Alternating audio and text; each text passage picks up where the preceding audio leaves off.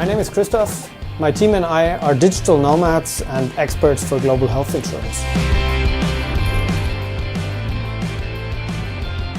As insurance brokers, we are experts on your side. That means we help to assess your risk in the right way.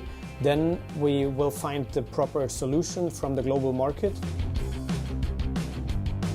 As a digital nomad, you don't know in the morning who's going to shave you in the evening. And in case you have issues with your insurance company during the duration of the contract, we help you to enforce your interests towards the insurance company. As a digital nomad, you never know where you wake up next morning.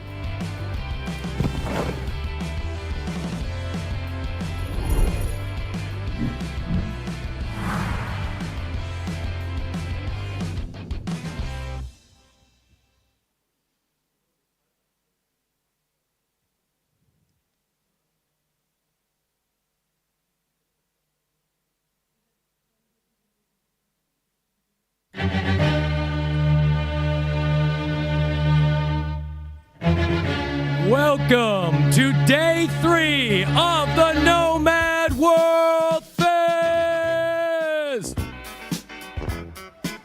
Good morning, everybody! Welcome! Thank you so much for waking up with us and getting started. Guys, I gotta be very clear, I'm not messing around today. We have a stacked program. Today is going to be a huge day, but I do want to remind you guys of something we talked about on day 1. We talked about it on day 2. Gonna bring it up one more time. A lot of people keep asking, but what is Nomad World Fest? And I'll reiterate for you, Nomad World Fest is yours to decide. It's whatever you want to make it, because this is, after all, the inaugural event. So you guys know what my mission is. I'm still curious whether or not you guys have come up with your own missions, because we are Thursday now. We got a big day today, as I said, huge day tomorrow, and then the weekend's gonna be stacked as well. So you guys might wanna think about what you are doing here. Again, a lot of you are just looking at your phones, emailing, so that's okay. I mean, maybe that's what you came here for, or maybe you came here to network, to collaborate, and also to make new connections. I'll leave that to you. So let's get things kicked off, guys, with our today's first speaker. Super excited, and as I said, we have a stacked schedule today, so do not hesitate to scan the QR code that is behind me, which is no longer behind me, but you guys know which QR code I'm talking about, so that way you can plug in your questions as we go, plus also take a peek at today's program. So let's get it kicked off. Today's first speaker is one of the world's leading experts in the co-living industry. She is creating powerful CX strategies for top co-living brands and is the co-founder of Co-Living Compass. Ladies and gentlemen, it's the first thing in the morning. I want to hear you clap. Give it up one time for the co-living consultant, Leah Ziliak. Thank you. Wow, what an intro. Good morning, everyone. How are we doing? Great. So as he said, my name is Leah, and today we're going to be talking about the top trends in digital nomad accommodation. Very exciting topic here. So how many of you have stayed in an apartment and had issues with Wi-Fi ever in your life? Everyone, right? How many of you have stayed in an Airbnb before and had a dedicated workspace that was more like a bar stool or a coffee table? Everyone, right? So the problem here is that most types of accommodations don't understand the digital nomad demographic just yet, but they will, right? Because remote work is the future. Nobody's going back to cubicles anytime soon after they've experienced the digital nomad life, of course. But the issue here is that we are the early adopters of this industry, which is great, but it also means that we're dealing with some growing pains here as the hospitality industry catches up with our specific needs. So today we're going to talk about digital nomad accommodation trends, the types of accommodation that are working for us in this moment as is, and then the types of accommodation that we are going to see here in the near future. So as Derek said, my name is Leah Ziliak, and I am a co-living consultant. I work with co-living brands around the world to help them create better user experiences, from onboarding and community building to marketing and communication. I am also a speaker and author on the topic of shared living. So it's a topic that's near and dear to my heart. We, of course, are going to cover shared living. I work with all types of co-living brands, but the digital nomad spaces are ones that are special to me because they are the type that I like to stay in when I travel. So I read this article recently, and it talked about the top pain points for digital nomads, and 40% of people said that it was finding accommodation, and over 20% of people said that it was finding community, finding people as they travel. And so this is a huge number that we're talking here, so it's not surprising that a lot of the accommodation trends that we're seeing combine the two, making it easy to find community, making it easy to find spaces to live. So we're going to start off talking about with co-living. So how many of you are familiar with co-living, have stayed in co-living before? Quite a bit of you. Okay, it's a very popular nomad trend, and for good reason. So co-living is essentially shared living, but this particular type of modern day co-living that we're talking about is shared living, but with an element of community. So it's no longer about choosing to live with roommates because it's an affordable way to live. It's about opting into a community because of the benefits that you get with living with a group of like-minded people. So when we talk about digital nomad co-living, so there are lots of different types of co-living, and I see that that gets confused sometimes. People don't realize that, hostels are a type of co-living, student housing is a type of co-living, there's long-term residential co-living. So when you're looking for co-living, you want to look for digital nomad co-living if you're looking for these types of spaces that we're talking about here. So what does a digital nomad co-living space look like? Typically, it's either a large house or an apartment with between 7 and 20 people. It's a mix of private and shared spaces. There are co-working spaces on site, along with social events and more of just a professional crowd in general. It tends to draw people in their 30s and 40s, as opposed to the backpacker type of crowd. So when I talk about digital nomad co-living, a lot of people will ask, well, what makes that different than a hostel? And that is a good point. So the difference between a hostel and co-living is mostly in the demographic. So digital nomad co-living spaces will draw in people who are remote workers, so they're looking to be productive as they stay, so they'll typically work during the day and then have social events in the evening, whereas a hostel is meant for short-term, more entertainment experiences, so it tends to draw in a different crowd. How many of you have tried working from a hostel before? Quite a few. And the issues that you have there are, shout them out. Yes, partying, lots of things in terms of productivity. It's very difficult to stay productive when you're hanging out with other people who are on vacation. And that, I think, is the biggest difference between co-living and hostels, is that the people you are living with are actually focused on entrepreneurial activities and being productive. That's a main priority in co-living versus a hostel. So some examples of co-living, I'm sure you guys are nomads who've been around a while, you've heard a lot of these spaces, but Sun & Co. in Javia, Spain is one of the original co-living spaces in terms of this type of high level of co-living experience for digital nomads. Sundesk in Tagazout, Morocco is another popular one that is great, that I love. And Chateau Co-Living is another one. It's in a castle in Normandy. A really great group of people are running that one as well. And the difference here between, again, co-living and hostels, there's usually a minimum length of stay as well. And so that tends to draw in people who are staying for longer periods of time, typically between 2 weeks and a few months. And that means you're getting a more engaged community. And so one of the biggest benefits, I think, of staying in co-living spaces, there are lots of benefits, but one of the main ones is that they really do get the nomad demographic. I would say better than any other type of accommodation out there. And that is huge. When you're trying to be a nomad that's staying productive and you can just jump into life on day one, that is a really big benefit to staying at some of these spaces. They get that we like proper chairs, ergonomic chairs. It's hard to find in a lot of spaces. They appreciate, or they know that we like good Wi-Fi, that we need good Wi-Fi, and understand the importance of that, and usually have backup systems in place in case that Wi-Fi goes out. So, when you're at an Airbnb and you say the Wi-Fi's out, it's a big deal if you have a meeting or something coming up, and the Airbnb host is not going to get that. These people get that, and they know that how important it is to fix that very quickly. They also get the importance of private and social spaces. So it's a mix of having your own space, but also having a community that you can dive into right on day one, as we mentioned. And good coffee. They appreciate the little things of what it is that a nomad is looking for that makes them feel at home. So having that sense of home, and I think that's a piece that a lot of accommodation options out there miss, is that piece of home. Being able to jump into community, into that sense of home around the world is such a huge benefit, especially if you've been doing it for any length of time and you realize how tiring it can be to kind of be moving around all the time and have these, more surface level conversations with people. And co-living feels less like networking and more like being part of a community. So that's why we're seeing such a huge rise in co-living specifically for nomads, because it ticks a lot of those boxes. So when I talk about finding co-living, it can be difficult to find great spaces for two reasons. One, as I said, a lot of industry people are using the word co-living to describe lots of different things, so it can be hard to find the spaces that are meant for nomads.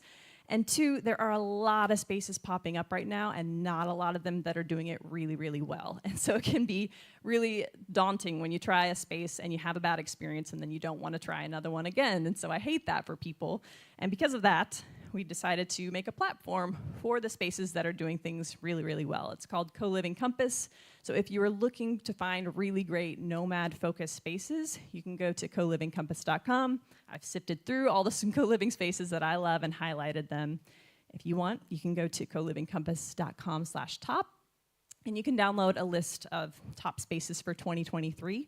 And it'll also keep you updated for the newsletter for new spaces that come out. So this is something, of course, I'm super passionate about, co-living and bringing it to more nomads and showing it as an option for accommodation in this world, because I think they do a great job of it.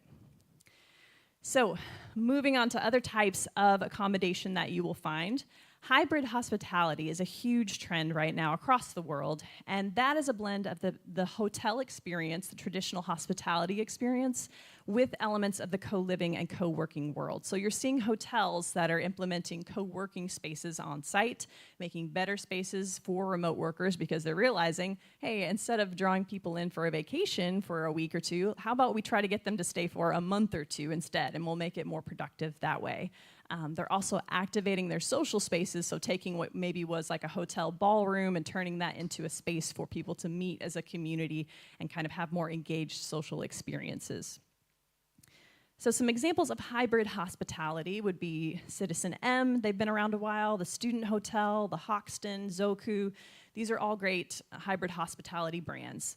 But the one thing that I'm noticing is that most of them, although they say digital nomads, they're for remote workers, they actually are looking for these higher end business travelers, which is great, but it also means that you're finding really high price points on many of these things that don't really agree to the monthly budget. So it will be like $100 a night, $200 a night, and then no monthly discounts. So you're paying like $3,000 to $6,000 a month for a lot of these places, which of course most nomads are not going to choose. But they are beautiful spaces. A lot of them are really great and for remote working. And what that means for us, although not in this moment, a lot of this will not choose some of these spaces, is that it benefits us in the long run because this is the overall trend of hospitality. People are moving toward realizing that remote work is a thing and that they're going to revamp their spaces in order to account for remote workers. So we're going to see hotels that have better spaces, better co-working areas, and it's going to be easy for us to travel in the long term with this hybrid hospitality model. So if you're talking about, I say a lot about Airbnb because it frustrates me that they do not have the things in place for digital nomads, like being able to search by Wi-Fi and having more active spaces for working. What are some alternatives to Airbnb and Booking.com in the meantime? Flatio is a great example. They are focused specifically on digital nomads and booking month-long stays, month to 2 month, 3 month long stays. And a few things I like about them, they recently launched a Nomad Inspectors Club, so they actually have nomads going on site to these locations to check out the Wi-Fi, to check out the workspace, which I think is a great move in that direction to make sure that it suits us and what we need. They also are actively looking to get their landlords to get better Wi-Fi and to have these dedicated workspaces. They also have lease agreements that you can actually use, lawyer-verified lease agreements that you can use for visa purposes if you'd like. So it's an easy way for you to do that. Other options out there, I know Camille is here talking about, about Nomad, and I just love this concept so much. It's a housing exchange for digital nomads. And so it's a great way for you if you have a space, if you have a house, or if you have a long-term apartment even, you can use it and let people stay in your space in exchange for free stays around the world, which I think is genius because these are housing that are meant for nomads. They're meant for themselves, so they have fast Wi-Fi, they have great desks to work from, so you're hopping into a place where it's easy to work from. And it's not a one-to-one exchange. You can get credits based off of when you let people stay in your space, and then you can use those in different destinations around the world. So we hear a lot about these digital nomad hubs and villages, right? So a lot of governments are using digital nomad visas to try to get people to come to their region, which some of them are effective. I would say most of them are not. And that is because they don't get the digital nomad demographic a lot of the times here. But the ones that do get it, the ones that are doing really well, they do two things. They make it easy for nomads to find accommodation, and they make it easy to find community. And those are the programs that are really drawing people to the region and doing it in an effective way. So if you have a destination that you're looking to draw nomads to, I would say focus on these two things. An example of this would be the Madeira Islands project, in which Gonzalo is ahead of here. And I think they do a really great job because they do those two things. If you go to the website, they make it very, very easy for you to find accommodation. They hook you up with local property management companies. They have apartments listed there that are remote work friendly, and they plug you into a community right from the start. So it's very easy for you to jump into life in some of these dedicated nomad hubs and villages. So one thing I think in the future what we're going to see as in terms of accommodation shifting is in the demographic itself. So a lot of hospitality companies out there that, if they've ever even heard of digital nomads, they have a very narrow-minded view of what a nomad is. And to them, it is this, a man in his 20s who works in tech. And we know that that's not the reality. We're a very diverse group of people. We have more women who are digital nomads. We have more families who are digital nomads, more couples.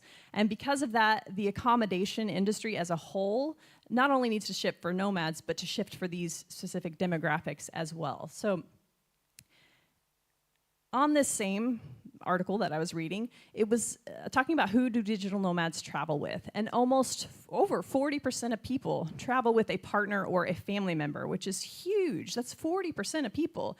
And hardly any accommodation options out there account for two people working in the same place. It's very difficult to find. I travel with my partner, and I don't think we've ever been to a place where there are two desks, in one apartment. That just doesn't happen. So we are going to be seeing more people adapting to nomad families, adapting to nomad couples, because as we travel longer, these things are going to happen. We're in different stages of our life and need different types of accommodation. So when I talk about the digital nomad accommodation, and I think that they need to go into certain life stages, or think of the nomad as in three different life cycles. So when a nomad first starts out, they are hopping around a lot, right? That's stage one. You hop around to places over and over again. You move all along the way. And then you get to stage two, which I call settling down. And by settling down as a nomad, I mean slowing down. You become these slow mads, is kind of a new term that people are using, in which you stay in a place for a couple of months or a few months, or you come back to the same places over and over again. I would consider myself a slow mad. I like to stay as long as I'm allowed. And the way that the accommodation industry will change here, I think that they're going to be opting for longer stays, so spaces need to account for that, giving discounts if you're staying for up to 3 months or so. And I'm also seeing nomads choosing destinations where it's easier to slow travel, because people don't want to be hopping around for visa purposes all the time. So going to some of these destinations like Albania, I think is going to be huge coming up soon, and that Americans can stay there for up to a year without a visa. Argentina is really great. You can stay there almost indefinitely. And places like Mexico, where you can stay for 6 months at a time. So some of these destinations are going to be big. And the third phase of the nomad life cycle, in which I see more accommodation options hopping up, is choosing a home base. So I've been traveling for 5 years, and I think I'm almost to stage 3 of the nomad life cycle, in which you'd like to have a space to call home, at least a space that you come to maybe every year, and then can hop in and out of from there.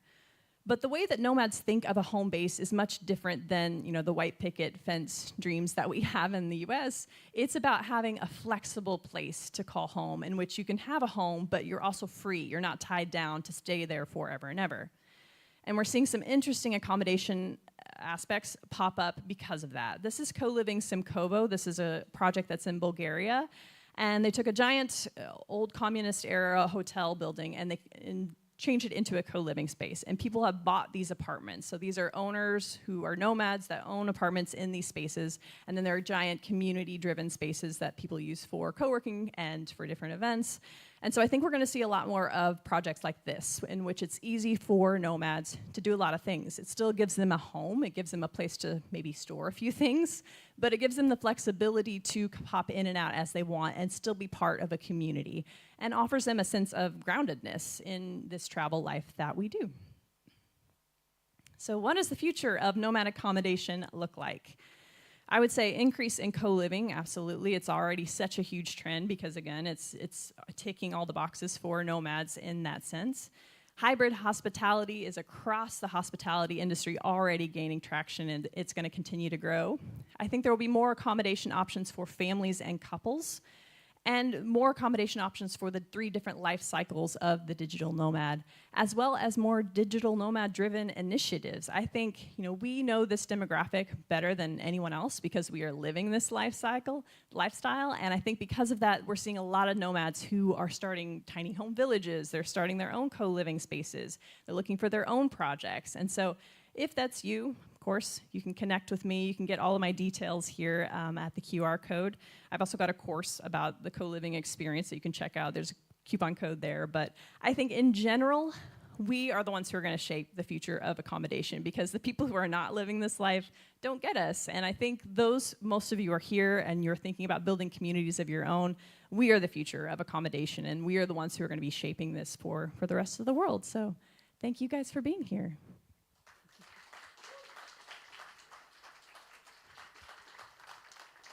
Keep it going, guys, for Leah. Very nice. Leah, as I make my slow transit towards you, these are really big steps. They're difficult, Yeah. Among other things, one of the things I wanted to ask you was, you had mentioned how maybe the time has come for us to start adapting to couples traveling together.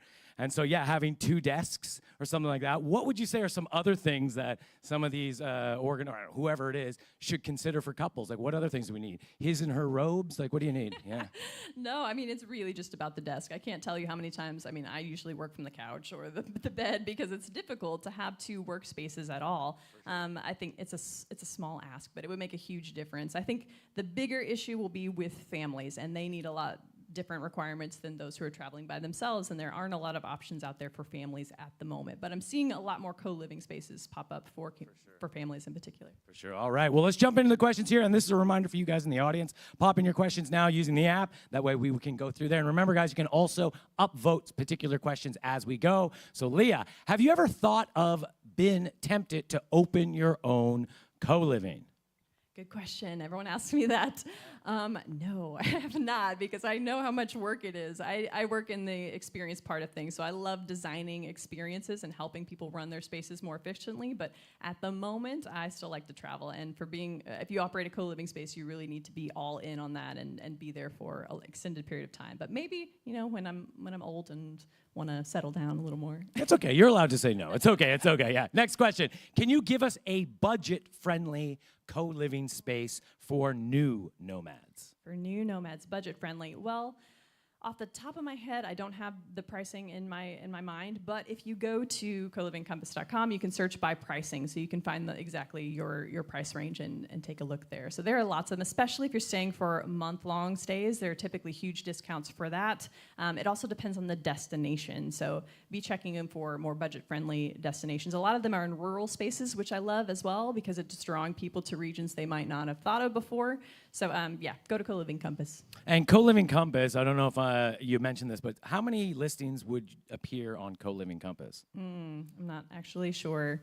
607. All right, let's keep going. All right, yeah. There we are. Very nice. Leah, what should be the average monthly price of co-living in Europe/Spain? It's difficult to keep it affordable when designing a unique space. This is true. So again, it depends on your destination. A lot of the spaces that I see that are making more money, they tend to own the space itself. It can be difficult to make a profit if you're renting. But it needs to be a larger space. So you need to really look at your margins to make sure it makes sense. I would say most of them, it depends because there's shared living. Some places have bunk beds in a room. Some of them have private spaces. It's hard for me to say without gauging your market exactly. But yeah, come find me and I will give you more specific numbers. Very good, very good. Next question for you, Leah. What's the biggest mistake you see new co-livings make often? I say the biggest mistake is not being intentional with the experience and not knowing the strategies behind community building, because people think that if you bring a bunch of people together, that community automatically forms, and we know that that is a recipe for disaster, because you really need to know how that works and how you can get community-led experiences, for one. So learn from the co-living spaces that are already out there, because they've made this missteps. Most often I see the biggest mistake is that people plan events, they host events, and they spend a lot of money planning and facilitating things when they should be engaging their community from the ground up, which is cheaper to do, and it's also better for your community. So that's probably the number one community building misstep that I see. Very cool, very cool. All right, next question for you. What's your opinion about Accor and Marriott chains going into midterm with offer for digital nomads and remote workers?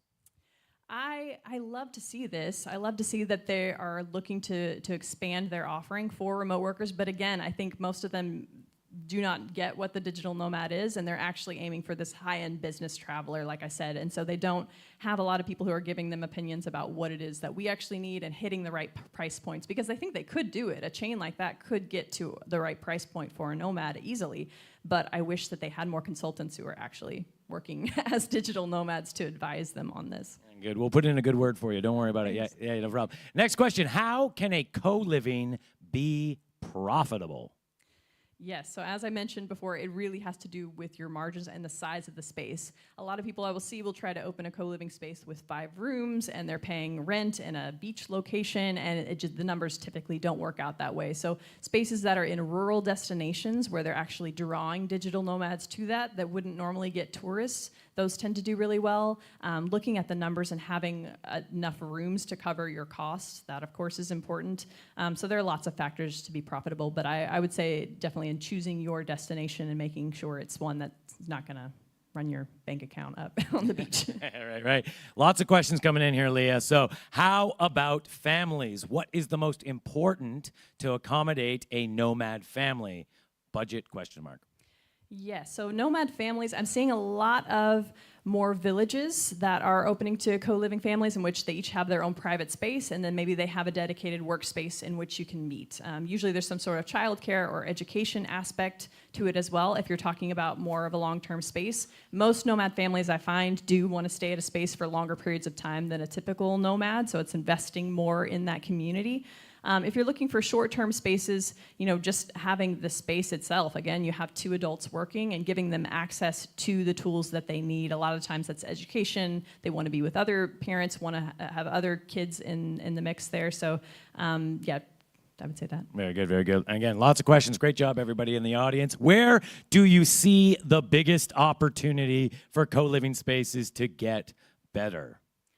I see the biggest opportunity is in communication. A lot of them do not intentionally design their communication in which, when somebody books a space, what message goes out, and automating some of these processes, making it easier, and also giving people the opportunities they need to connect to not only the space itself, but the region and the neighborhood as well. So thinking about how you can connect your people to the wider community. That's another place where there's a big opportunity. But in general, I say communication. That's the number one thing that I work on with spaces, is tightening up the communication and making sure it's consistent. Because sometimes they might offer a really great opportunity for one person, and then the next time they don't really have the time to do it, and it's kind of a halfway experience. So making, consistent communication templates and making sure that those go out as they should. Very good, very good.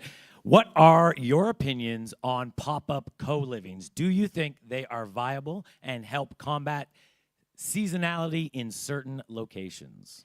Absolutely. I think if you are thinking of starting a co-living space, a pop-up co-living is one of the best things that you can do because it's a huge learning opportunity. You can dive right in and it doesn't cost you a lot. There's not a lot on the line there if you're renting a space and just doing a pop-up seasonal type opportunity.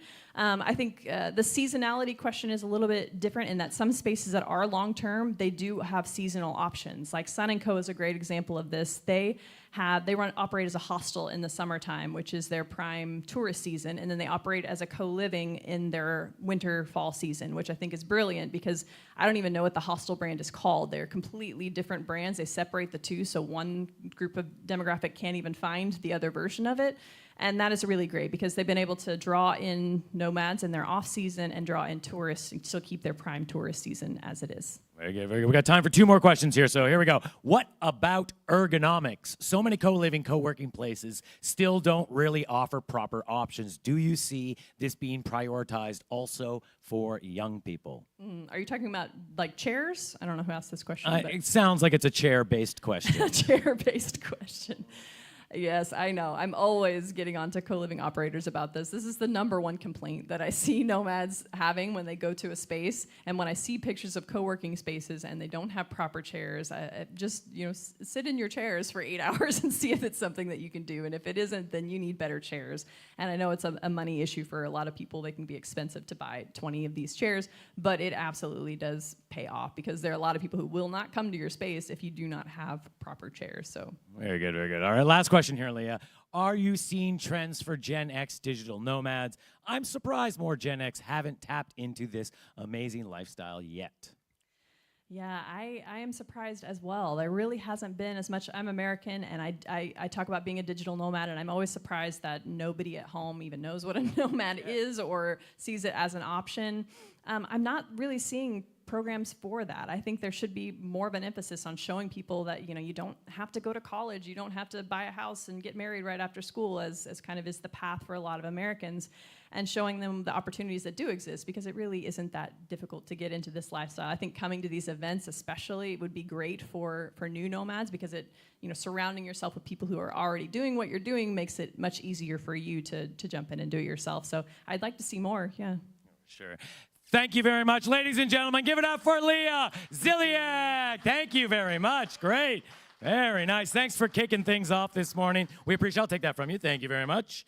Very nice. And guys, I can see a couple people standing back there. If you're looking for seats, there's plenty of room here in the front. You can get as close as you want to me, whether you want to or not. And then there's lots of spots around here too. I can kind of see people look at the tape that's taped up on the sides of the chairs. You don't have to worry about that, guys. Lots of seats. Lots of seats. Come on in. Very good. All right, guys, so we're going to keep moving things along. As I said, we have a stacked day today. Take a peek at the program. Just remember, guys, great job on the questions earlier. Just you can pop those questions into the system while the speaker is speaking, so that way we can be queued up for the Q&As. So let's just keep moving things along. Our next speaker lives life fully engaged, always curious, always playful. She is a holistic psychologist and coach specializing in Qigong and mindfulness. Ladies and gentlemen, the founder of Tao Nomad. Give it up for Anna Makeda.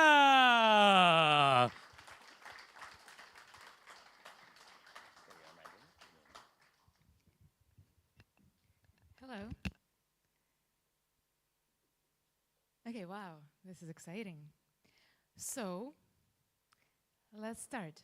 I'm here today to tell you how to find the right mindset to deal with pretty much anything, any project, any idea, any desire, and how to get rid of anxiety in the process. There will be some very practical tips in the end, but before, I would like to know how to change the page.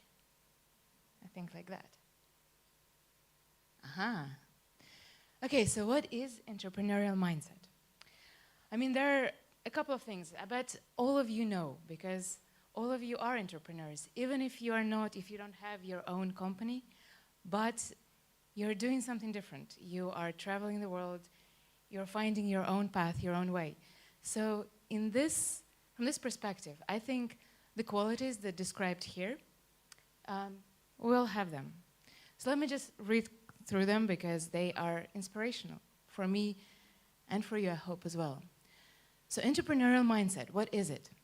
It is all about innovation. It's about seeing new opportunities. And of course, the world is changing so quickly now with AI. For example, this presentation is made on AI, and I have to say I'm pretty impressed by how good it looks. Then it's adaptability, it's being able to adjust yourself to the new circumstances. And I think that's one of the strongest, our strongest sides, this ability to change, to adapt, to evolve. Resilience, the same kind of idea, ability to, from within yourself, to change something, like from your mindset, to become a person who can deal with any life challenge, any situation, any kind of problem. And then opportunity-driven, of course, and versatile. But I bet you know all of that, so we're not going to stop here for too long. Let's talk about what can be the problem. So we know the ideal, but what is something that can stop us?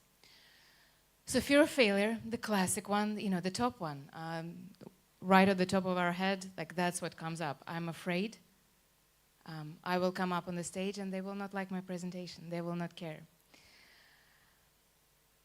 The resistance to change, it's when the universe just gives you signs like, come on, okay, you have to change, and you just don't. This is when this stops us from being the entrepreneurs that we can be and we want to be. But my favorite one is overthinking and analysis paralysis. This is like the best. This is essentially the essence of anxiety. When we start overthinking, so we have this beautiful mind. It's called, in some schools, abstract mind, that allows us to create scenarios, to contemplate different options, opportunities, to think, what if I do this? What will happen? What if I invest here? What will happen? But the problem becomes when this mind takes full control of us. Because what anxiety is, it's worrying about the future. It's like anxiety has intrinsic value to it because it helps us prepare. However, when we overthink, overanalyze, what happens is that we just completely lose it. Like we get caught in like a very mental type of experience that is fear-driven, that is very unfocused. So, I think it's in the center, I think it's the main one. Also coming from that, like a consequence of that is negative self-talk. We will speak about this today in much detail. And narrow focus, so not seeing really the opportunities that you have, not seeing that you can change, that the way you were living before, you don't have to live like that. I think what is really so great about 21st century, with all its difficulties and technological wars and everything, but what it does give us, it gives us opportunity to have a very broad focus and to really choose who we want to be. I think that's pretty awesome. So, so what is exactly the opposite of anxiety? So as I said, main anxiety comes from the feeling of like overthinking and essentially the feeling that I cannot deal with it. I cannot cope with the situation. This situation is too big for me. It's too unpredictable. So what happens when we're anxious is that we very naturally, we increase control. We become more controlling, more determined, and you can feel it in your body. So if there's like one thing that I want you to take out of today's presentation is that your body never lies. And if you know something about, if you feel constricted in your body, if you feel tight, if you feel tense, if you feel the heaviness in the belly, that is the sign that you're controlling too much. That you're gripping this reality too much and trying to mold it in the right way, in the only right way that you think. But of course, as we know, the universe always has a way to surprise us. And this spontaneity and authenticity is the state opposite of anxiety. It's the state of creativity, the state of being able to play with the world, to express yourself openly.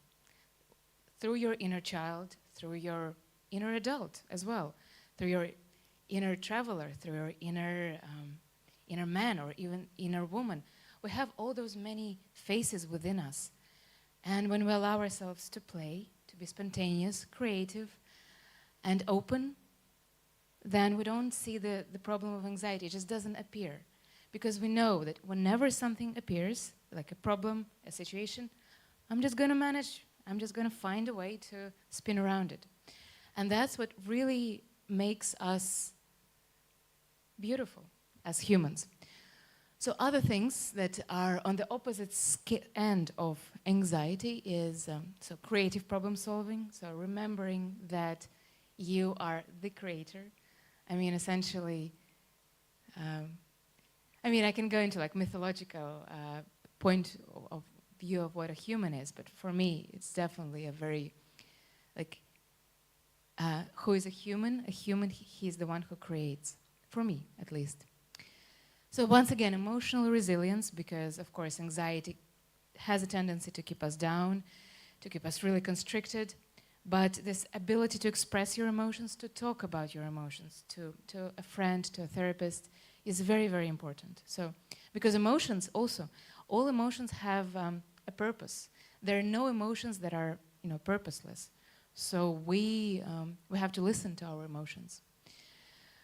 Then, of course, flexibility, just being able to change the plan. I have to say, I love when this happens to me, like when I have to change the plan, because immediately I feel like I don't like to change my plan. I want my plan to stay as it was. But how good it feels when I've changed my plan and it worked out even better. So for me, those are the things that help, that you can like orient yourself towards if you have anxiety, if you feel sometimes you are in too much control. You don't enjoy life as much as a digital nomad should. Traveling the world, living the perfect life. How the hell do we have anxiety? But yet we do. I mean, I work with a lot of digital nomads, and I know that anxiety does not depend on your level of income, on your freedom, on your success as a professional, on your success as like in a couple. Anxiety is something completely different. Okay, so what we're going to do is we're going to use reward-based learning to teach ourselves how not to be anxious, to teach our brain a different behavior. Because basically what happens is our brain, through evolution, that's how it developed, we think, okay, this, the brain is like, okay, I need to worry about the future because it's, unclear, and we worry. And we think it works out. We think something like this worrying, this anxiety, it helps. It doesn't actually. It makes it worse. It makes it more difficult. But we think that, based on the previous experience, that it is a good strategy. So our purpose now, like using cognitive behavioral therapy, using neuroscience, is to learn how to change our mind, to think differently. So we're going to use reward-based learning when we're going to do something, and we're going to be very, we're going to reward ourselves for it. And that's how we're going to do it. So the first thing, very important, is curiosity. So just the way anxiety feels very restrictive in the body, heavy and closed, curiosity feels open. It feels open, relaxed, and it has the sense of child wonder. So this is the quality I would like you to have, to remember at least about it, whenever you feel that an anxious episode is close. Because what we're going to do, we're going to use this curiosity, I will explain very soon how, to find an alternative strategy to anxiety, finding a different way, finding a better way. So this is the first tool that we have. Second tool is, as we all know, self-acceptance and self-compassion. So we all know this is good to have it, but how often do we really have it? Like when we screwed up about something, like when we screwed up, work we have to do, or we missed our flight, how do we call ourselves? So this attitude towards kindness, towards self-compassion is crucial for any type of mental well-being. Just believe me on this. If you're like very rigidly criticizing yourself, well, first of all, probably it's not even you criticizing yourself. It could be a voice of somebody else in your head. Very often one of the parents, but not always. And this criticism comes, and it just puts us down, and you're like, you are not good enough, which is exactly what anxiety tells us. You're not good enough to solve this problem. So what to do is just remember that self-acceptance and self-compassion is the first step. You're gonna get better after this, you will. But you start always with self-acceptance. And another thing, another very cool technique. It's called I'm doing good for myself. So imagine you have a negative habit.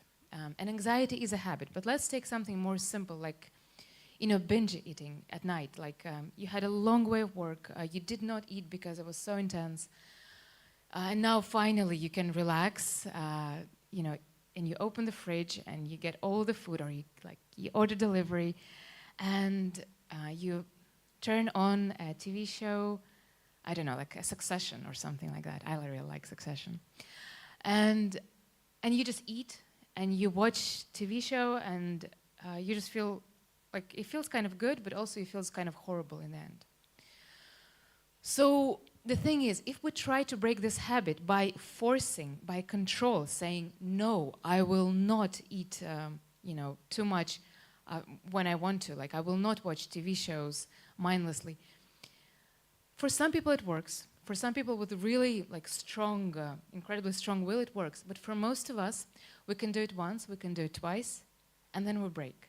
And then we break, and it's even worse, like we go even lower. If any of you had an addiction, and I don't just mean like drugs, but addiction to, I don't know, maybe to alcohol, to a certain person, to a certain TV show, like you know what I'm speaking about. Like you can really hold yourself back, but at some point you break, and then you just, it all goes down. So what we do here, a very cool strategy, is we don't stop ourselves. We don't force ourselves to, we don't force ourselves back into control. Like I have to be strong, I don't have to do this. But we use the self-compassion and kindness approach. And before we open the fridge to do our binge eating, we say something like, I'm doing good for myself. What I do now is objectively good for me. And as you say that you're doing good for yourself, maybe at this moment you'll be like, well, actually it's not very good for me. I'd rather eat something healthy or go out or, to emotionally talk to a friend. Or if you still want to do it, you still say to yourself, I want to, do good for myself. And then we come to the algorithm of changing habits. Okay, so what do we do? First step, we notice the situation. Okay, guys, awareness is like the key to pretty much anything in life. So let's take a mindful breath right now. Switch off from your phones, switch off from me for a second, go back to your body. Just be present with what is. Good, and let's flow again. So notice the situation. Notice when you feel anxious, or when you start to procrastinate, or when you have binge eating tendencies, or when you have addiction to a certain person. You just notice the situation. No judgment here. Because very quickly we jump to judgment, but the first step is just to notice, just to observe. No judgment here. So we take one breath, just as we did now. Sometimes it takes just one breath between a good decision and a horrible decision. Sometimes it takes just one breath between an emotional burnout and collapse and still holding yourself. One breath is all it takes. But you have to do it with awareness. You have to do it with coming back to yourself, like coming back home to yourself. Then, so you notice the situation, you took a breath. Then you can do what you usually do. So if it's like binge eating, you binge it. If it's I don't know, some addiction, you follow the addiction. If it's anxiety, you follow the anxiety. Whatever it is, you do it. You know, we don't control ourselves here yet. But we are curious about how this experience resonates in my body. So I remind you, the body doesn't lie. And after you've had this experience of, for example, procrastinating on YouTube for 2 hours, you check in with your body. How does my body feel? How does my mind feel? Like, do I feel good about myself? Do I like myself in this moment? And the answer could be yes or no. Like, it's an open question for you. And so you check in with yourself. That's very, and you use curiosity about it. And sometimes curiosity can be difficult to achieve, you know, when you're kind of lost in your own, like, anxious thoughts. But what you do is you try to remember that you were a child once, and the world was so mysterious and so open, so unsettled, like undefined. And you do something like this. You know, you look up. Looking up actually helps. And you hum to yourself. You do like something like, I wonder, how would I feel if? And already this changes your perception, your perspective. Like, try it today, maybe try it right now, and you will see how just looking up and just saying, already changes something in you. I find this to be very awesome. And we continue with point number 5. So once you checked in with yourself, and most likely if the habit is negative, you don't feel so good about yourself. So you ask yourself, okay, what can I do better? Like, what can I do differently? So in this moment when I feel super tired after work, what other ways I can use to resource myself, to restore my energy? And we try something else, we try something new. So once again, when we do it, we assess the result with the same aspect of curiosity. So, for example, we tried not binge eating, but meditation, or like mindfulness, guided meditation, and we check in with ourselves. And we're like, does it feel better? I mean, probably yes, but I don't want you to take my word for it. I want your body to tell you this, that it feels better. And once you notice it, so this is exactly reward-based learning. Your mind realizes, well, actually, this is better for me. Like, I prefer this more. My body feels better in this situation.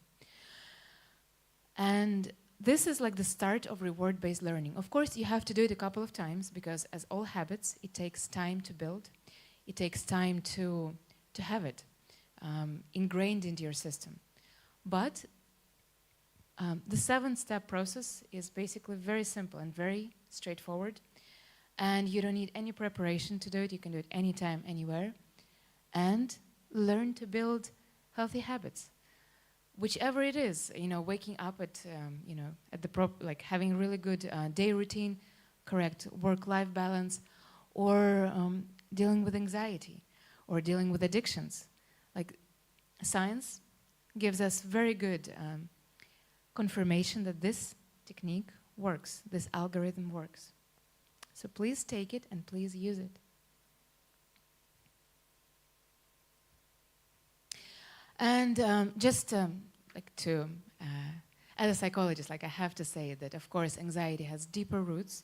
It's not just like you're anxious like now, but, you know, like, where is it coming from? It's just out of the blue.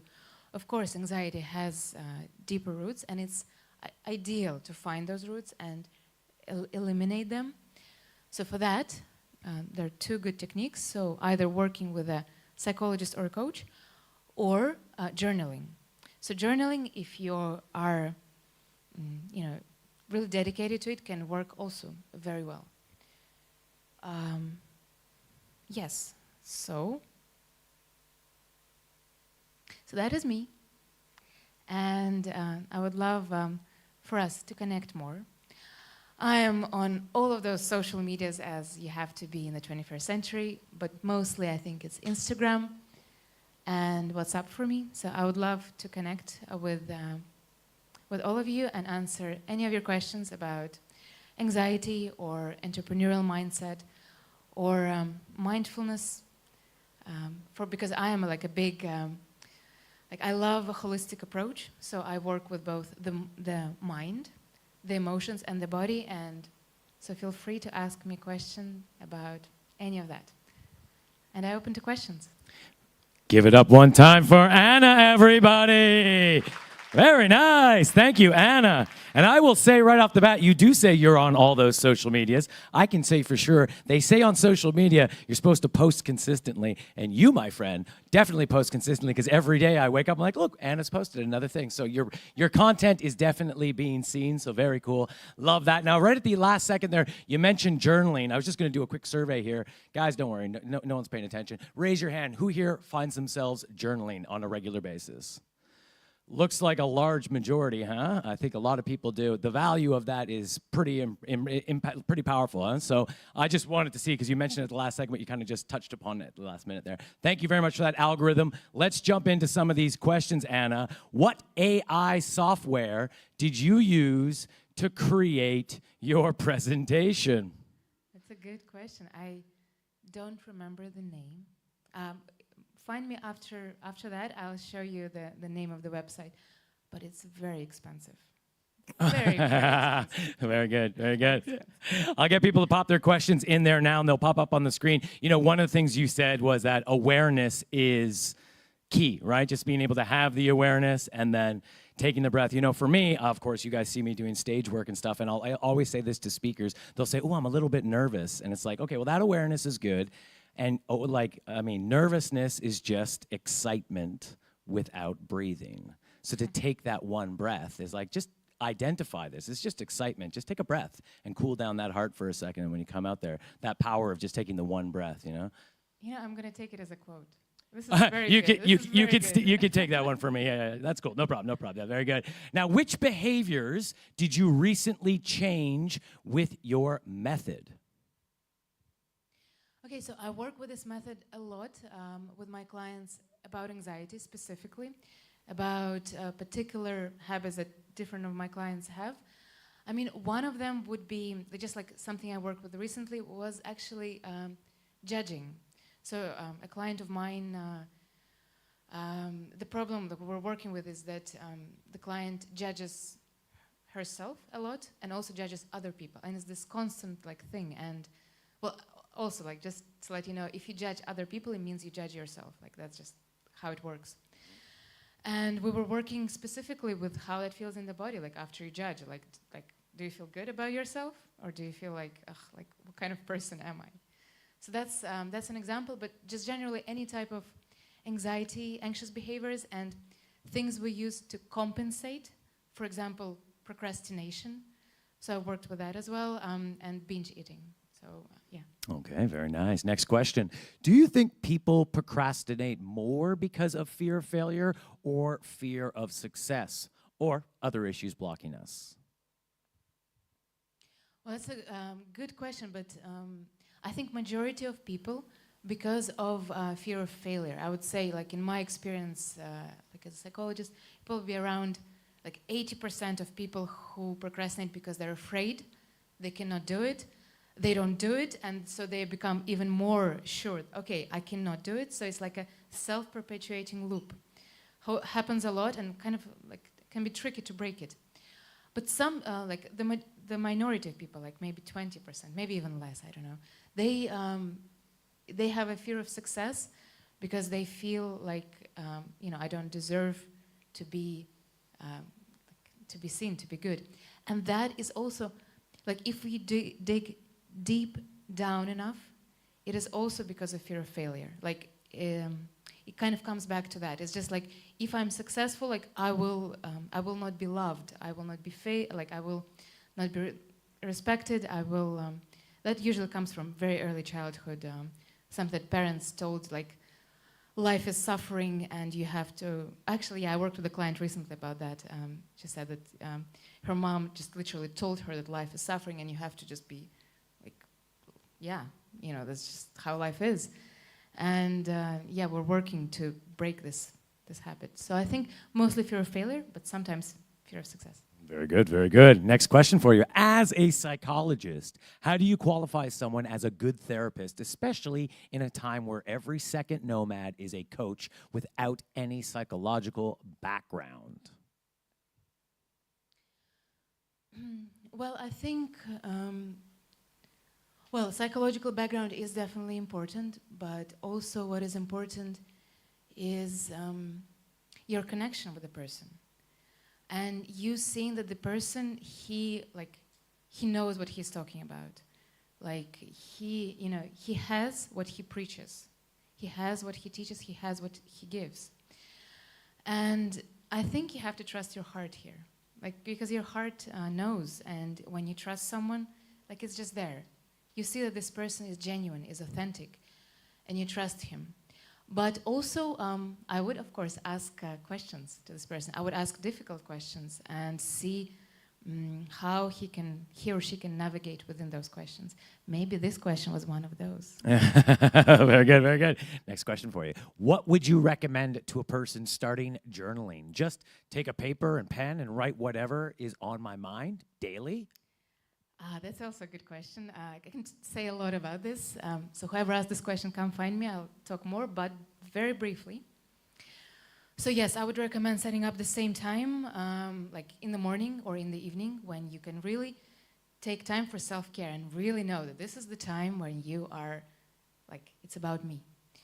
And not in an egoistic way, but in a healthy way. And so I would say that one approach is just to sit down and write. But for example, what I do, how I do my journaling is I have subheadings. One subheading is gratitude, like what am I grateful for today? Another subheading is a lesson. What did I learn about the world or myself in the past couple of days? Another one is dreams. I love writing down my dreams. And when you have those like subheadings, you know what's important and you try to fill it in every day. And yes, I would recommend doing it daily because as any habit, it takes time to really go deep into it and find its fruits. Very nice, very nice. Love it. All right, next question. How to do proper therapy while being between places all the time? Online. So I work online with clients and very often I'm asked, but isn't physical therapy better? Well, in some ways it is. Yes, it is very nice to have this physical connection with the person, to feel the energy. But, you know, that's the world we live in now. And I think the ability to be at home as you do therapy and after therapy to go and take a nap sometimes or write your journal or just be with yourself for a little bit, like not have to go anywhere, it's actually kind of beneficial. So, yeah, you find a person online with whom you click and you work with them. Very nice. Now, we only have time for about 2 more questions, just so you know. So how do you keep a good balance between posting consistently and being offline? Okay, that's a good one as well. I try hard because I'm not a big fan of social media, to put it mildly. But, so what I do is I record all my like videos, stories, reels, posts. So I write scenarios on Friday and I record them on Saturday. And then I just need to post them. That's how I do it. Oh, that's smart. Very smart. Very smart. Last question for you. Did you grow up with mindfulness or went through a specific transformation? I went through a transformation. I was a very anxious person, which is precisely why I started studying anxiety. I went into psychology and I studied different schools. I was like, what is going to work? And slowly combining different techniques, like the holistic approach, it really worked out for me. And so mindfulness, I've been like a long-term meditation practitioner since 2009 maybe. I don't know. I don't even remember. But it's been something that's keeping me sane and healthy. But so yeah, for me it was a transformation, very gradual one, because anxiety for me didn't go away quickly. It took some time, but mindfulness definitely helped a lot in this process. Very nice. Thank you so much. Ladies and gentlemen, give it up for Anna Makeda. Very nice. Thank you so much. We appreciate that. Thank you. Have a great, thank you very much, very much. All right, guys, our next speaker is coming up here. He is a fellow Canadian. I say he's a fellow Canadian because I'm a Canadian, so this should be pretty fun, eh?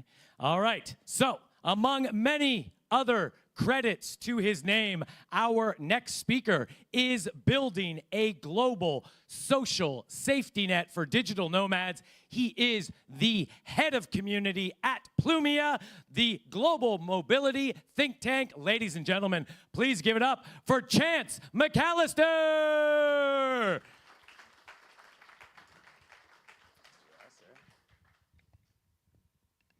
Thank you, and thank you so much, Anna. That was probably the perfect talk to go before speaking to calm the nerves, so thanks for that. So today we're going to talk about Plumia, a very light and fluffy conversation around internet countries. And to give you a bit of a roadmap, we'll talk about some larger trends and this kind of emerging ecosystem of different experiments, and then Plumia, which is one of these experiments, talk about what we're working on there. So, first, let's pretend we're going to go back and talk to somebody from 1950 and just throw some random quotes or stats at that person and see how they react. Let's go with this one. So, in 1950, 25 million people crossed a border to travel. Now we have more than a billion. That would probably be really startling for someone from 1950, especially because in 1950 the human world population was 2.5 billion. But to me, what this shows is there's just a lot of movement, a lot of interaction, global interaction. This is not even talking about the online interaction that's happening. But I think we live in a very different world in the 21st century than someone in the 20th century. Next up, we have the remote work wars, which is a norm in our life in 2023. And this is from a few weeks ago that I think is an interesting example of this war, or maybe war is not the right word. But we have Meta paid $181 million to give back office space it can't fill. So they had a 10-year lease in London, and they basically said, we can't keep this. So we're going to pay you $181 million just to get out of it. I think if you told somebody in 1950, that companies would be battling to have their employees actually come to the office would be absolutely bizarre for them. I think also the fact that people could work remotely at scale would be very bizarre for them. And just the number of that dollar amount would just be absolutely bizarre. So we live in a very different world from 1950, and this is a good example of a larger trend. We'll see where this goes. I think it's up in the air how far companies really want people back, including Facebook. But people are really, the cat's out of the bag, so we'll see where it'll go. But the trend is clear. Next up, we have a kind of complicated looking graph, but I'll explain it. We have government is less trusted than business. I think the main thing I want to focus on here is the smaller numbers. You can see trust in government and the red ones at the bottom. So the question they basically asked people around the world, of these different countries, is like, would you trust your government institution to do the right thing? And they would rate how much trust they have in their government to do that. And they also asked, would you trust business? So if we look at different countries, let's just give some example. South Africa, 22%, Brazil, 40%, UK, 37%, US, 42%, and Germany, 47%. So these are pretty startling numbers, I'd say, as far as trust in institutions. I think there's been a serious decline here. And it's kind of surprising also that there's trust in businesses. And it's very bizarre almost to think trust in China, 89, UAE, Saudi Arabia, Singapore are very high trust, which is kind of bizarre.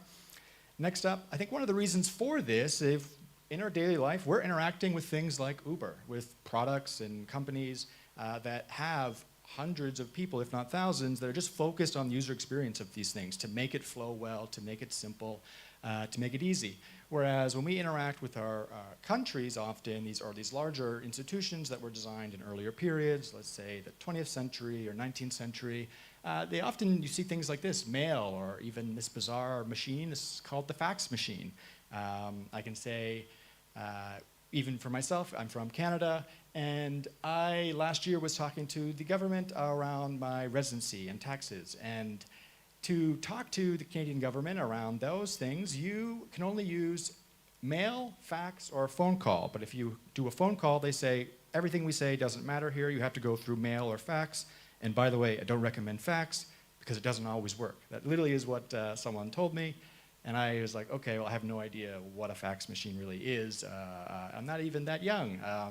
And a side story with that, I actually went into a WeWork where I was in Australia and asked, like, do you have a fax machine? They're like, oh, yeah, we got that. But they just didn't even comprehend that I mentioned a fax machine. They thought a photocopy machine. And then they were like, wait, a fax machine? And they're like, I had to think, what is that? Oh, no, we don't have that. And so it's kind of bizarre to think that to interact with an app that we use every day, like Uber, it's flawless, it's simple. Whereas interact with institutions and governments, it's not so simple. And it's actually one of the more excruciating, as far as frustrating experiences we may have. Now, another way to think about this, why the trust in institutions may be low, is a thinker by the name of Martin Gurry and his book, The Revolt of the Public. Has anybody read this book or heard about Martin Gurry? No? Okay, awesome. So, Martin Gurry, he is a former CIA analyst. He had the non-sexy version, though. He wasn't a James Bond type. He was a media analyst. So his job, I think he was in the 80s and 90s and early 2000s, was basically to collect information around different countries to kind of get the vibe of what's going on in different countries as far as like the political situation, like what was bubbling up as far as ideas. And so he explained, like, basically at that point when he was doing it, 80s and 90s, you would basically on the ground, you would have newspapers. So let's say the government wants him to keep track of the various countries. Let's say France is one of them. He would get a collection of newspapers from Paris, and at the time there'd maybe be 3 or 4 newspapers. You could read those and really get a sense of what was going on, because the media ecosystem at that time was just vastly different. You could really get a sense of the different sides and things bubbling up, and you could just do that for multiple countries, and he could write up his reports and all of that and be fine. But he said around the year 2000, things started to change. It used to be like a trickle of information as far as newspapers, TV channels, and then that became somewhat like a tsunami, he referred to it as. Like they just couldn't do their job anymore. It used to be feasible, and then it was just, for lack of a better word, a shit show. Like you had a different media ecosystem. Think about internet coming. This is basically what he's talking about. Twitter, YouTube, blogs, websites.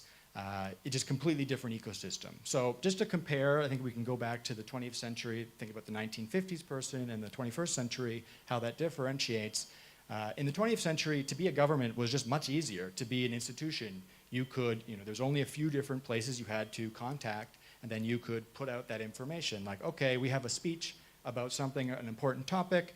We'll go to the New York Times, let's say you're in the US, or whatever your few spots, there's a few TV spots and a few radio spots and a few newspaper spots, and you can get that out there.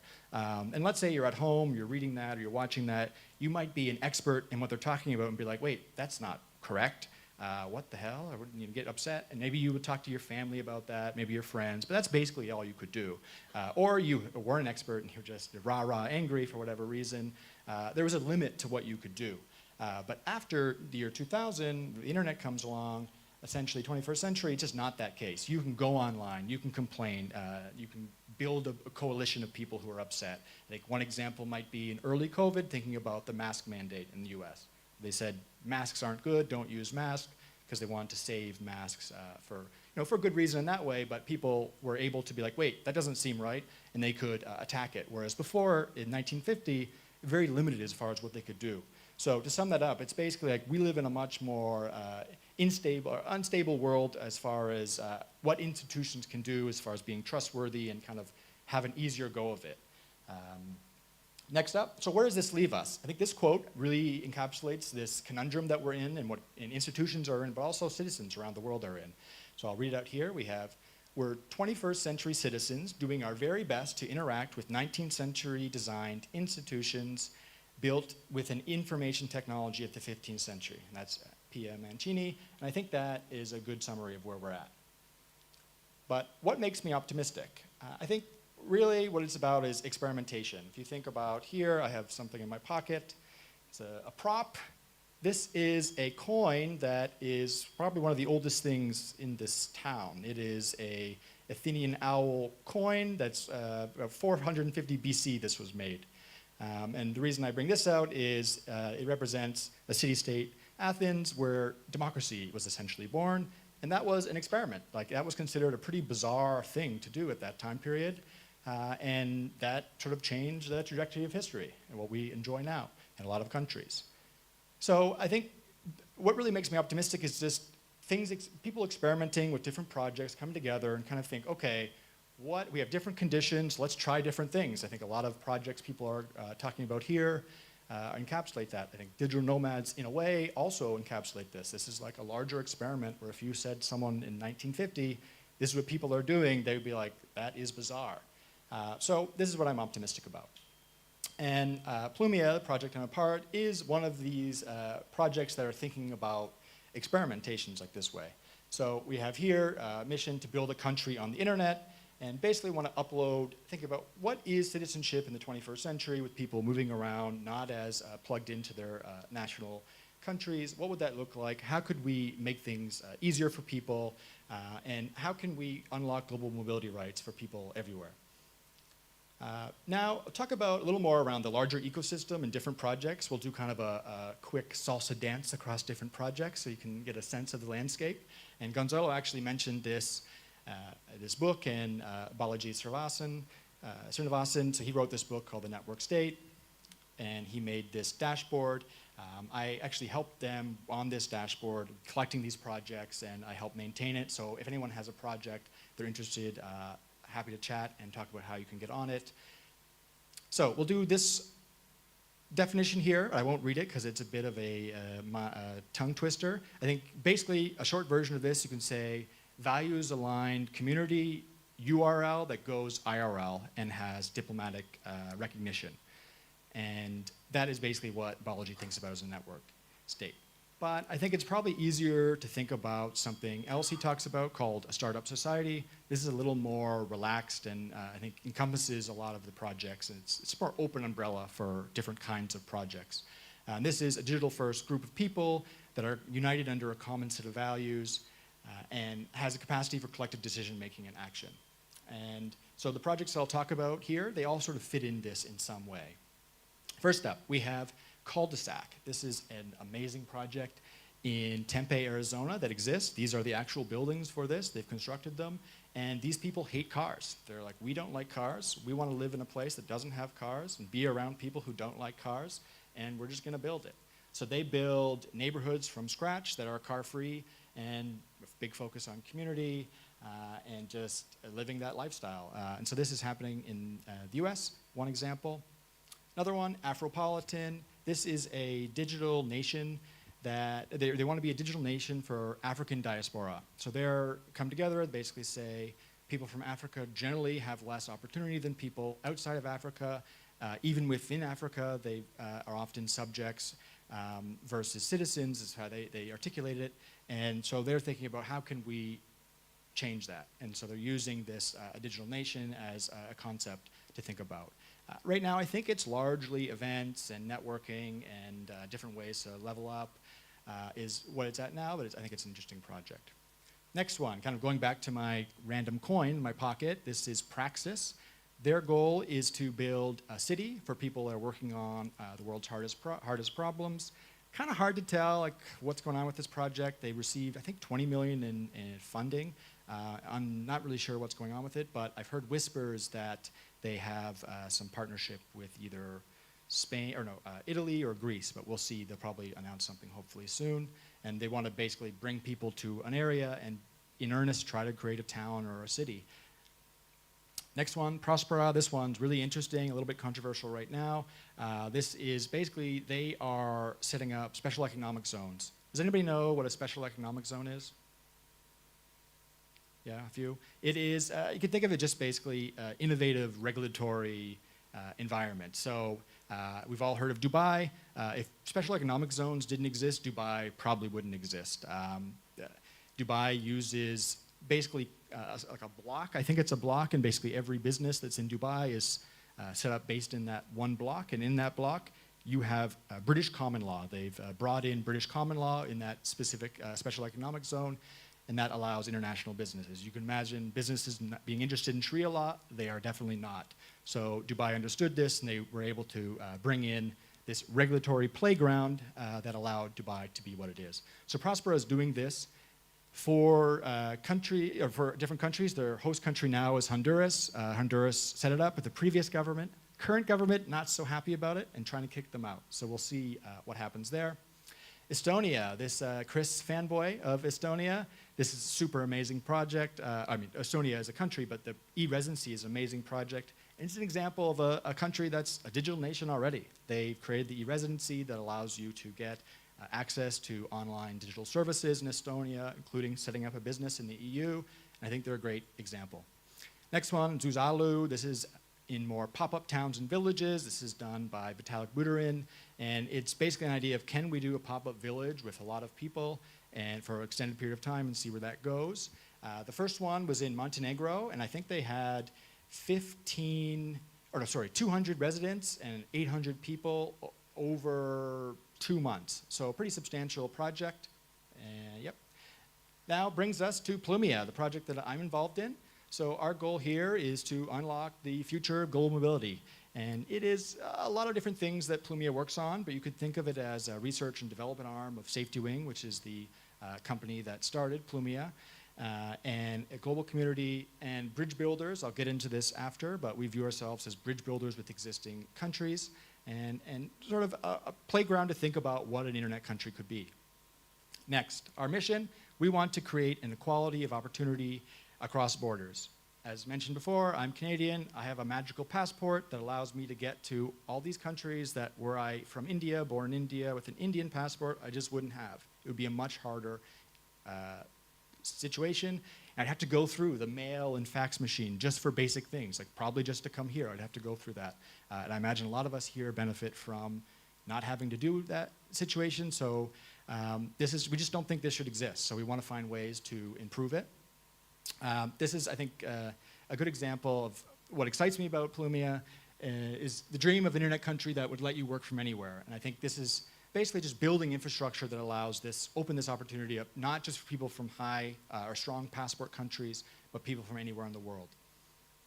Okay, so what are the different kind of projects we're doing? One is called the Nomad Border Pass, and it is a first step to this larger project of building a Plumia passport that could be accepted by countries and used anywhere around the world. And regardless, you can get it regardless of where you were born. So this is a little example of what it would look like for the Nomad Border Pass, not the larger passport, but the Nomad Border Pass. This one, if you've heard of the APEC card in Southeast Asia, it's a similar one, the way we're thinking about it. You basically have a multi-country visa that allows you legally to go to different places and kind of normalize this. So you think of digital nomad visa, but with multiple countries. And we're hoping to start with in 2025 as a beta test and have 10 countries involved. And then as we go, we're hoping to have, get to 100 plus countries involved, and then ultimately to the Plumia passport.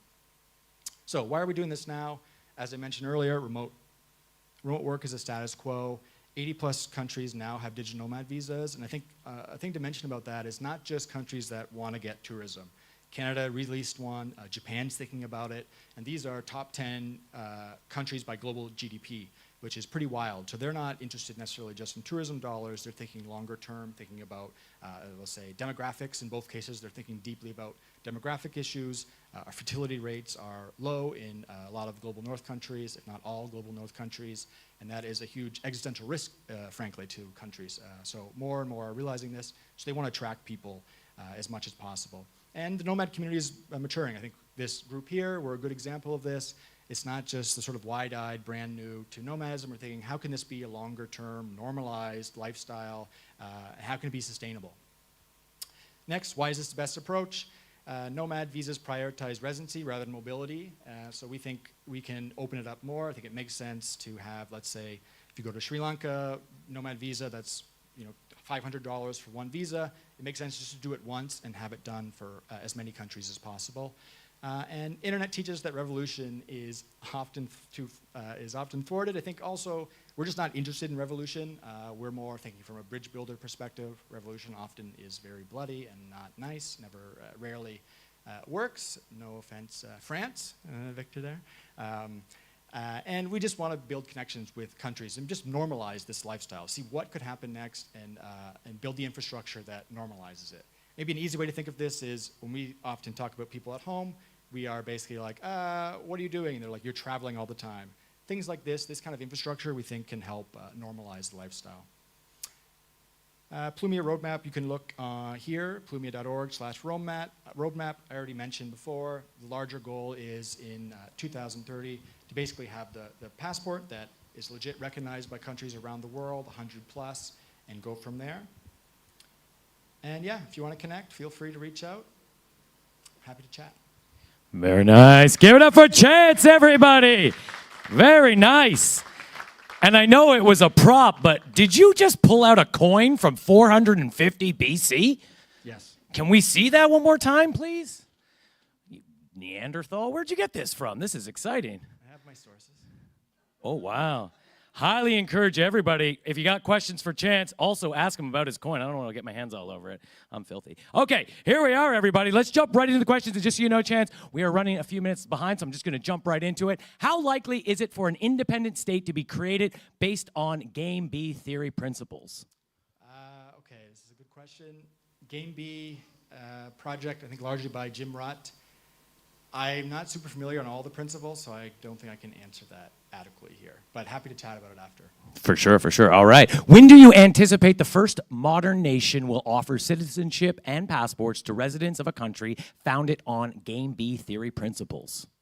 Again, on the Game B, I'm not clear enough on what that is. I'll leave that one too. All right, 14 years. All right, are you familiar with the Liberland? Do you think they stand a chance of successfully issuing citizenship and passports? Yes, I think that project was actually just essentially invaded by Czech Republic, if I'm not correct, or basically taken down, I think. If that's not the one, please correct me. But I don't think those will necessarily work. For the reasons I mentioned around the bridge building thing, that's one of the things that attracted me about Plumia is not we're going to build our thing on the side. I think a lot of the Biology's network state ones are on that. We're going to create something just completely out of the current system and just hope people will accept us. I don't think that's the case. Another example could be of seasteading. If people heard that was a pretty big, well, I shouldn't say big, but it was a pretty hardcore libertarian movement that was fairly big for a while, where they wanted to just create countries on the sea, and then countries didn't like that, including Thailand's Navy didn't like that. I don't think it's realistic.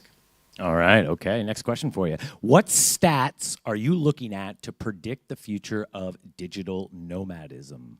That's a great question. I think the way I like to think about it is what are the first principles here? Like, what are the larger things that are happening? Like, for example, if you think about let's say the Westphalian Treaty that basically gave us our modern nation states now, you can think a lot of that was based on the Gutenberg. You can kind of trace it back to the invention of the Gutenberg printing press, which allowed information to disseminate. It had a huge shift on that. So I try to think of it from first principles like that.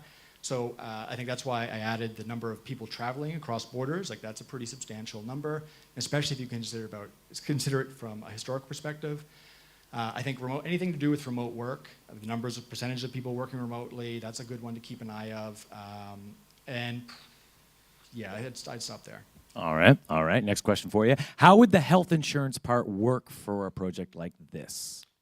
Great question. So I didn't mention too much about this, but Plumia is a part of a larger company, SafeDoing, and their mission is to build this global social safety net.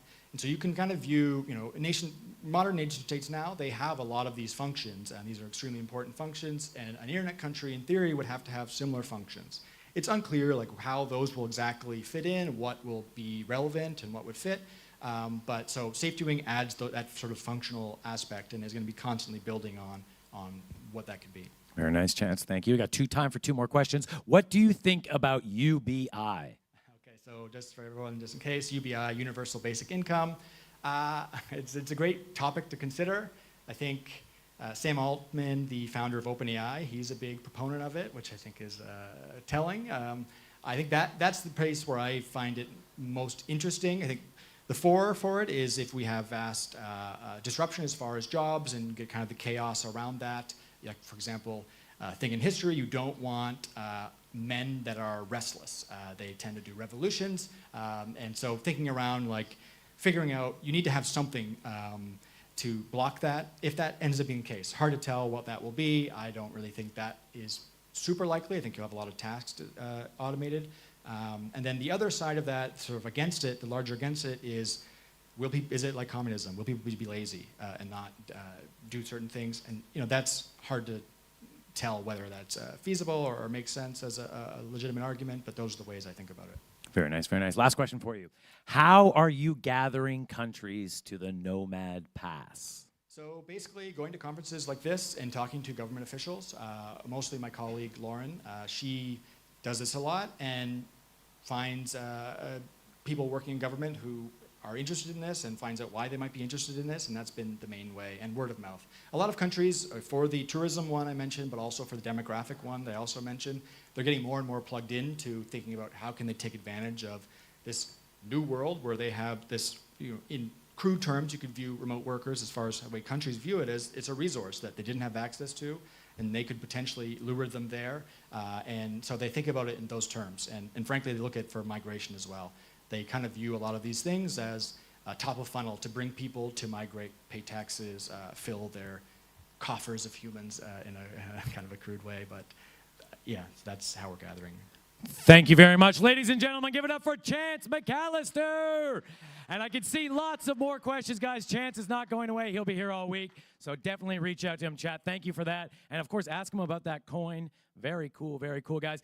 Coming up on Saturday, I don't know if you guys recall me talking about this right now, but I do want to mention it. There is the cliff diving adventure that's going to be happening, and some people are asking about it. And I do want to give a quick shout out to our primary sponsor, Nomads Insure, guys. They're the ones going to be running this. I don't know if we have any of the Nomads Insure gang in the room right now. There we are. We got Chris over here, guys. Do not hesitate to talk to anyone wearing one of the Nomads Insure's t-shirts. They will be able to tell you what's going on Saturday. And wink, wink, I'm told there might be some free tickets left over, so you guys might want to ask about that.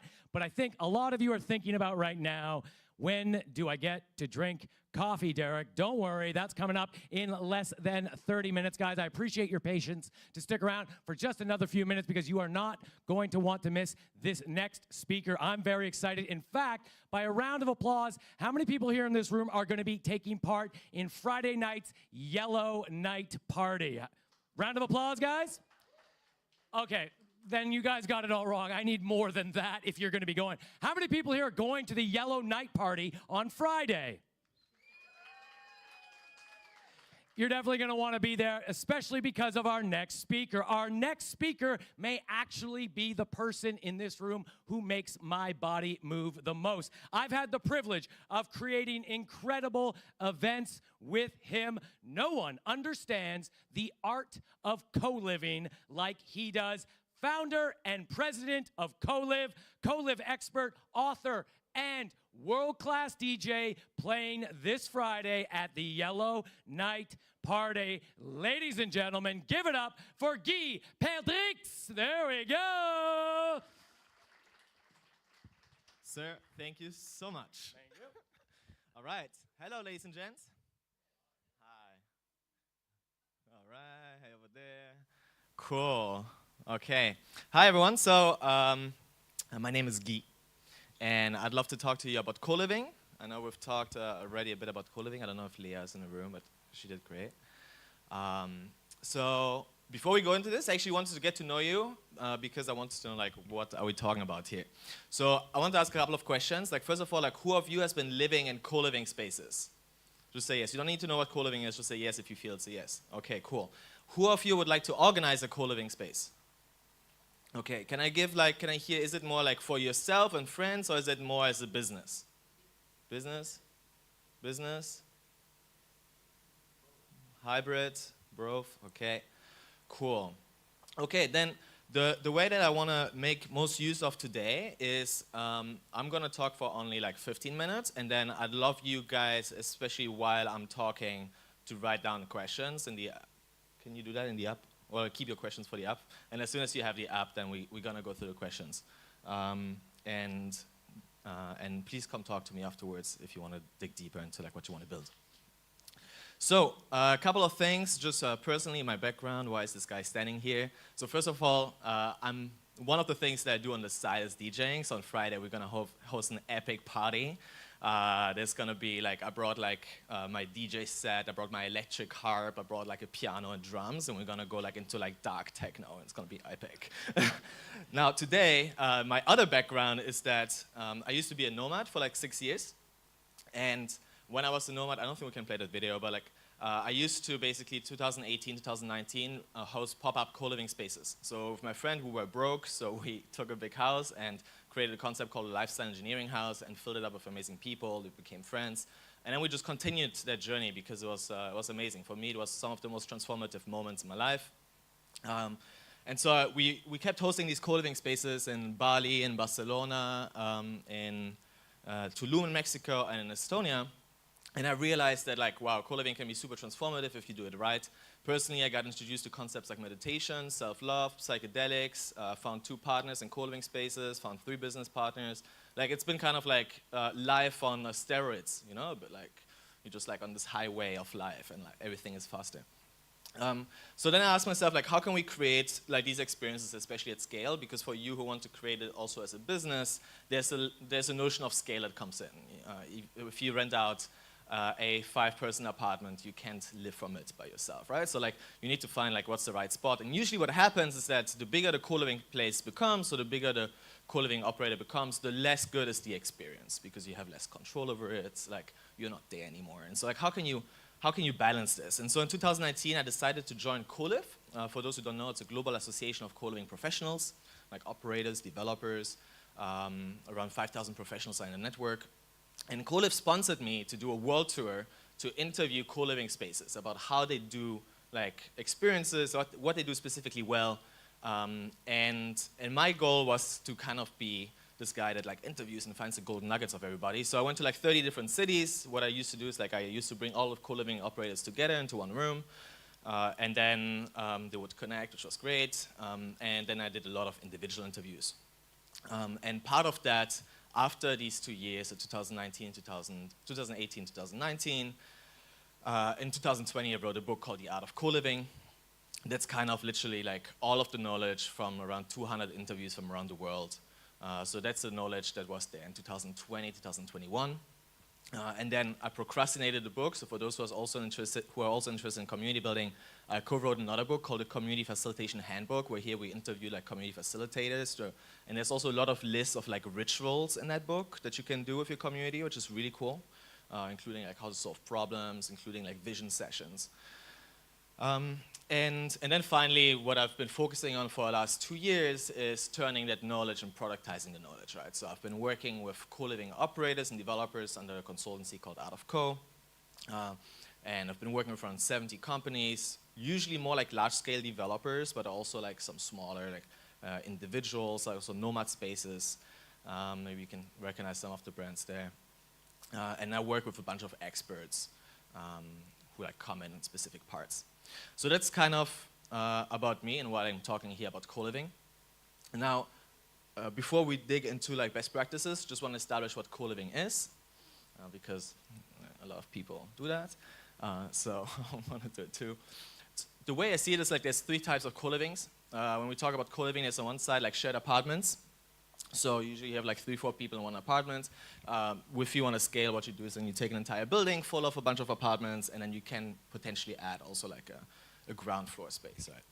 The second type of co-living is more like houses, and we're seeing this grow more and more. For me personally, that's the ideal size for a community. Like when I was living, like 8 to 14 people was a really, really good size because there was enough diversity, and at the same time, like it wasn't too big so that it wasn't impersonal. Personally, I think after like 15 people, I start losing, I don't really know who is whom. And then like the new type of co-living that we're seeing, when you type co-living into Google News, for example, you're gonna get a bunch of updates on a new development that's on the way of like 300 units. And then now the question here is like, you know, the experience of that co-living space compared to that house is gonna be completely different. And that's why it's really important to choose what model you want, because that house, I think these residents can be great, and there's a lot of stuff that you can put in there, but I think it's just generally a different experience, and here in these bigger developments, everybody's gonna have maybe their own micro studio apartment, so it's gonna feel more like you're gonna have your own space with the benefits of like shared space, while in houses like this, you're really immersed in this communal living. So, what have co-living spaces in common? Usually flexibility, so you can like this, you don't go through a broker, you can like book straight. Usually it's all inclusive, so like the residents don't take care of the bills. If you self-organize, there's this question also of like, do you include food or not? We're gonna talk about this. And then the fact that there's shared common areas. For example, if you're gonna see also, if you go somewhere and you type co-living space, there's now a lot of like hotels that just put the name co-living, or like service apartments that put co-living. And sometimes I'm just seeing like, yeah, we have this shared rooftop. I'm like, okay, that's not co-living. Like, there's a lot of spaces that have a shared rooftop. And the last point is like being community focused, right? So let's see. So for the first type, when you take apartments, usually you only have shared living room, common workspace, and potentially like shared workspace in these big buildings. One operator, for example, that became the biggest is called Habit. I don't know if you guys know them, sorry. Yeah, and then, standard apartment, shared. The second type of is like these houses. One of my favorite examples here is like a French operator called La Casa. What they do is they have now like 30 different houses in France, and they do them by theme. So you have the casa for the sports lover, and they have a gym. And then you have the house for the chefs, they have a big kitchen. You have the house for the garden lovers, they have a huge garden, right? And then, so what it does is that actually the founder said himself that the interest thing is not so important, but what it does is that actually it just brings the right people in the beginning. And then it's a plus to have, like people can garden either way. And then the cool thing is like when you do these large developments, then suddenly you can play with scale, right? So like you can create like podcast studio in there, gaming room. You can really mutualize the spaces, for your own sake. Like one of my favorite examples here is a brand called Kubul. They're located in France, but they're also expanding around the world. And what they do, they always have around like 100 units per space, so it's not too big. And then they have like huge common areas and have like also co-working that's open to like the neighborhood or the city. So finally, for those who want to create a business, the way that I tend to explain, like very simplistically, like how to make money from co-living, you're gonna be at like 4 different layers, okay? So like the number one is operations. So if you rent out a house and you sub-rent it to a bunch of people, this is where you make your first margin, right? Then the second margin, and that's what there's this big discrepancy right now in the co-living scene, which is a lot of operators, they want to go asset light. That means they don't deal with owning the real estate, or they go asset heavy. And more are trying to go asset heavy, meaning like also owning the asset that you're operating or the house, so that in like 5-10 years you can resell it, right? And then the fourth layer, or the third layer, where you can make money is on the development. So for example, if you're, especially in bigger buildings, as a developer, this is the third profit margin. And the fourth one is brands. What I mean with that is like once you establish yourself, you can scale, and for example, using the franchise model, or using like the revenue share model, right? So as the more your brand is established, the more you have opportunity for growth. So a couple big insights, market trends, around like 3-4 years ago. Like the term co-living was first found on Google in 2015. And so, which is interesting because it shows results for 2004, but I couldn't find it from earlier. So, and then around like 4 or 5 years ago, nobody knew what co-living was, and now I feel like almost everybody knows. When you talk in the street to somebody, like, oh yeah, co-living. So that's kind of cool to see that there's like more and more demand. When you're seeing the amount of co-living professionals in the sector, like it's been crazy. Like around 5 years ago, it used to be like around 2,000 people. Now we have like 10,000 people that are focused on co-living projects. And when you look at the amount of brands that also use the term co-living, it's just going like crazy, right? But it's still the beginning, meaning that like all of the big players that can enter co-living, also like entrepreneurs that want to enter co-living. Like now I'm seeing so many people that are really interested in creating co-living businesses, and that we didn't see before. And there's a lot of people arriving. So I still think it's the beginning of that co-living journey, and it's gonna last like decades, right? But we're kind of where co-working was maybe like 15 years ago still. So let's go a bit into like creating your own spaces. I want to share like a few practical tips that I used when I was like creating my spaces. But again, it's such a big topic because it really depends on what you want to do, right? So for example, like organizing like a space with friends, you're going to have a completely different model than if you were to run it as a business, most probably. If you organize something with friends, you're probably going to want to like share food on try count or like splitwise, which you wouldn't do if you were a business. So there's certain things that are going to be a bit different. So I guess number one, ask yourself the question, you know, like what's the end goal? Like, is this for you like a big business, is it a side business? Do you want to yourself live in there or not? Right? So like ask yourself the question really of the intention behind the concept, and that's going to help you then like creating something. So second thing is like real estate, finding the good real estate, like especially for those who want to test it out. So like one cool thing that I really recommend is doing pop-up co-living models. Just for you to have the experience. So for example, you rent a space for like 2 weeks or like a month, or even you partner up with somebody that already runs this, and you just become a community facilitator for like 2 weeks. But just have this experience of what it's like living in a space. And here, there's a few things that you can do. Like one of the best ways for us was always like going on Airbnb, but asking for a 50% discount, and actually there's a lot of places that give you that.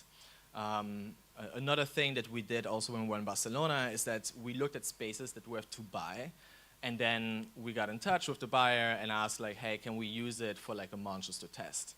And that worked as well. So like these two strategies were like really cool. And then it depends like where you want to find real estate. Like in spaces like Europe, it's more organized. If you go to Bali, for example, I found a real estate by posting on Facebook, and I posted this picture of like me in a sign saying like need help to find house, and then like and that's how people like somebody commented like, hey, I have a house, right? So you need to try different avenues wherever you are. Second thing is finding the right residence. So easiest thing, of course, like first invite your friends, invite the people that you want to be with. Second, what worked really well is hosting events. So for example, when I had a space in Bali, we had this like big common area. And so what we would do is whoever I would meet, so for example, like literally all of you here in this room, I would go and be like, you know, like, what do you do? And somebody would say, I'm an author. So I'm like, okay, sure, don't you want to host this space to like use the space to like launch your book, right? Or if you have a coach, a psychologist, right? Like, why don't you come and give a talk? So what it did is that it attracted a lot of people. These people attracted their communities inside the space, and then like people would come and be like, oh, what is this? And then people would realize, okay, this is a co-living space. And then we had people coming. Another tip is the questions that you ask. So instead of like booking directly, for example, on the website, it's really cool, I think, like to have like a short onboarding, like a little interview beforehand.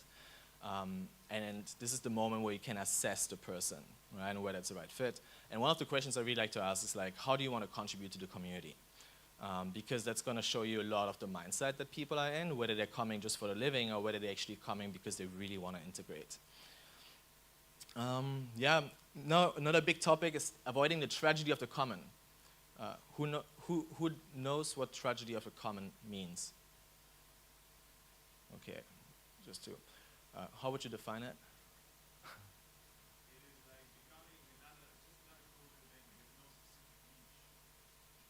Okay, and how would you define it? A common good that's owned collectively, and therefore everyone's growing resources out of it.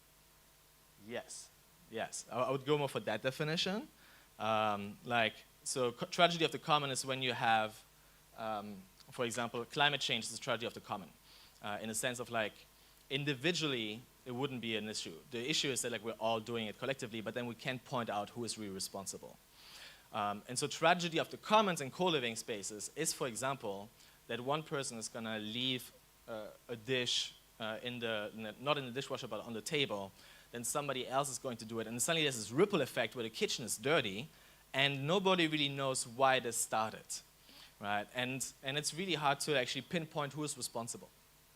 So you want to avoid this, right? Tragedy of the commons, they happen in the kitchens, they happen in messy co-working rooms. And so what you want to do is you want to find systems. So there's a bunch of systems. Number one is, of course, like make sure that there's cleaning. Number two, you can be more intentional about the spaces. For example, kitchen, everybody has their own like space in the refrigerator. Everybody has their own space like in the cupboard. There's some co-living spaces that even label the plates with like numbers, so like room 1 has like plate 1, so that everything's being tracked.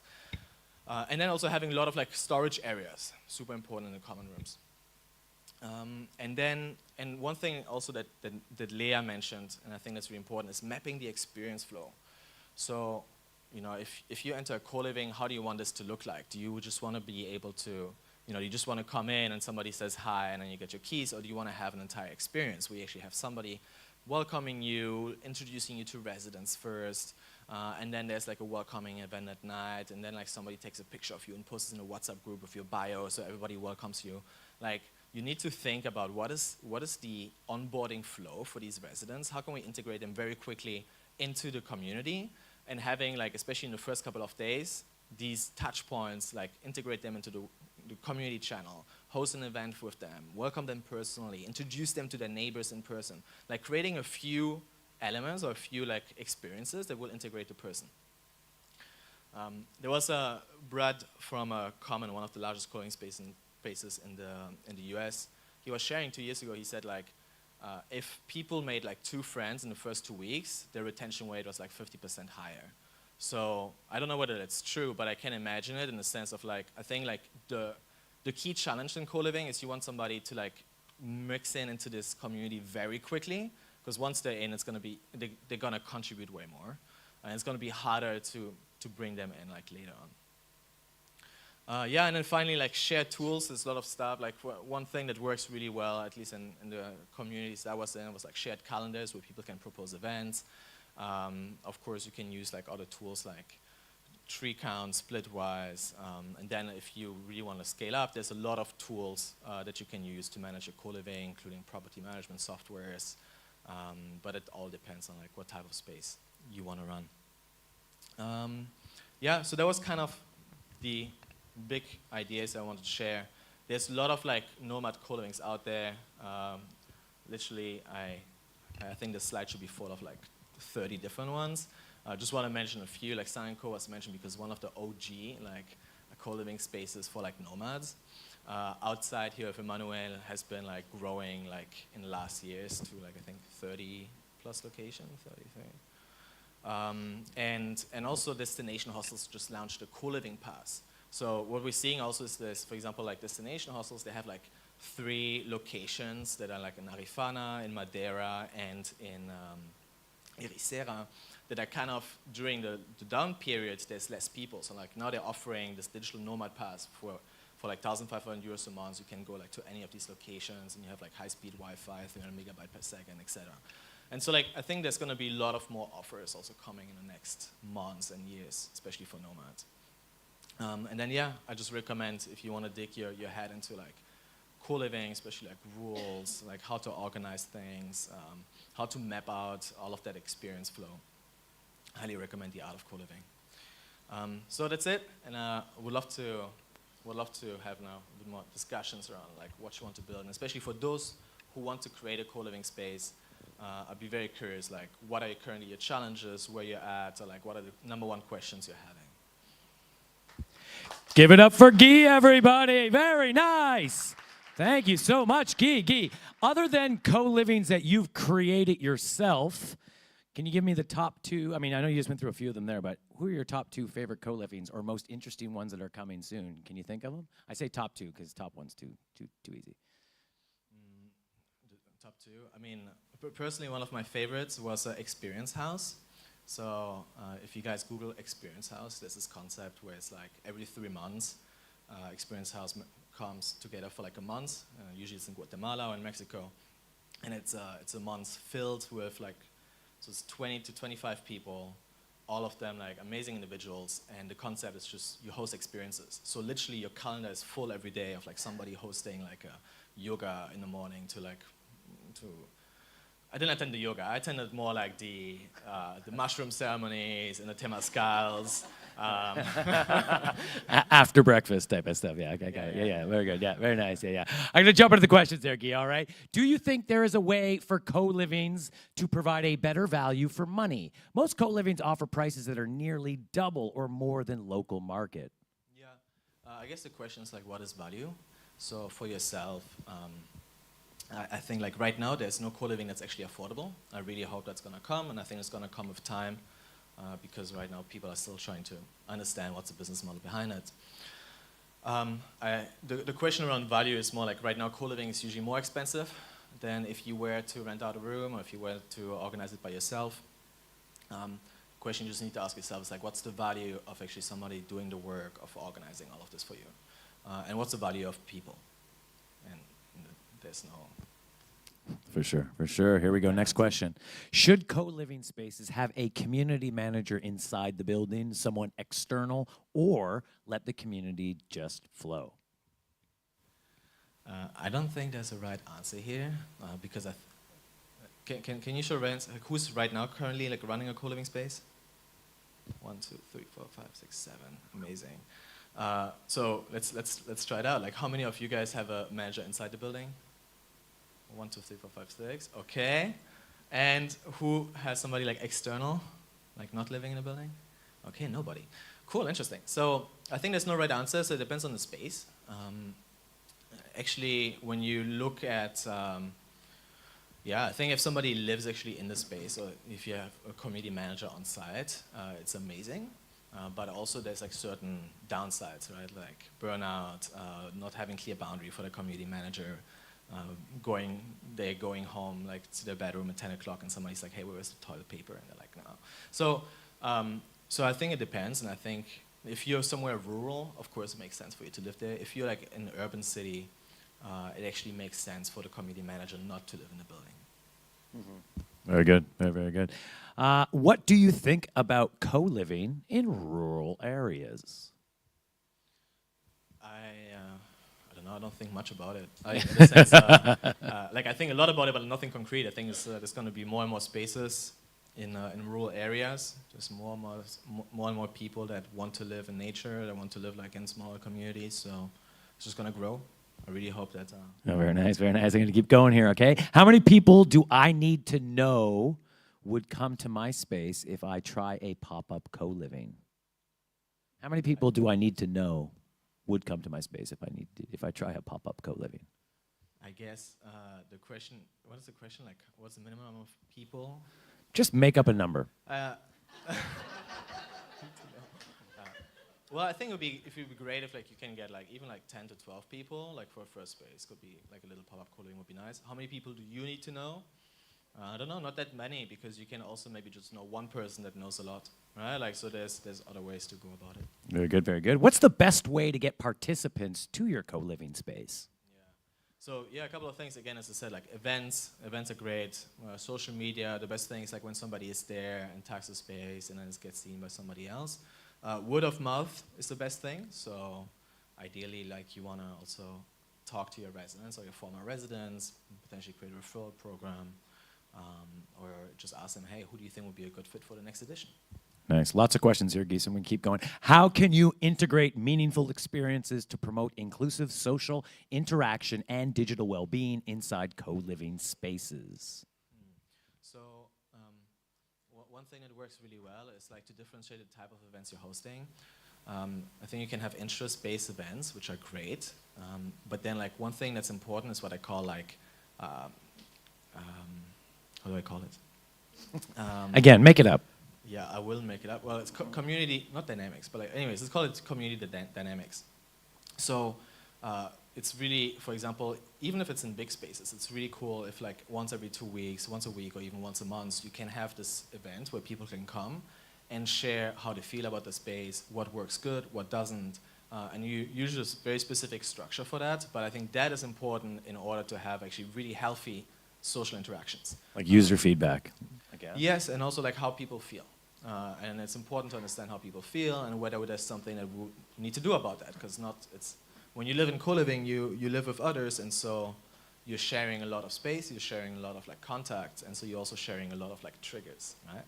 And so it's important to understand how people feel about the space and within the community, and then being able to learn from that and then change things. Very nice, very nice. Time for just a couple more questions here. What about co-living spaces for more veteran DNs above 45? You mean like senior citizens? The young seniors, as we call them today. I'm gonna be part of them soon. Yeah, I'm very soon. Yeah, yeah. So look, I don't know personally any digital nomad space for veterans above 45. I think that there are certain spaces that attract a mixture of people between the 20s and 40s and even 50s. I think like more established brands, even like outside, can do that. Very nice, very nice. All right. I'm looking to set up a new co-living. What would you suggest I consider from the start? Or how could you help me? What I suggest is actually everything I mentioned today, but then I think there's way a lot that we can suggest. So I want to understand like what your number one, like let's map out kind of like your roadmap and like what you can do. So how I can help you, like let's talk. And well, the individual was anonymous, and of course you're not up here doing self-promotion, so I'll do it for you. Of course, remember, Guy quite literally wrote the book, The Art of Co-Living, so if you need help, I encourage you to purchase that book. Okay, next up here, next question, and it'll be the last question, Guy. What do you think about the idea of creating a co-living space for singles who want to find love, AKA co-living space? Co-loving space. There it is, yeah. Just stacked on bunk beds.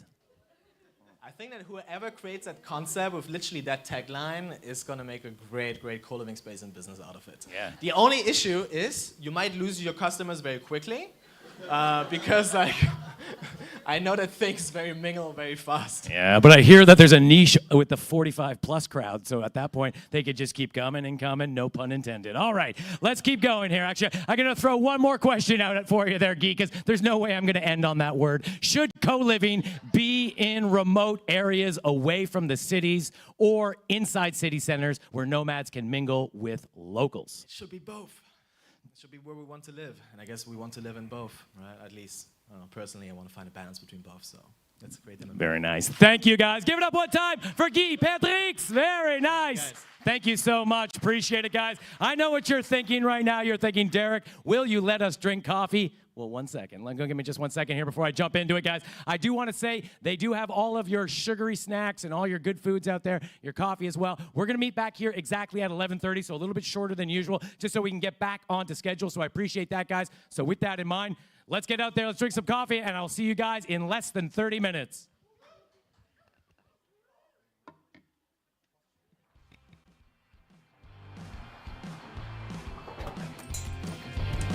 My name is Christoph. My team and I are digital nomads and experts for global health insurance. As insurance brokers, we are experts on your side. That means we help to assess your risk in the right way. Then we will find the proper solution from the global market. As a digital nomad, you don't know in the morning who's going to shave you in the evening. And in case you have issues with your insurance company during the duration of the contract, we help you to enforce your interests towards the insurance company. As a digital nomad, you never know where you wake up next morning.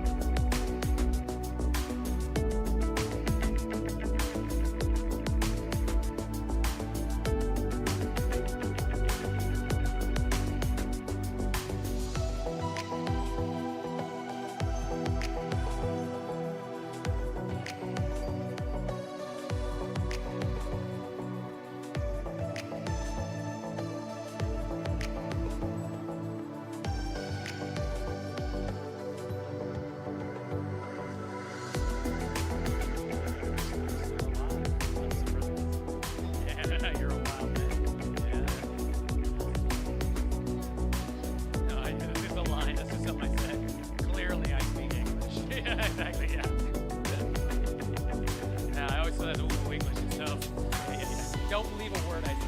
That's what I recommend. There we are. All right, let's go, everybody. Oh, traffic jam on the steps. No, don't worry, that's okay. All right, guys, you guys are all hopped up on caffeine and cookies and sugars and stuff like that. Very nice. As you can see, people are still coming in here. I'm hopeful as I walk to the table, they're going to hear my voice more and sit down. Welcome back, everybody. Look at all these great people popping in here. Very nice. What I want to remind you guys of as we're getting in there, don't worry, I know you guys are still chatting and stuff like that. I just want to give you a sneak peek about what you can expect in the next few minutes. We're going to be creating community around a plate of pasta. We're going to be talking about the future of work and living. We are also going to be running retreats for the mindful, and we are going to be building and selling businesses between now and 2 p.m., guys. So I hope you guys are pretty excited about all of this. While we were on the coffee break, our next speakers, that's right, we have 2 speakers coming up at the same time.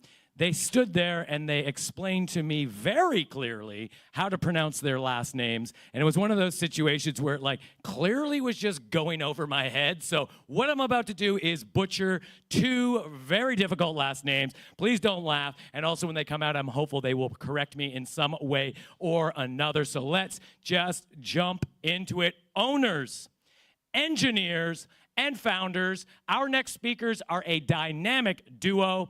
Any foodies here in the room, by the way, guys? Any foodies? People who like to eat food? I saw some of you out there. You were definitely loving it.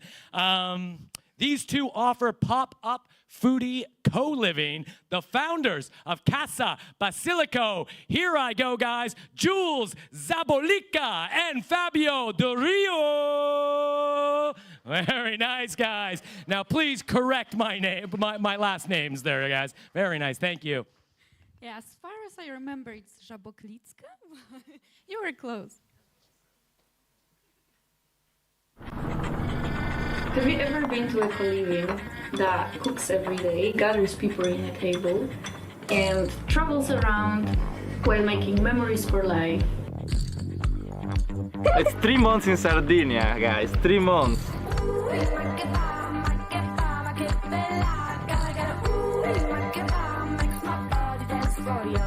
We're doing what we love doing. We travel, we cook every night.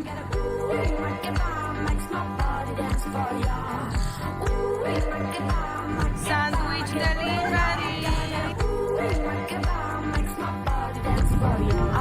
We do care about community and connecting really deeply within each other.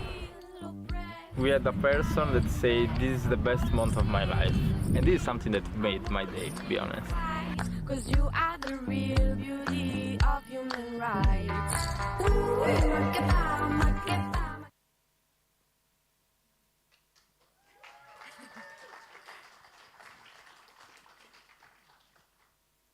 So, welcome to Casa Basilico, pop-up foodie co-living. So we like to do things slightly differently, so we are not gonna start by telling you what's our story, how we met, how we founded Casa Basilico. We're gonna start from backwards, and I'm gonna tell you how we ended up in a helicopter flying over Sardinia's most exclusive area during our experience. So, as you can see in this picture, there's me, Jules, and a guy that is driving an helicopter in Sardinia. While we were doing this, I was thinking, okay, how this is possible? I was just making pasta in some co-livings, and we ended up here. That's actually the end of a 3 months journey in Sardinia. And then, for the last weekend, we decided to not tell anyone what we were about to do. We just told them, okay, pack your stuff for probably 2 or 3 nights. And we put them in, we put 15 people in 3 cars. And we didn't say how much we were gonna drive. Maybe 1 hour, maybe 3 hours, doesn't matter. They were just following us. And a lot of things happened, a lot of things that were planned, a lot of things that were unexpected. And we embraced all of it.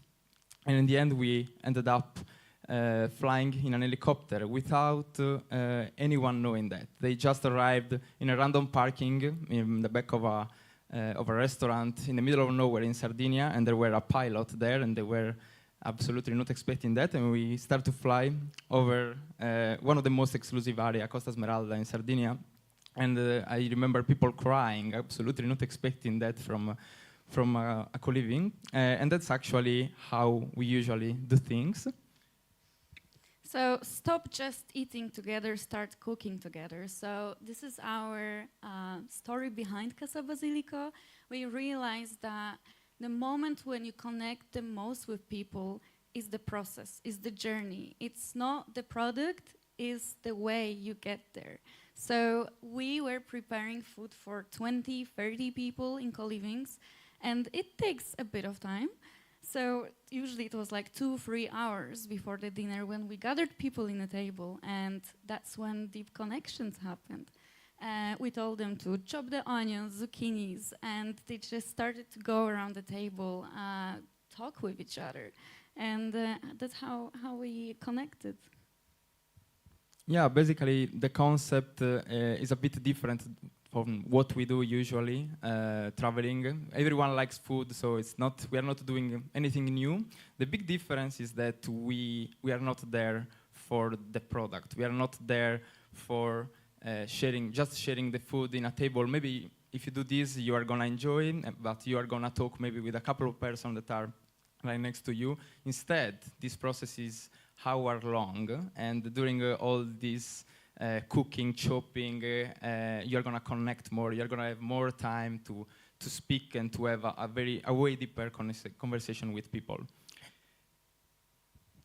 So probably many of you been to multiple locations, multiple co-living, co-working spaces, meetups, and how it usually goes, you got lost in the simple conversations like, where are you from? What's your job? And I had that before as well many times when I was meeting 10, 15 people per day. And I had no clue who is the engineer, who is in marketing, and I didn't care. But I remembered somebody told me that they love to do yoga in the morning, or they are into like some crazy hobby on the side. And that's where we connected on that specific area. So we really care about going beyond the small talks. So of course, I want to know your name so I can call you in that dinner. But we want to just go a little bit deeper in connecting with people when we are gathering our group. Yeah, the reality is that I don't really care about your job position, how much power do you have, what is your salary. What I want to know if you bring spaghetti or not, first of all, so we know if we are going to be friends or not. But beyond that, we want to understand what are like your fears, what is motivating you to be a nomad. Are you escaping from something? Are you looking for something? Everyone is different on that. And if we stop just thinking about this and we start to communicate this with other people, we are gonna maybe know ourselves more, and we are gonna know our motivation more. Instead, having just small talk and not going deeper, you are gonna have a friend maybe for 1 month while you are in a co-living, but you're not gonna have a lifelong friends. And this is exactly what we experimented when we met in Madeira. We started to have way deeper conversation with people. We started to go beyond our job. Sometimes I didn't even know what was the job of the person that I was talking for, and that was not important because we were talking about deeper topics. And this is what connected us more, and this is why we kept traveling with these people in multiple countries over and over again. So, as we said, we are a pop-up co-living. We don't have a base. We don't have one house where we gather people. We travel, and we are just bringing our community wherever we are going. And it's quite challenging because you will think, why would I follow these guys? Like, some people choose their destination by, oh, I would like to visit Spain because it's beautiful, because I like the culture. And for us, we started in Madeira, then we did Sardinia, and in the future we are planning to go to Brazil. These are absolutely different destinations, and all of them offer totally different experiences. But what we create is the specific, authentic vibe that we do in Casa Basilico, and people follow us. So the group that we travel with is very similar every time we go, because they just want the experience. They want to gather in a table with us. They want these crazy, spontaneous adventures that we are planning. And I think, yeah, we are a pop-up co-living, but we are also a community, a pop-up community that goes from one place to another. Yeah, and as you can see in this picture, that really represents what we are and what we are doing. That's an old Italian cart that actually belonged to my grandfather, and that's a short Italian guy that is trying to fix it without having any competencies on that. And that's actually what usually was happening in terms of unpredictability and unexpected things. Like, for example, here we were driving for an amazing experience, and at some point I was in the front and I received a phone call from Jules that said, okay, your car is losing pieces, and so I find a way to drive back, because we were in the highway. It wasn't an easy process, so I drove back, and I found in the middle of the highway, no joking, I found Jules with a plant of basil, having a photo shoot there, and a Lithuanian guy with a Bluetooth speaker with techno dancing there. They were taking the good things of what was happening. So we had to fix the car, put a piece of the car in the trunk, and continue the journey like nothing was happening. We lose 1 hour, but nobody cares. And in the end, we had an amazing experience. But what we are representing here is the fact that we really do care about the process. Like here, the important things, the thing that everyone is going to remember, the things that everyone is going to tell once they travel in another location, or once they go back home and they see their friends, is what happened with this car and how funny everything was. And not exactly the last experience that we did for like 1 hour in the end. This was important. That was what connected us. Having a problem, sorting out together, laughing, taking the most of it, and enjoy. So Casa Basilico is a loose canon, and what we mean about that is, I don't know if you ever tried to schedule a meeting or a dinner with Italian, but I did at the beginning. So I said, Fabio, let's have a dinner at 6. You don't want to see the face he gave me first about eating at 6. Are you crazy, Jules? And then I thought, okay, let's do it at 7. Around 11, I think the water was boiling already, so we could put the pasta, so at midnight we could start serving. So that's the thing about Casa Basilico. We are spontaneous, we are authentic, and I think that's the fun part, because of course, if you have to manage 20 people on a trip abroad, you need to take initiative to plan, to control all the mess. But at the same time, we're always staying open for things to happen on the way. And that's what people enjoy the most. Just being spontaneous and enjoying the journey. And I think, yeah, that what makes us unique.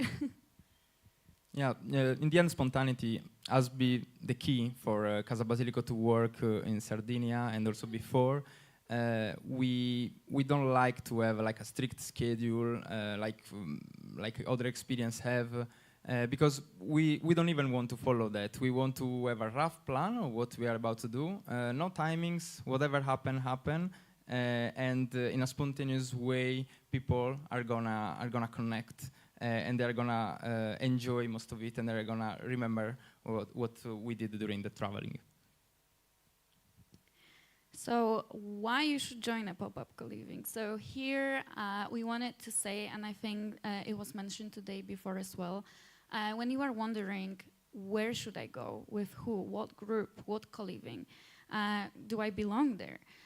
For us, it's creating the family of nomads, and yes, we do yoga in the morning, we do have gym, we have to go to the gym, because with this amount of pasta every day for 3 months, you can gain a lot.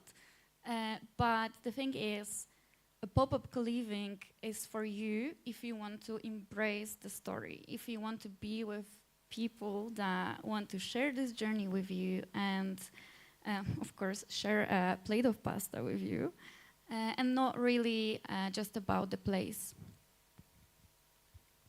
Yeah, and now it's time to talk about what we are gonna do in the future. So we started in Sardinia because it was in Italy, because I'm from there, and we spent 3 months there, and we experimented. We understand how to do things in a proper way at a scale, and now it's time to explore another location, and we choose Pipa.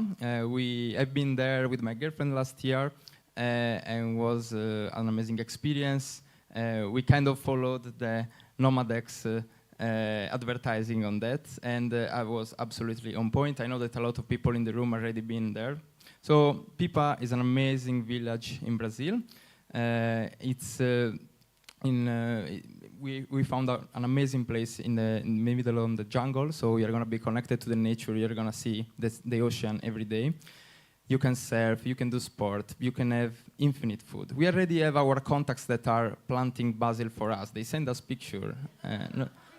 We can find basil basically everywhere. And yeah, we are gonna be there starting from the middle of January. We're gonna stay 2 months. We still have openings. If you guys are interested, you can directly connect to us. Yeah, it's gonna be a pure Casa Basilico experience. We're gonna work. We have a co-working space. We are gonna enjoy the weekends. We are gonna do weekend trip. Maybe we're gonna find an helicopter. I don't know. Everything can happen. And for sure, we are gonna cook a lot. Doesn't matter if you know how to cook, if you don't know. The important thing is that you learn how to not break spaghetti. You are gonna learn how to cook. For example, there's a lot of people that know how to make the tiramisu with the recipe of my grandmother, and now they are everywhere in the world. They send me picture from Canada or Australia. Okay, I make the tiramisu with your recipe, and Pipa is gonna be exactly the same, and we really can't wait to see you there. So a little marketing here. So we have our website, of course, and you can find us on socials on casabasilico.coliving, Instagram. And just a warning, please don't enter our page if you are hungry. Do it after a meal.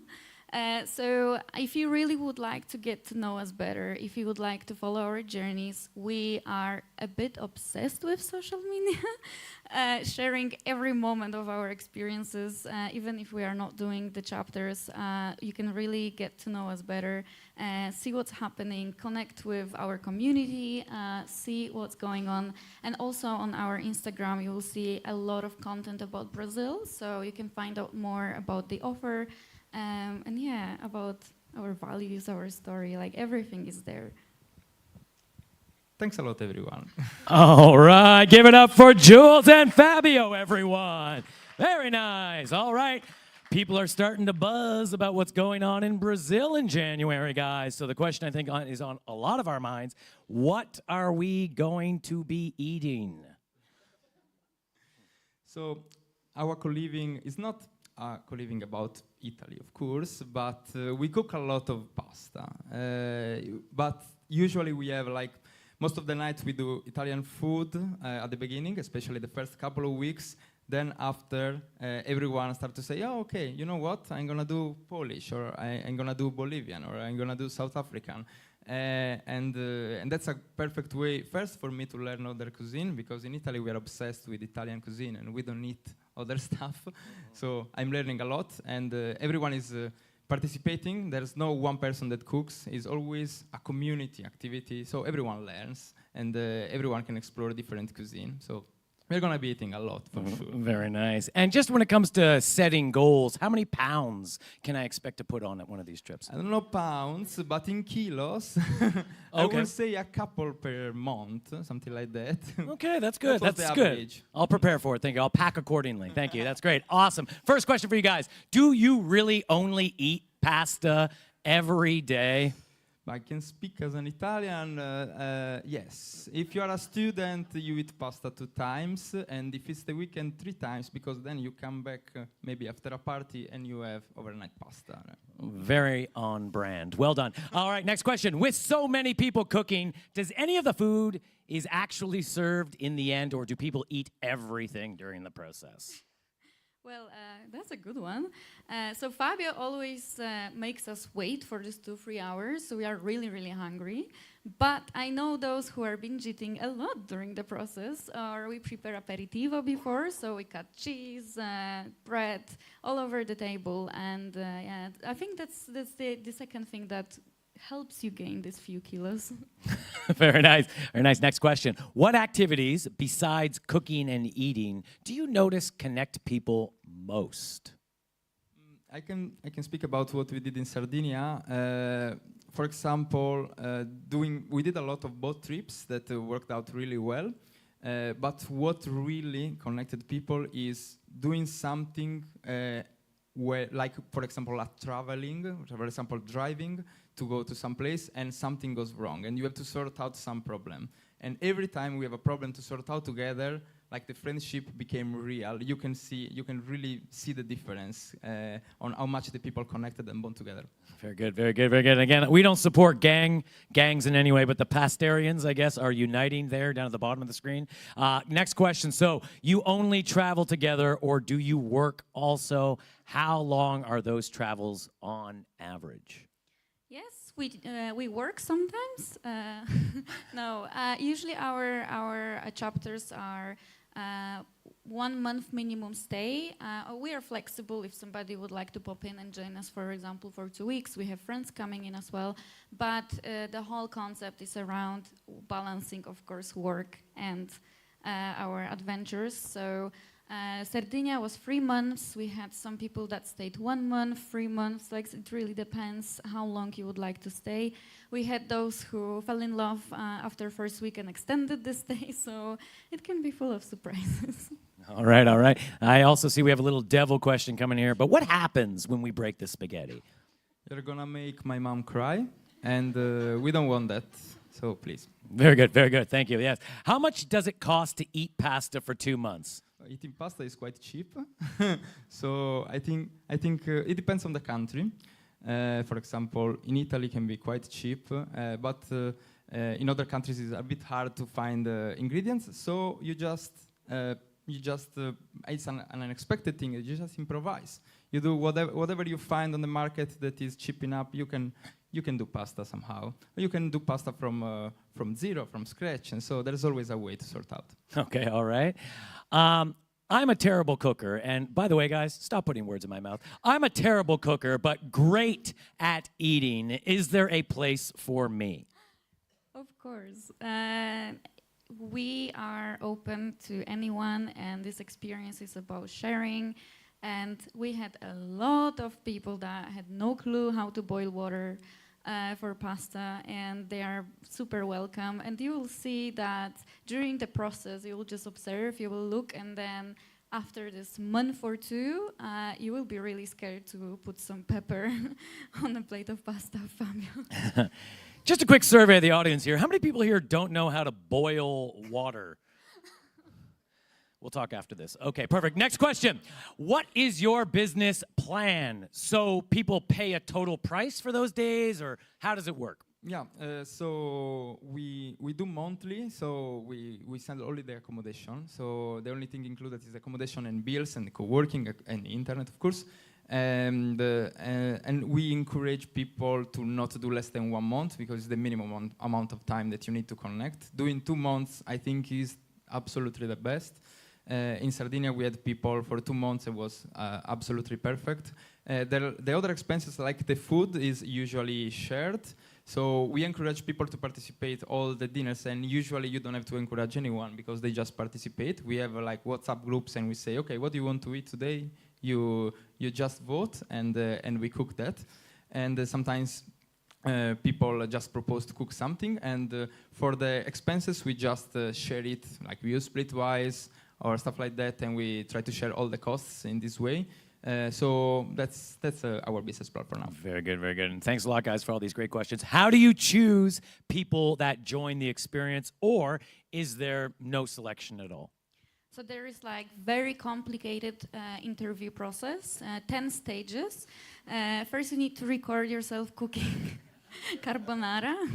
And if you add some bad ingredients, you are not going through, like a cream or onion.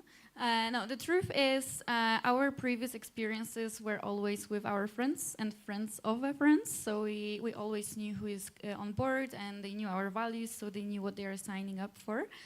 Brazil is going to be a first bigger project where we can welcome more people, so more than just our friends. And for sure, for those who are new, we will be holding online calls, not like very stressful interviews, just a conversation to see how the vibe is between us and if you are a good fit. Very nice, very nice. And I think this next question is for you, Fabio.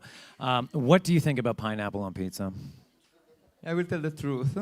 So my dad owns a pizzeria in Sardinia, and I worked there for a bit while during my studies. And while he wasn't there, I was cooking myself a pizza, and I was putting pineapple on it. And so there were cans of pineapple hidden. Gonzalo, I'm sorry. And I was doing that, and it's actually nice. But yeah, I've been in the US and I didn't try it. How is there? But in Italy, it's good. Okay, correct answer. How do you manage questions and concerns about mental health or addiction issues within your group? Actually, this is something that never happened. Of course, there were moments in Sardinia where we had to sort out some quite hard issues within each other, or someone was having a hard time, and we like to call ourselves the admin group, so like 3 of us, and we were speaking with someone that had problem and try to give our advice, at least within the community. So what we can do inside the house to sort out those problems. So, but I cannot speak about addiction issues or something that are at different levels. Sounds like you're addicted to pasta. So 2 more questions, Yes. guys, okay? How much is 1 month, please? Do I apply or just book with a smiley face? So you can apply. You can find the link on our social media, and then we are gonna do a brief call, and then you can just book. The pricing, it depends. We have ranges because it depends of the accommodation. In Pipa we have a little like village with multiple chalets that have different price ranges. Some of those are really nice. Some are shared with another person, so it depends of what's your budget, also what is your are you expecting. If you want a really nice place only for yourself with a view on the ocean, or if you're okay to share and you want to enjoy in any case the community. Makes sense, makes sense. All right, and then final question for you guys. Can you and or will you cook vegan, gluten-free, wheat-free Italian pasta? Yes. So we had vegetarians, vegan people joining, and we always tried. Actually, Fabio learned a lot about vegan cuisine lately.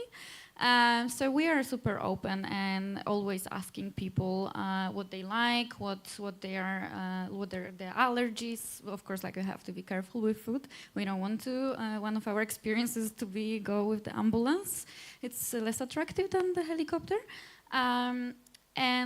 Yeah, I think especially when we are in Italy or places that we already know, we know the places, the shops where we can source anything that needs to be prepared for the meal. Very nice. Thank you. Ladies and gentlemen, give it up for Jules and Fabio. Very nice. Thanks. Please don't break pasta. Don't break pasta, guys. Very nice. Thank you, guys. I'll take that from you. Very nice. And this is going out to any conference or festival organizers out there. I don't encourage you to book Jules and Fabio to speak on stage before lunch. Like, I think right now at this point we're all a little bit hungry. So that was a bit of a mistake there on the programmer side, but we'll talk about that afterward, Gonzalo. What are you playing in Minecraft over there? What are you doing? Yeah, you're working? Yeah, okay, good. Very nice. Now, I see a chair coming up behind me right now. I want to let those in the audience know if you guys are following along with the program, we have actually had to switch. One of our speakers is on his way, but there is a train delay. So we're actually going to bump things up, and we are going to call upon our next powerful duo. So we got another duo coming up here. In fact, one of the speakers you met yesterday, and she got us standing up in the audience, and it turns out she's taking that to the next level and deciding to sit down for her session. So we'll see what that's all about. Folks, this afternoon, we got, like I said, another powerful duo. I can see them back there right now. Together, they are mindful nomads, bridging the gap between entrepreneurship and mindfulness. I am thrilled to welcome to the stage, once again, Head of Marketing and Advocacy at Nomad Skillshare and Nomads Giving Back, and the CEO and founder of Monoma. Ladies and gentlemen, put your hands together for Sarah Rapp and Maris Cove.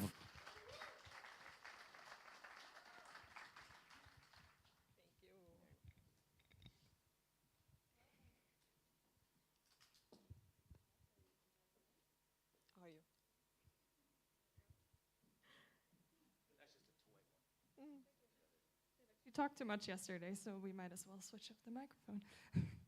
Hello, everyone. This is really exciting for me, and I hope as exciting for you, because let me give you a quick intro on why I'm sitting here. So this is Maris. She's going to introduce herself. She can do it much better than I could ever do. But I would have never thought that I'm going to sit on a panel talking about mindfulness and how this transformed my life, because I mentioned it yesterday if everyone was here. 1.5 years ago at the Thriving Nomad conference, I met Maris, and she gave a talk about the exact same topic, about her Monoma retreats, and I was in the audience, and I'm like, oh my God, I have no idea what these people are doing. It seems like they're just sitting, meditating, and doing nothing, and I have no idea what this is, but hey, cool. So here we are, 1.5 years later. I joined the retreat. We're now somewhat also business partners soon, and we're doing stuff together. So I have the honor to ask Maris some questions, and especially questions I had before I joined the Mindfulness Club. So Maris, but please introduce yourself first. Thanks, Sarah. And I think Sarah also right now will support me as translating some of those things that I'm sharing to reach people who maybe have not yet experienced mindfulness and just are curious and trying to navigate this landscape as well. So I'm Maris, CEO, founder of Monoma. We previously were called Borderless Retreat. And I host the experiences, I build the community, so I'm happy to just share some of the lessons we've learned. Also, feel free to really reach out to me later about the best practices also. I think this is something, as in this field, we can really come together and support each other to co-create an amazing movement. So yes, feel free to connect with me later. All right, so first question for the audience. You don't have to get up, don't worry. Nobody needs to talk right now. So who of you considers themselves as, however you want to call it, universe people, spiritual, some sort? Raise your hand. Okay. And who of you, no judgment because I was there, is like, I'm not into this universe thing, leave me alone with crystals and meditating and all that crap? Thank you, Gonzalo. I was hoping you're raising your hand. Okay. 3. Great. So let's see what happens after our talk. So my first question, Maris, is, can you explain us a bit more what mindful nomads are and what you're doing at the retreats? Yeah, mindful nomads is basically, it's also not only nomads, it's also conscious entrepreneurs. But it's a group of people who, first of all, they embarked on this journey to freedom through traveling a lot of times. So we have this common shared lifestyle. But not only that, there is what we call aligned freedom, this journey towards aligned freedom, which is more around actually wanting to build a really intentional location-independent lifestyle and also tap into meaningful work. So that is what it is in its core. And for a lot of people, a lot of those practices, experiences, practices like meditation, breath work, mushroom ceremonies, all these experiences that really alter our inner state and give us different reference points to how joyful, peaceful, meaningful life can be. All those people we bring together on experiences, and that's, I think, what Mindful Nomads stands for.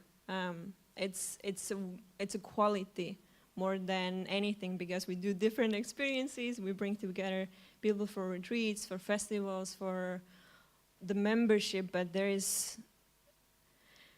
Yesterday, we were chatting a bit with Sarah, and she said what stand out for her in this before and after, because when you go through an experience of really getting closer to yourself, who you really are, beyond all this noise of societal expectations, upbringing, all this that we are constantly running in, you also start to notice how much you were just stuck in your head, and you see how that also is all around us, how much we are stuck in our head and how much it limits our potential.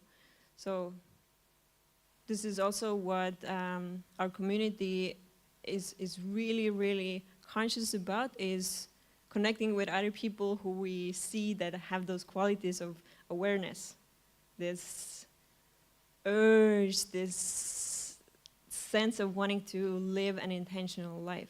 And I think this is something that, again, it's an experience, it's an exchange. And that's why also later on we'll talk more about curation, because that's the key element to it. Yeah, and then you asked about... I also forgot the question I asked you. No, let me rephrase. Well, I think everyone can see how, I feel like when Maris talks, you always... Oh, wait. First of all, I'll ask, maybe you want to translate part of this. Oh, great. So hello and welcome for the non-universe people. So what she just said. No, so the cool part was, just as a quick backstory, so after the Thriving Nomad conference, there was a workation, and I just signed up for the workation because I thought, oh, that sounds great, let's do it, not reading the program, right? And then here we are, there was Marius saying, and now we're doing mindful mornings, and my brain literally exploded. I'm like, oh my God, what are we doing?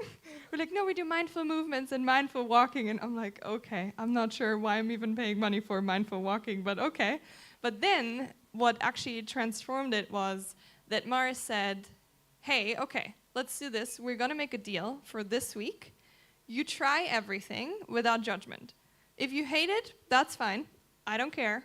But go into the things without judgment. Okay, day one, I was like, okay, not so bad. And then honestly, on day two, we did breath work for like 20 minutes, I think. So lying on the floor, everyone breathing, and I cried for like 2 hours straight afterwards. I had like physical pain on all my body, and I'm like, okay, I have no idea what these guys are doing, but I can feel that something is shifting. So, and this is why I was joking yesterday to Maris, I'm like, I feel like we need a universe light version of Minoma, because obviously if you see, we're talking about the festival later, where it's like, it's a curated festival with like no alcohol, and you emerge into ecstatic dance and just feel your inside. Some people are like, oh my God, I'm not sure if this is something for me, but especially for me coming from a like very fast-paced, like corporate, whatever world, NGOs, so many countries, I'm like, okay, this just slows me down, but it actually really and truly helped me to be much more productive, much more aligned with who I am, and also be much more authentic. So that's kind of the translation. And so what we're hopefully doing in the future is different offers for different type of universe people, because there is very much advanced universe, which I'm also not in, but some other people might be. I'm also curious to ask if you've had the experience of maybe going about, for example, meditation or personal development as an intellectual journey, and then had experiences that maybe you didn't even sign up for, had almost like a surprise experience, and that really shifted something within you. I'm just asking, for... Okay, because this is also something that I want to highlight. A lot of what we share about those qualities is something I can't really explain. Our marketing is really, really difficult, maybe even bad, because there needs to be experiences that people actually feel something shifting within. And then we can speak the same language. That said, I think today, 5:30, also we'll do a session with Uli, so share this on WhatsApp so you could experience a little bit of what we share. Yeah. Yeah, so when you were talking about the retreats, you were talking about the curation. And obviously to the outside, it looks like, oh, it's another retreat and it's from Minoma, right? But there's obviously a lot of thought behind it and a lot of like how to build it up, and especially with like very deep trust. We all cried on the first 2 hours of the retreat. Let's just say that. So can you tell us a bit more on how you guys curate it? I mean, obviously you and your team, and like what journey you take the people on. Yeah, with curation, there's a lot of question around should either retreats, co-living experience, especially if they're pop-up, should they have a niche? And I think this is maybe an individual question, because what I really feel like this taps into community culture. Whoop.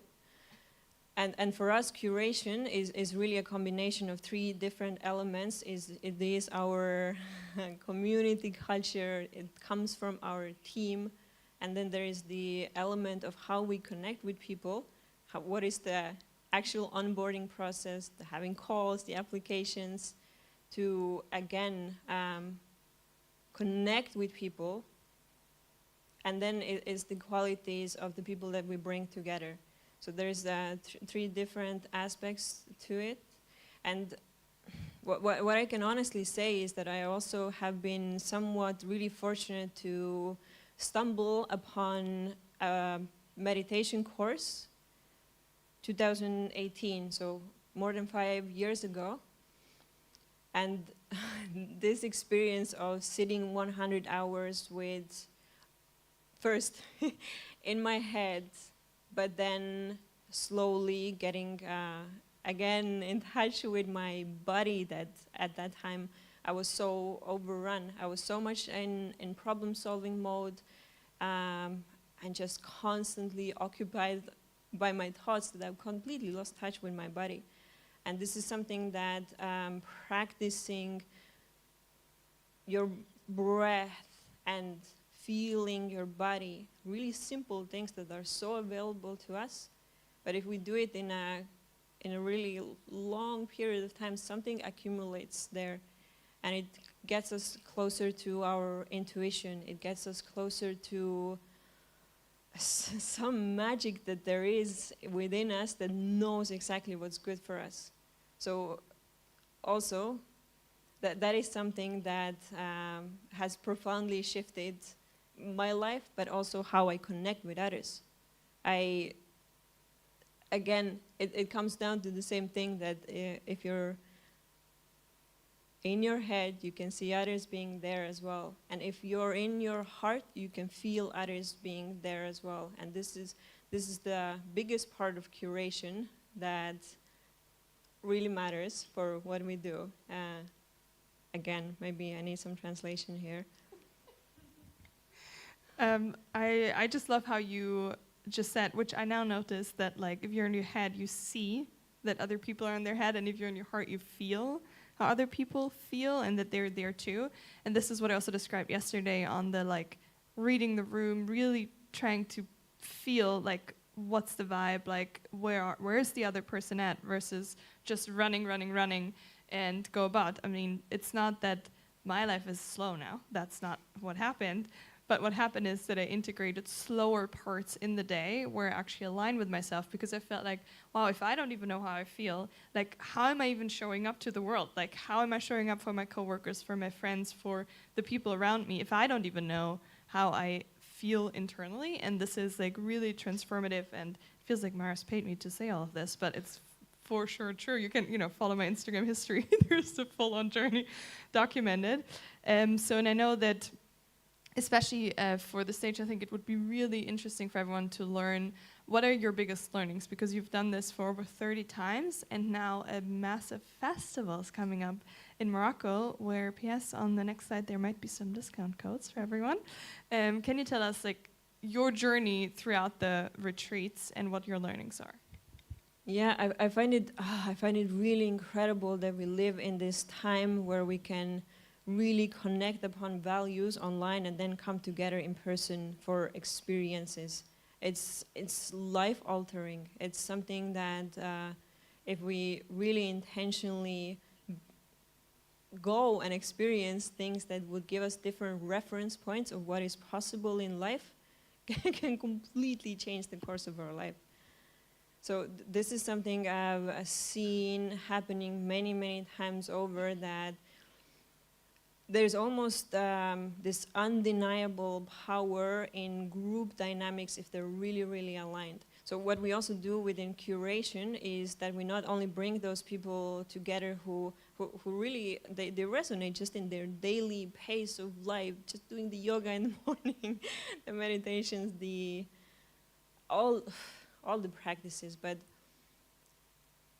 what actually happens on experiences is that it's not an individual energy exchange. It's something that this group, especially if it's in a container, because what we curate, again, besides the people we bring together, is the experience. We curate it from the moment they, of course before already actually, but from the moment they enter the space, we set the tone, we as a team get really vulnerable, and we set intentions. And I want to highlight this because if there is a strong container that is very much of a contrast to our normal daily environment, you can set very powerful intentions. Whatever this is, if it's letting go, if it's setting healthy habits, whatever, you need to let go, because it's not really about gaining something new. We already have this all within us. It's just unlocking something. But within those intentions, what happens is that it's not 1 + 1 = 2. It's 1 + 1 = 11. There's massive power in people coming together in a shared space, shared energy, that shifts something within. And what I've seen this actually change in people is some things just fall into place. Let's call it alignment, maybe day 1, day 2, 3 months after, because it's not only them figuring things out, it's also them allowing themselves be influenced by something greater. You know, there's this, again, this shared energy, there's shared intention. And I think this is honestly the biggest learning I've had, that we're not on this path of even spirituality or personal development. We're not on this path alone. There's so much we can get from other people just by being really open and in a trusted, safe space. Of course, I could talk a lot about also anything from onboarding to community management. So again, I'll just invite you to maybe connect with me later if there's any specifics you need, because I think for us, what we're sharing here is really more a perspective and an experience from your side as well. Yeah. Yeah, totally. And just one thing I would love to mention is I loved the presentation earlier where it also was all about journaling. And it was really interesting, I'm not sure if you're in the room, how she answered like the best tips for journaling, and my brain went, I'm not journaling every day, like this just didn't make sense in my head. But the beautiful piece about this is no one is actually giving you, okay, so here are the 3 steps to being mindful, and then you're aligned. It's much more you make it your own. And I also felt that at the retreats, and it's not about, oh, here's the Minoma framework, this is what we're doing, here's a checklist for after, do this, do that.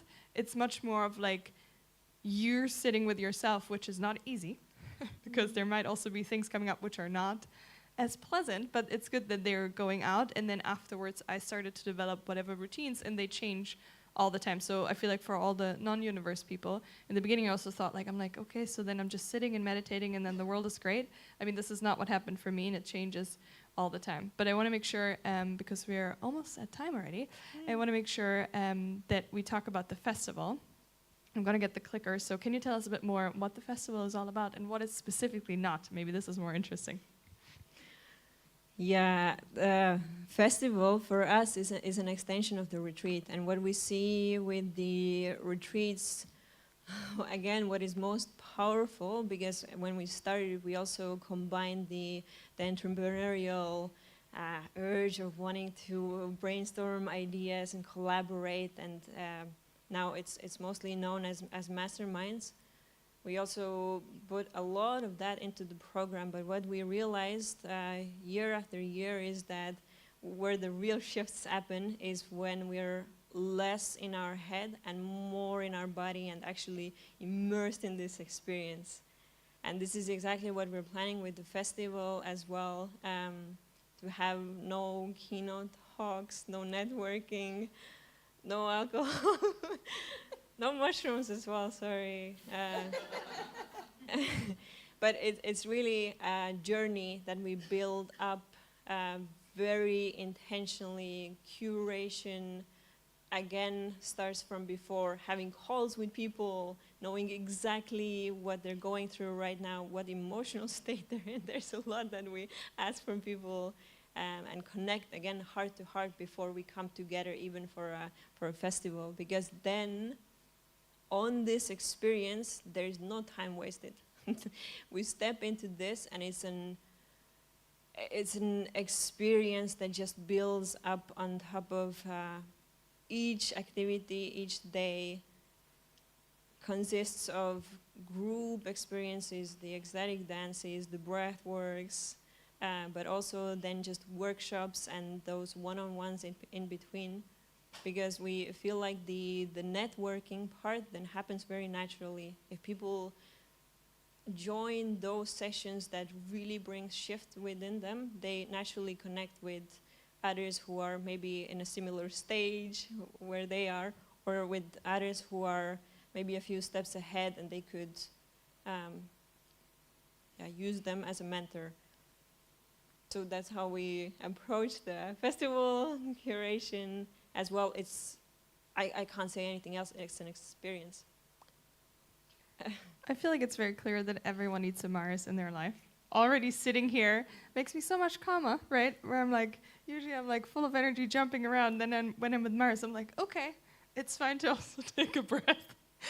So Mars, I love what you shared, and also for the festival, because I've watched the journey for the festival from day one, and what I so admire about you is that, so when you talk to Mars, she always has like such a vision in her head, and when she talks about it, you can literally see what she's talking about, which is so great, which not a lot of people have. So thank you for leading this movement in your very own way, with your very, calm heart, and you just bring all the great people together. So I'm very grateful that I've met you, and people grab her, she's a good one, and treat her well. So thank you, Mars, for sharing all of this, and I hope to see a lot of you in Morocco at retreats, and there might even be another festival next year, but we'll talk about it after November. So thank you, Mars, for sharing all of this.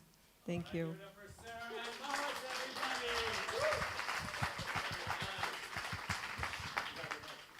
Quick question for you. How many people are you expecting at the festival in Morocco? 100. 100 people. All right. Very good. Nice. Now, they've removed that QR code, but hopefully we'll get our hands on that again in a sec.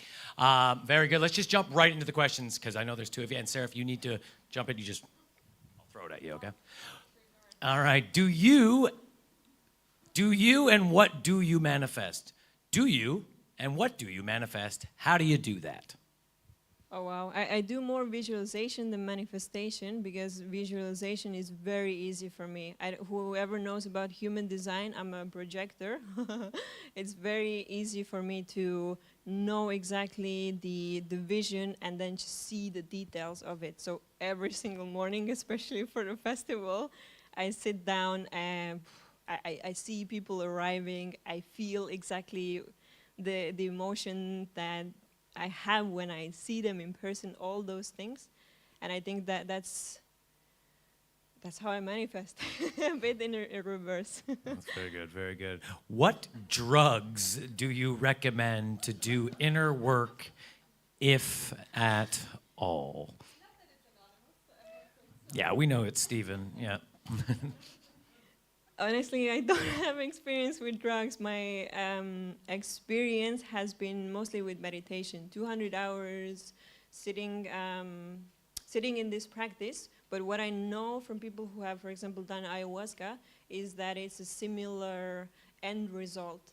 That it almost is an out-of-body experience that can just give you a different perspective of what is the duality of our human experience, the awareness side of us who knows that we're thinking, and then the part that's only stuck in thinking. And it can be a massive leap into a different experience. And meditation, what I feel was a slower journey towards the same goal, while just meanwhile also trusting or starting to trust your body, not throwing up and all this fun stuff.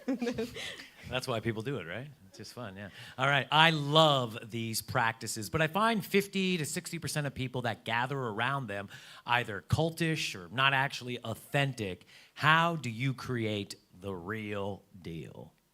Wow, honestly, I think again that goes back to calls. Having calls with people, even for the festival, we have a call with every single person.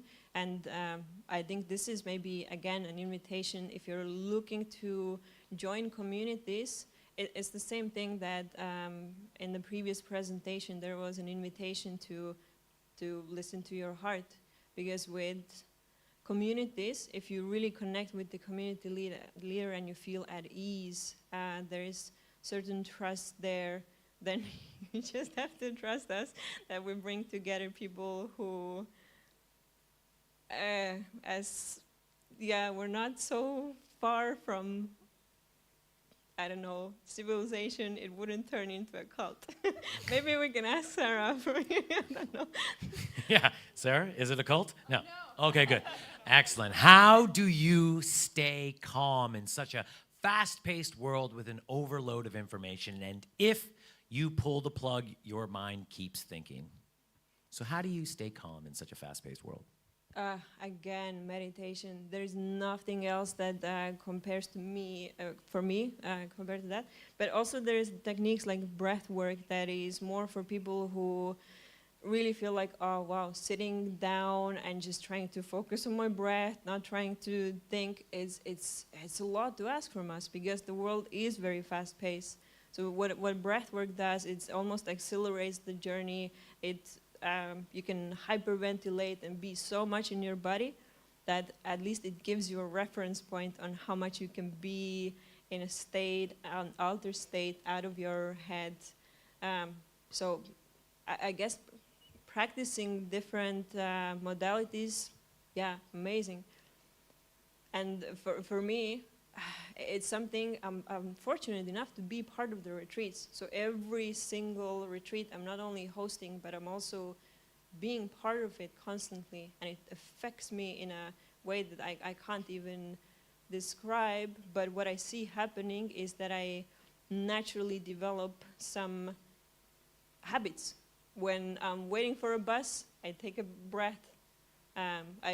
Before bed, I deeply breathe, and this is something that comes now so naturally without having to have the checklist for it. And I think it's those small moments.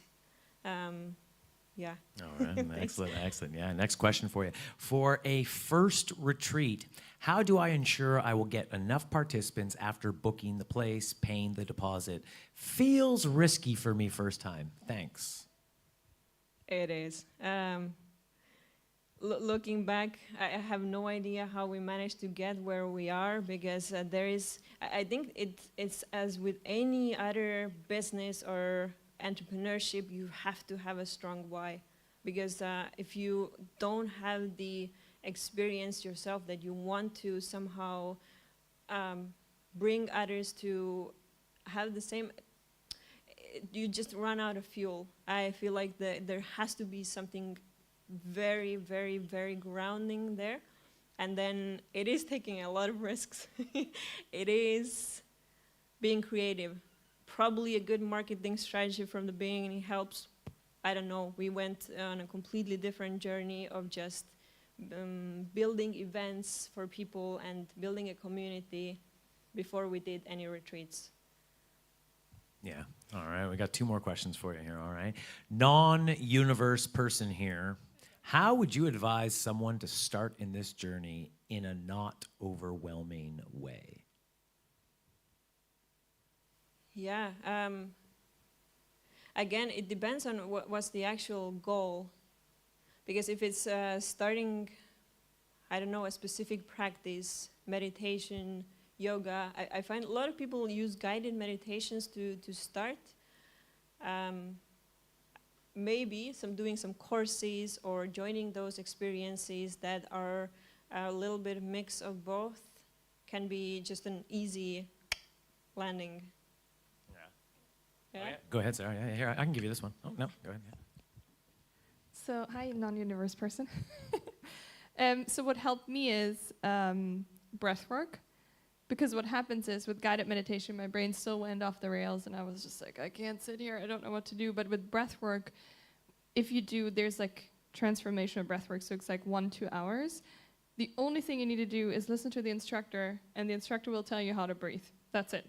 And the breathing is so intense that your brain shuts off automatically. So my brain never shuts off, but with breath work, there's no way. And that, after this experience, I felt in my body that something changed.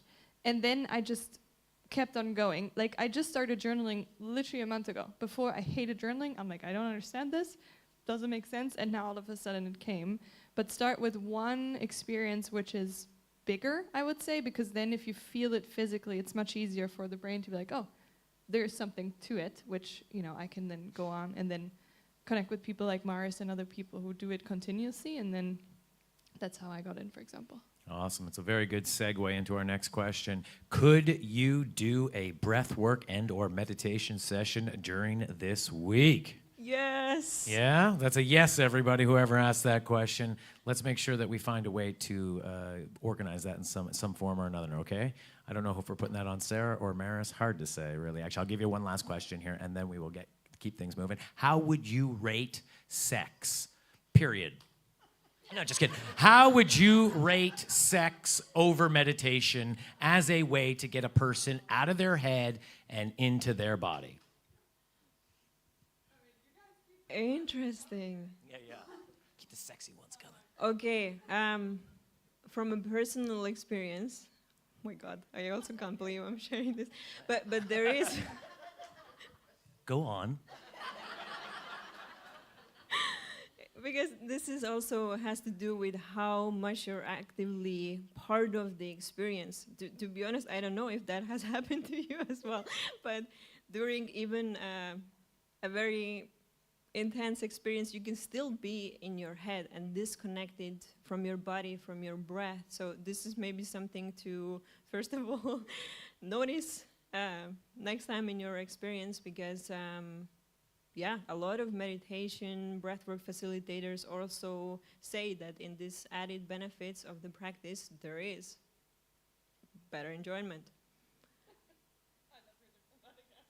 Very good answer. Very nice. Thank you so much. Ladies and gentlemen, put your hands together for Sarah and Maris. Thank you very much. All right, wonderful. All right, I'll take that microphone from you. Thank you so much, Maris. Appreciate it. Thank you. Very nice. I assume the crew's going to come up here, unless you just want us to sit down here. I could sit here. That's fine. Guys, I actually, again, nobody asked my opinion, but I'm going to give it to you anyways. Here's how this works. They're talking about meditation. Again, I'm not some kind of guru or anything like that, but I took up my meditation practice about 5-6 years ago, and I stumbled upon just last weekend a journal that I had. Now, I don't often journal. What I would do is I would meditate for 30 minutes every day, and I did this for 2 years straight. And then I would write in this book for 5 minutes every time I would do those 30 minutes. And I would never read the contents that I wrote. I just would close the book and then park it. And then the next day, I'd get up, I'd do my meditation for 30 minutes, fill it out for 5 minutes, whatever. So last weekend, or 2 weekends ago, I found the book, and I gave it a read. And for what it's worth, every single thing I wrote in that book came to fruition. Like, every single thing I asked for in that book, within a year I had. So for what it's worth, I'm not telling you I know what the magic is or whatever it might be, but source found its way through me, through the pen, and then hit that page. And then for whatever I asked for, I then received. Again, I'm not a guru, I'm just letting you know what my experience was. So if you aren't somebody taking up meditation, if you're not somebody who is journaling, take it from this basic muggle, I'm telling you, it works like a charm. So just keep that in mind, guys. All right, so, I don't know, chairs are gone, table's far away from me. I'm gonna slide this thing over here real quick. And I do want to remind everybody, I said it to you just a second ago, we have had a little bit of a schedule change, but every speaker will still be speaking, just at different times. Why am I doing this? I wonder, it seems like I am destined to smash this, yes? Is that what's gonna happen? That's entertaining, I guess, right? That's fine. Perfect, all right, let's go up with our next speaker, everybody. Our next speaker expects remote work to be key to unlocking important trends in depopulation. He is an author of 3 published books, the team architect at a digital agency, and municipal and intermunicipal deputy at, here we go, Municipio de Figueiro dos Vinhos. Not bad. Ladies and gentlemen, put your hands together for Sergio Godinho. There you are, sir. Thank you. Thank you very much, everyone. So, as you probably expect by now, I am going to speak to you about working from rural areas. So basically, from going out of the office into the woods, into places that look a little bit like this. My presentation was perfectly made by Derek, so I'm not even going to do that. Just for you to know, I was born and raised in this small town in the middle of Portugal, in the interior of Portugal, called Figueira dos Vinhos. This is a town of 5,000 people, more or less. And I grew up there, and I moved when I was 19. Why did I move? And why do people in general move out of places like this? First stop, study. I wanted to become something that my hometown would not provide me to become. So I wanted to study something that was not possible to do there, so I really had to go to an urban area to study university what I wanted to study. I wanted to be a football manager. That didn't go very well. But right now, I found my path, and I had to do this out of my hometown. Then people move out of work. There are some jobs that simply do not exist in my hometown, so people have to go to urban areas to find them. I know that this is a bubble of people that are working very remotely, but there are still a lot of people that are based in places in which companies are having these hybrid models, so they are fixed in a place. And a lot of people have to move out of rural areas to find work. Then cultural reasons. They want to be in culturally diverse, exciting places, and sometimes rural areas do not have the cultural offer that they are looking for. And finally, socially. It's easier to find peers that you have shared and common interests if you are in an urban area, because the population is much more diverse. And having said this, as people move out of the rural areas, the woods or these rural areas become depopulated. So the population has been decreasing a lot, especially since the 60s. There's been a big move of population, big change in demographics. There's a big aging population, because most people that want to study, that want to find work, move out to urban areas, and then even though that they have the chance, most don't never come back. And then, because of demand, because there's less demand, some services are reduced or totally shut down. My hometown, it's much closer to Lisbon than Porto, but of course, it's much easier to go from Porto to Lisbon in public transportation. Another example is schools. There used to be a primary school in every single little town. Right now, that's not really the case. So the municipal of Figueira dos Vinhos must have like a bus that is collecting kids and then bringing them to the center of the village. Okay, so I left, I went to study, I went to work, and not long ago, like 3 years ago, this was my usual work day. So I got in a packed subway. This is like a real accurate image of the subway in Lisbon, or the alternative, which is getting into very high traffic to go to inspiring places that look a little bit like this, most of you recognize. To do what? Can you guess? Video calls, yes, exciting, I know. So I thought, okay, this really doesn't make sense. I want to do video calls wherever I want. And so I found a remote job in a digital agency that allows me to do that. And now my workplace looks a little bit like this in some cases. And you might be thinking, okay, you have talked a lot about the population and all the situation that is going there in the interior of the country and in these rural areas. So there must be challenges about working there. And yes, there are. First off, career security. If you're an established nomad, like most of you probably are, this is not an issue. But for some people, moving out of big cities to rural areas apports this risk of, okay, am I going to be working remotely in 5 years? Can I continue to live here, or will I have to move back to a big city? So this is in a big point in their mind still. Then, fewer services. You can expect that. Imagine that there is a very heavy rainy day, and you're already in your pajamas, and you just crave pizza all of a sudden. If you're expecting something like this, well, think again. Probably not happening, for sure. And then event diversity. If you like niche events, it's very likely that you will not find them there. For example, I'm 30 years old. I don't remember ever being a ballet event in my hometown. It simply doesn't exist. So you most likely will have to find these diverse events outside of the rural area where you're going to be. But of course, there are a lot of advantages of being there and then working there. First off, nature. Just in the last 2 weeks, in front of my eyes, like this distance between me and the first row, I saw foxes, deers, horses, goats, squirrels, porcupines, all kind of animals that you can expect.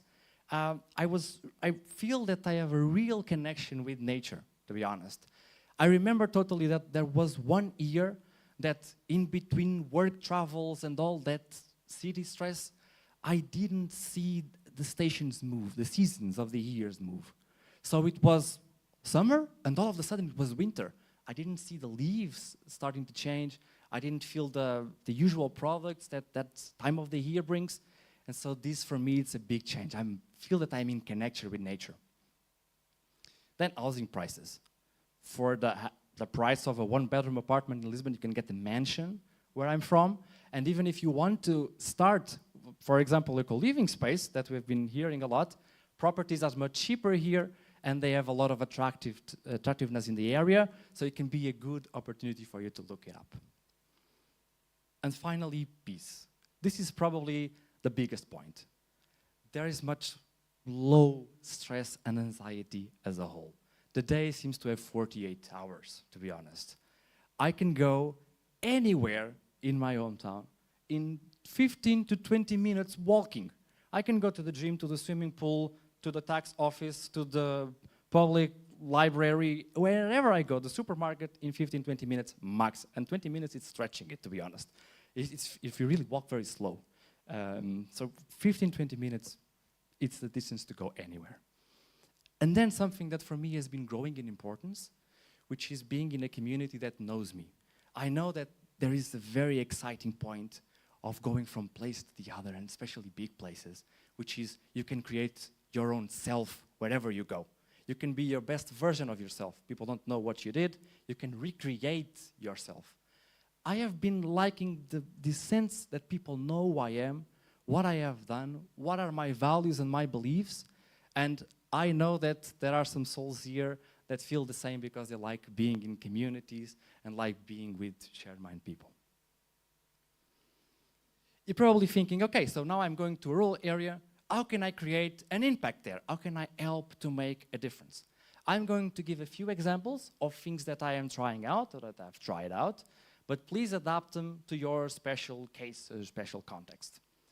First off, I would say a cultural impact. Do you like music? Create music about that rural area. Do you like choreographies? Why not planning a flash mob? So, do you like painting? Create paintings about that. Paint that city, that rural area. So creating a cultural impact makes a big difference for these towns. My example is a book. So from a town that barely no one, not even in Portugal, knows how to identify on the map, all of a sudden, it's the center action of a dystopian novel. And this really made a difference for the people living there because they recognize the places. They see themselves in that story. Really, really, really, really nice. Now, it's me trying to dance in the Santos. Does anyone here know what the Santos celebration is in June? All right, so I'm going to explain very briefly. So basically, Portugal has 3 saints that we celebrate in June. It's like this very big national party, and a lot of towns do these different celebrations. And the big ones are Porto and Lisbon. The idea here is, if you want to feel the traditional way, the real culture, probably going to Lisbon or Porto is not the best option, because it's totally out of character. Here, you will really feel what it's all about.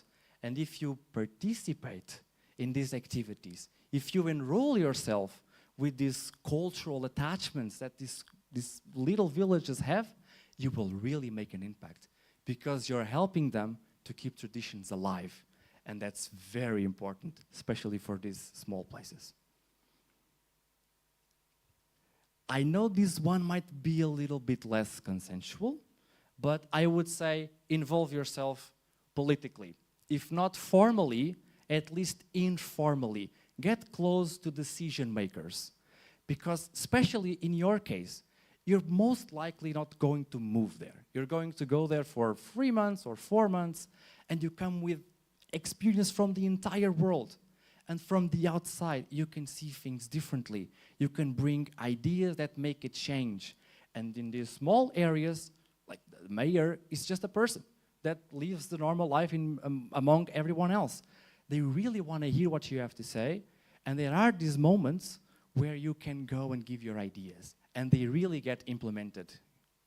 You can listen. We really want to know what you would think that would make the city better.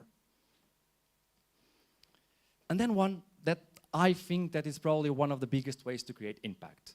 If there is something that I have been learning over time, is that if you want to create something of value, you should never do it alone. You should get people that share the same ideals, that share the same values, to do it with you. And so here we are signing a partnership with an organization called the Rural Move. I would really encourage you to look them up. They're really cool. And they are encouraging people to move from big towns or urban areas to rural areas. They really have big programs, so it's Rural Move, and I think that you'll be enchanted with what they are doing. Lastly, do you remember that I told you that probably you will not find the event that you want? So my suggestion would be, why don't you create that event? That's what we did back in 2017. I was really into inspiring talks. I really like to listen to TED Talks on YouTube and all that. And the talks that we had in my hometown was about controlling wasp populations, how to plant potatoes. So it was really not the stuff that I wanted to hear. I wanted to hear something different. And so we decided, okay, let's gather some friends that have the shared values, that want to make this happen, and let's make this happen. And we did. Actually, this event caused a really big impact in the community because it's still spoken today. And this picture, I don't know how, but it's in the Wikipedia page of the town. So you can see it really created an impact in the local community. And now I can tell you, for the first time, and if you look it up online, you will not find anything, because this is still not announced, we are actually making another one. So in 2024, the 25th of May, to be more precise, there is going to be a new TEDx in Figueiró dos Vinhos, and you are hearing this in first hand. We are going to debate the future of the interior of Portugal, and how can we make it great. I'm not saying great again because it has different connotations, and I don't want to go there.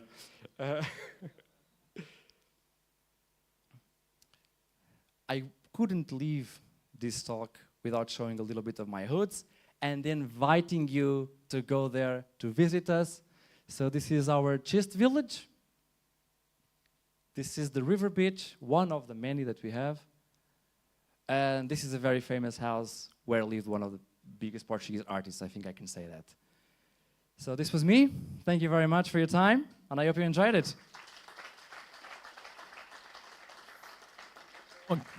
Keep it going for Sergio, everybody. You know it takes me a few minutes to get down these stairs. Okay, very nice. Well done, Sergio. My only question for you is, do you know the mayor of your town?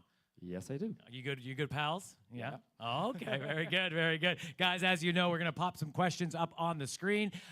So again, when is the event for the TEDx happening? 25th of May, 25th of May. 2024. Guys, I imagine you're all invited, and it'll be taking place where? The House of Culture. Oh, very good. Figueira dos Vinhos. Ah, very nice. That's great. That's good. Now, what are some things about your hometown that you didn't mention in the presentation that would give us a reason to come visit you? The landscapes. The landscapes are absolutely amazing. And if you're looking for starry nights, good sunsets, good sunrise, good nature, traditional stuff from Portugal without the influence of tourism, that's where you want to go. And I imagine, because again, it's inland, so fisheries, it's not your primary thing. So eating seafood, that's not really a thing. Fish galore would not be happening there. What types of foods are we eating in the inland? We eat pasta, so the pasta group can come. Yeah, is it pasta, really? Yeah, we really do a lot. I think that the main typical food, it's the river fishes that we have, especially trouts. And I would say that most of it is sweets, to be honest. A lot of sweets. And so you grew up on sweets, yeah? Yeah, don't worry. Yeah. It doesn't seem like it affected you at all. Don't worry, it's good. All right, here we go. How do you maintain an active social life if there aren't many people between the ages of 18 and 65? Well, wait a second. That seems like everybody. So you're just saying it's children and senior citizens? No. Is it 18 to 65? Are those numbers correct? How do you maintain an active social life if there aren't many people between the ages of 18 and 65? Well, to be honest, you don't. No, I'm joking. You can have a very active social life. For example, my case is simplified because I have grown there, so I know the people there. But you come from the outside, we have a big international community moving there right now. In this case, are people that are really moving there. This is even being studied by the community, by the council, because this has been a phenomenon that we have not been expected at all. Like most of the houses in isolated areas, in little villages that are being bought by foreign people, and they are making these exotic groups, let's say, with very different traditions, bringing their own stuff. And it is actually very exciting to be there at the moment because there are a lot of different stuff happening all the time.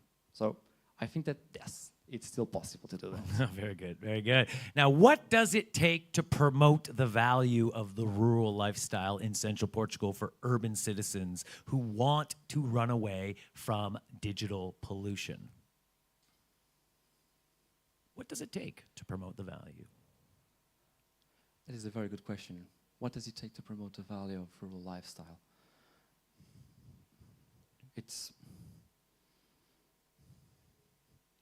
I think this is an answer for everyone. I think this is up for everyone to decide why they want to go there and why would it be worth it. Why do you want to go there? Do you want to go there because you think that you'll be better in between the woods? Do you want to find different kinds of people? Do you want to find different kinds of traditions?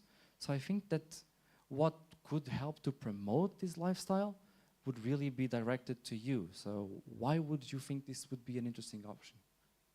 I would go for that. Very good, very good. All right.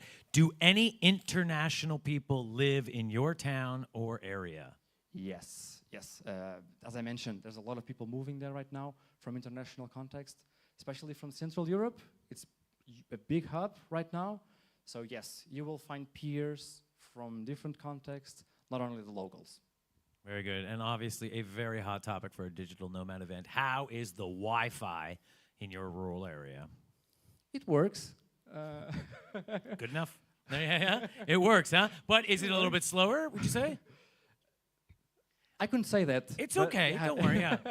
Don't worry, no one's listening. It's all right, keep going, yeah. It's difficult to find fiber. If you like optic fiber, I think that's the direct translation. Mm-hmm. But yeah, but it works. When I work from there, it's perfect. I don't have issues. Okay, very good. Next question for you. In relation to languages, should Portuguese rather improve their English or foreigners learn Portuguese, or both? Well, probably both. foreigners learn Portuguese, I know it's a challenge. Portuguese is not the easiest language to learn, especially the verbs. Locals get it wrong all the time. Really, like, we have this meme, I don't know if you know Jorge Jesus, a football coach.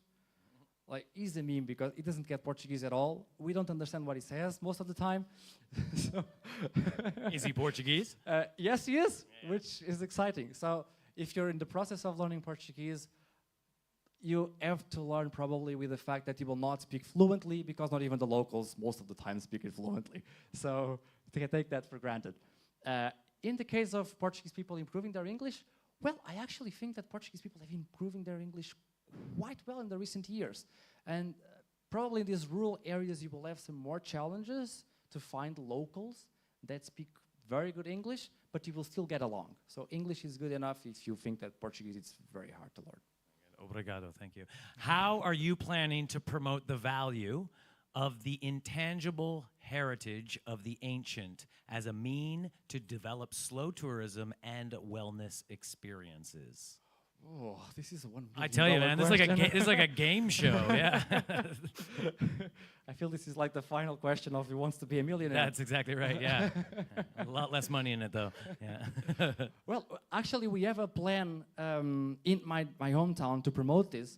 We are making interviews with the most elder people of our community to share the traditions, the little games. We have been collecting these old coins that the caller brought before. So we're collecting all this stuff so that you can really feel how it has been changed over time, so that you can feel this heritage really in the community. You can feel it. Very good, very good. Just a couple more questions here. I also live in rural Portugal, Viseu region. I don't know if you know that one. And all our tiny towns have great fiber internet. This is just more of a testimonial than anything. Next question. What do you miss most from the bigger cities? How often do you go? I go very often, so I don't miss them very much. There it is. Okay, excellent. Very nice. Next question. Is it really quiet in the winter, or are there still many things happening there? It's quieter, but you still have a lot of things happening. I would say it's a mixture of both. But if you go for a rural area, you don't really want to feel much of a buzz, to be honest. You want things to be happening, but you want to feel the quiet side of it as well. And you can expect that for sure in winter. I actually really like to be just in a cozy room, having like a cozy fire, rain outside, seeing the wind on the trees. That really calms me down. That's my stuff. So if you're looking for that, you'll definitely find that. Very good, very good. And Sergio, last question. Are you happier now? Yes. Very good. Thank you so much, guys. Give it up one time for Sergio. Very nice. Thank you. I'll take that from you. Appreciate it. Appreciate it. Awesome, guys. Very nice. I suspect I have a team coming up behind me right here. I know that in the last 2 years, I moved to rural Portugal. I live on Madeira Island, as I'm sure some of you guys know. Gonzalo's been talking about it. I live on Madeira Island on the side of a mountain, and I'm generally a city guy and whatnot. What I've discovered over the last few years is that winter is quiet no matter where you are, to be quite honest. It's an opportunity for me to actually develop some stuff and build some stuff, and then by the time I come out in the springtime, I can then watch that stuff harvest, and then the rest of my year is good. So even in rural world, just like in the city world, I find winters tend to be a little bit of a drag. That's just me. I don't know about you guys. Here we go. We got one more chair coming in there. Thank you very much, Raquel. Guys, can we give it up one time for Raquel? You deserve that. You deserve that. That's very good. All right, guys, let's get started. I can see right here we have a special guest sitting in front of me. I think I'm going to give you a quick shout out here in this intro, if that's okay. All right. This next speaker is a pioneer, and I should say what we're about to experience is a bit of a conversation, and you guys know one of the people that's going to be stepping up here on stage. Of course, it is the CEO of Nomad. It is the president of DNA Portugal. You guys might know him, but that's not who we're actually talking about. Our actual speaker that is coming up here is a genuine pioneer. For almost 3 decades, his serial entrepreneur has lived and breathed digital. He carved his own path in marketing, advertising, and tech, and his accolades are award-winning and trailblazing alongside his smoking hot wife, Jen. Hi, Jen. How are you down there? She helped me write this. They have traveled the world together and reshaped the landscape of what digital nomadism is. He is a co-founder, partner, and former CEO of Nomad X. Ladies and gentlemen, welcome back to the stage, Mr. Dave Williams. Here we go. Here you are, sir. Good to see you. No problem. And we, of course, Gonzalo, who was who I was teasing there, guys. There you go. I have a smoking hot baby. So guys, first some updates. We are trying to track this live, but Emmanuel is on the way, is on the train. But sometimes Portuguese trains don't arrive on time. So we don't know if Emmanuel will arrive on time for the panel. If yes, he will go on, but there is possible that he will just join for the panel about co-living at 3:30. So if you see me looking funny upstairs, it's not because I don't like Dave, I love him, but I may be tracking what's happening live. So this is our promise. I'll also keep my phone here. It's possible that he will just join us at 3:30 at the beach, but if he arrives on time, we may still have him. Keep that in mind. But meanwhile, Dave, welcome here. Thank you so much for welcoming actually in Algarve, because you now live here, which is great. Thank you so much for being here. And I would like to start through your journey, because yes, I kind of took over Nomad X in the last years, but I've been following the journey of Nomad X, and I got to know you quite well during our last conversations and have this incredible opportunity to be with you so many times. Can you share with all these people your entrepreneurial journey, how you got here, and mention how you got just very fast to the big success in the 2 exits? Okay. Yeah, well, it's great to be here, and thanks for everyone for coming to the Algarve, because I live in the Algarve, in the western part of the Algarve, in a place called Algesur Erifana, which is along the Vincentina National Park, and it's a small little surfing urbanization fisherman area. And it's a great place for nomads, especially if you love surfing. But the internet's not so good, so we're really excited about Starlink. It hasn't been so good for my podcast lately, so anyway. But yeah, I'm really excited to be here with Gonzalo, and excited to have Gonzalo taking over and running the Nomad X business. But yeah, my background, I'm 52 years old, so if that gives you any indication. But I really started my digital journey back in 1996 and 1997, which seems like yesterday for me. It was really during the height of the .com period. It was right when the internet was really starting to become commercialized. And so some of the big companies back in those days was really, Amazon.com. They went public, I think, in 1997 with about $10 million in revenue, just to give you an idea of how big the market was. And then even for digital advertising, I think maybe around $300 million was spent in digital advertising back in 1997. So I had graduated, I had started my career as an accountant, actually, as a CPA at Price Waterhouse for a few years. I think it's best to do things you don't like to do, to really figure out what you do like to do. So that was like my initial journey, but I wanted to get out of the accounting world. But I loved numbers. That was always my thing in school and everything. And then after that, I'd gone to graduate school in Atlanta, at a place called Emory University, for a 1-year MBA. And that's when I really fell in love with the internet. That was in 96, 97, and I just saw the massive growth curves of the internet, and spent most of my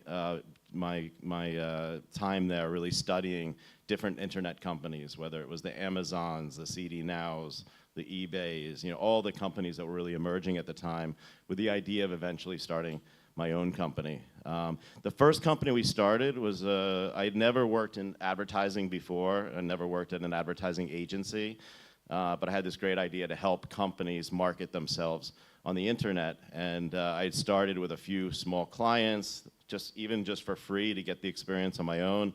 And I was working at IBM in their internet consulting practice after I graduated from school. And basically, we started a company with one of my business partner, who was also I'd gone to graduate school with, and we were roommates.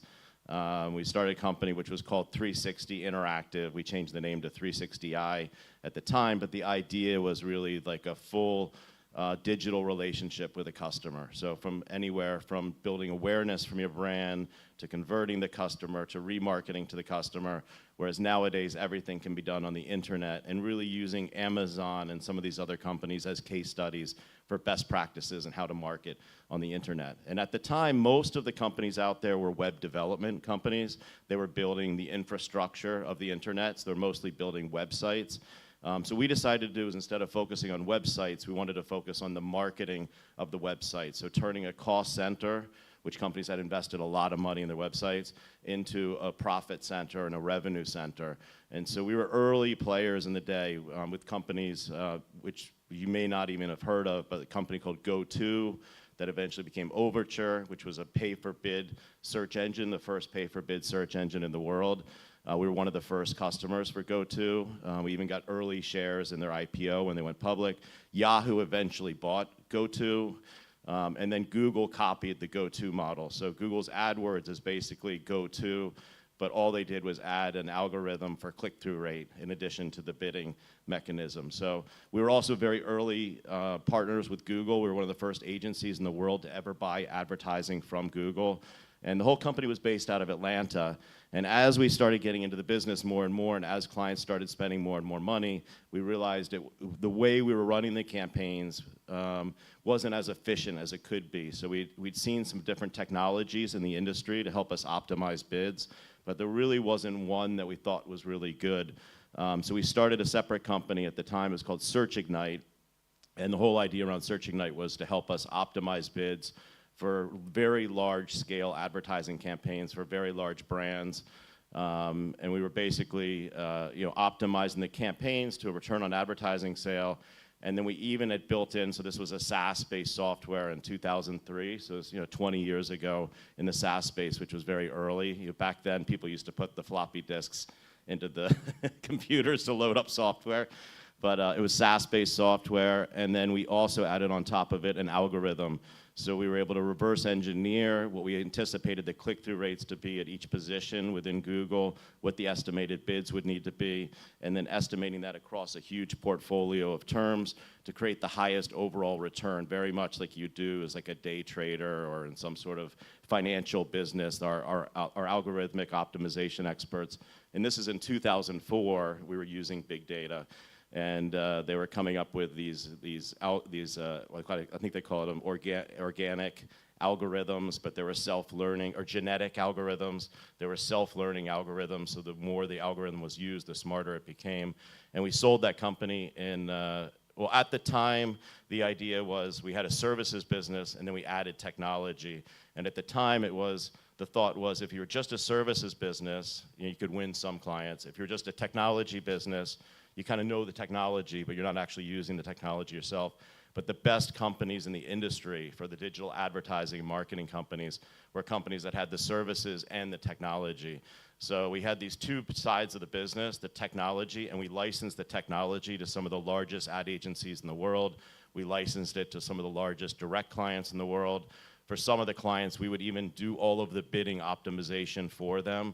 They would load up all their keywords, they put everything into the system, and then we'd have algorithmic optimization experts that would go in and actually optimize their campaign for a percent of ad spend. But anyway, so we sold the companies in 2005 to a New York-based firm.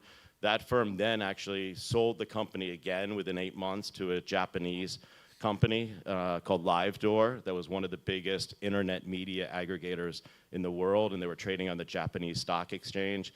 And then it turned out they actually had done some transactions that were more intercompany transactions that they treated incorrectly from a financial perspective. So this whole stock market, this company's stock price crashed. They ended up getting delisted off the exchange. That impacted us and our management team. We ended up buying the company back from them within about 2 years. And in that time, I left the company. My wife and I took a year off. And when we got back from our adventures of traveling, which I thought was really good for us, we started another company in the social media ad tech space. So taking what we had learned in the search space, applying it to social media, but instead of applying it in a way of like ROI, where everything's based on a return on investment, where everything's, within Google, you kind of know what you're looking for. It's a high conversion click. We wanted to focus on social media, and all the way up until that point, everyone always said, well, social media advertising doesn't work. So back in the day, MySpace didn't work, Yahoo, you know, the Yahoo chat, or any of the other, so the globe.com, if you guys are old enough to know the Globe, but that was one of the biggest internet social media sites in the .com area. They had major problems as well. And so we had this idea, well, we're going to focus on social media engagement advertising. And while companies were building Facebook pages, we were going to help them get fans, build engagement.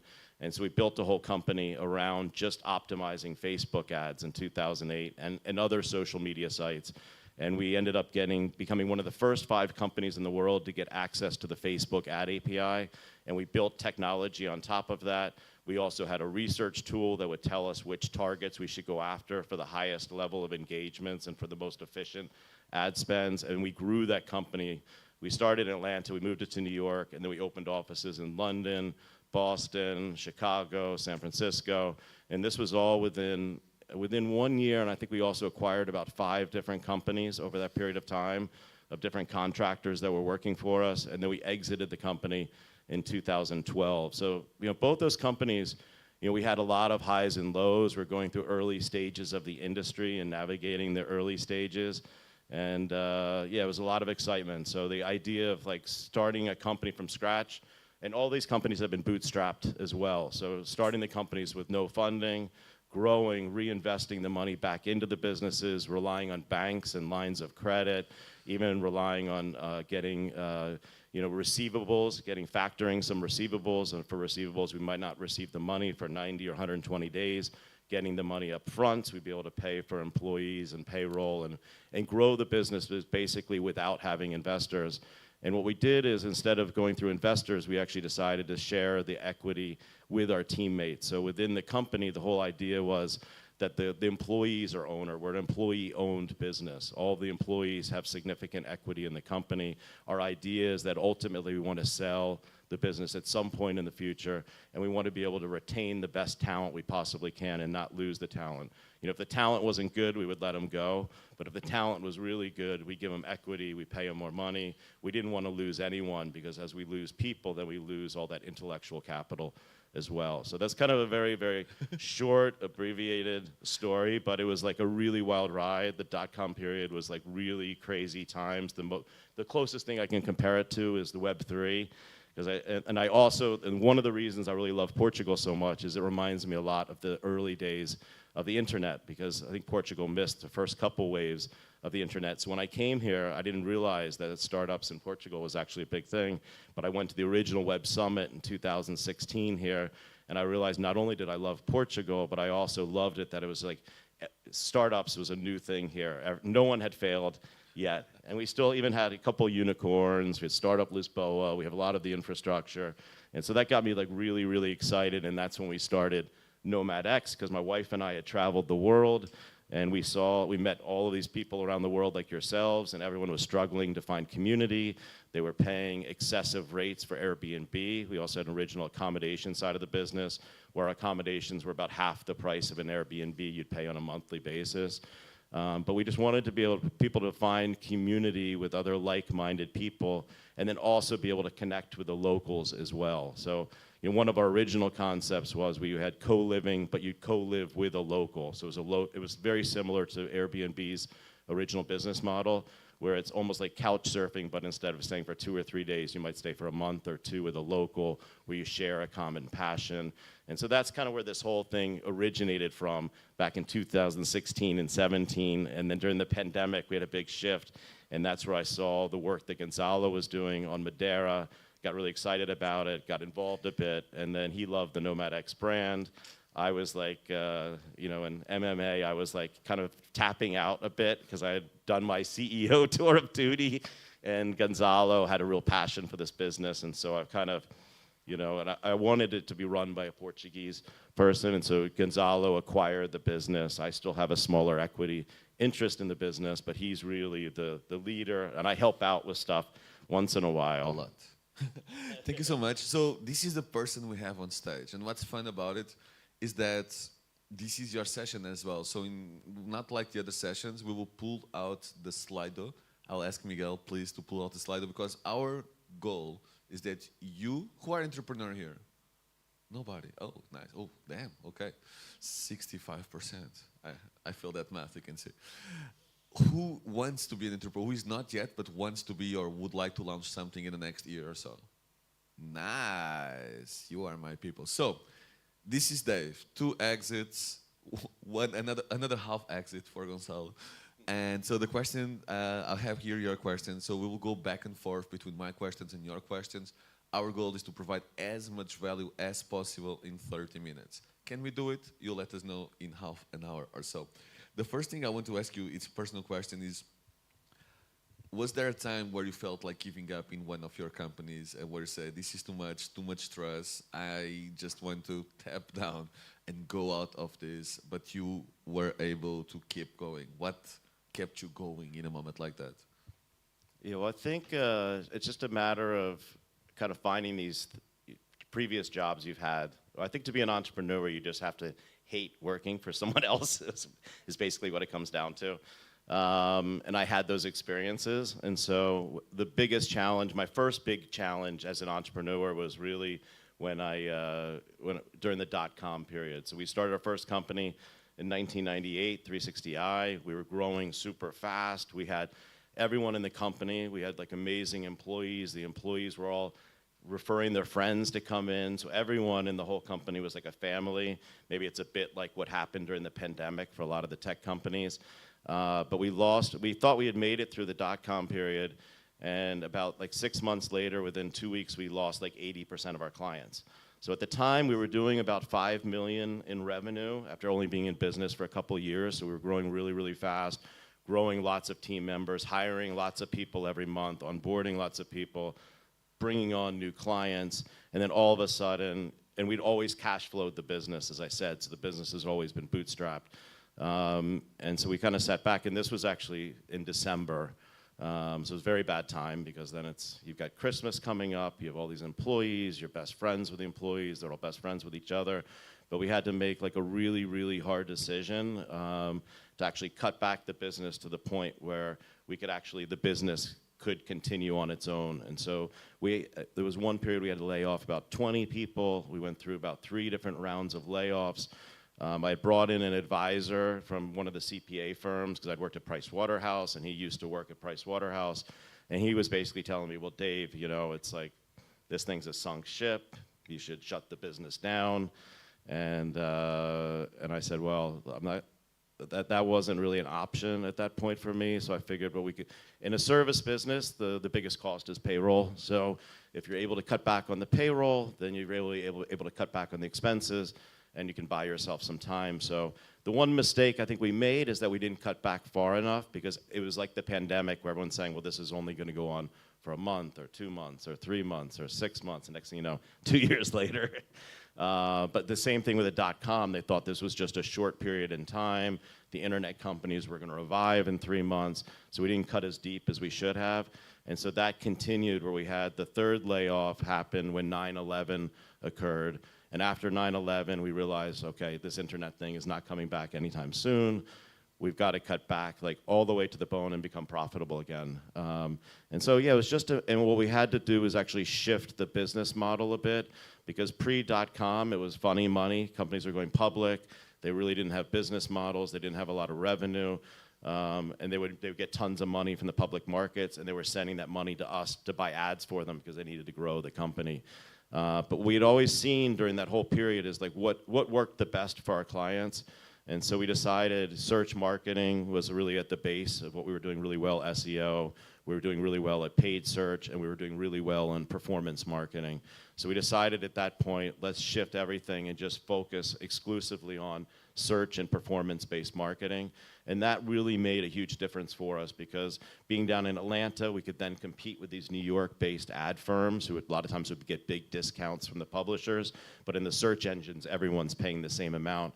The only thing really differentiating people is maybe the ad copy you're coming up with or how you're doing the bidding. And that became the rationale for building out the technology, is if we could be better on the technology, better on the data, be more focused in this one market, we could actually outperform the big agencies up in New York that had significant relationships with a lot of these big brands. Awesome. Guys, I'm loving your questions. I'm addicted. So a way to ask questions is to upvote. It doesn't mean you have to write, but by upvoting, the question will appear. We have 13 questions so far, so don't forget, upvoting is a way of asking questions as well. And so I'll start with the first one. We have several questions about collaboration and finding co-founders. And I know you went through both phases in both companies. How do you find people to collaborate with who you trust? And another question that was similar to this, how do you select and find the co-founders? Someone was feeling very lonely. I saw your question that there is a lot now. They feel lonely, they are tired of work alone. How do you find co-founders to build with you?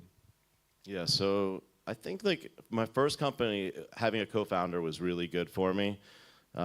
We complemented each other really well. Like he loved taking the checks to the bank account. I also like that. He liked depositing the money. I was more the visionary, the strategist, kind of coming up with the ideas, you know, and I would also, in terms of like collaboration with people, my first business partner was a guy that I met at graduate school. And I think because we were in the same accounting class, and he wasn't very good at accounting, and I was a CPA, so and they didn't let me opt out of the class. So I think that's how we initially became friends. And then we play a lot of tennis together. He was really big into tennis. I played a lot of tennis growing up. In Atlanta, tennis is huge. They have this huge tennis league with close to 100,000 players in the league. So he got me back into the tennis, and then we became roommates after we graduated. And then we would go to brunch together on Sundays. It was like, we were like a gay couple, basically.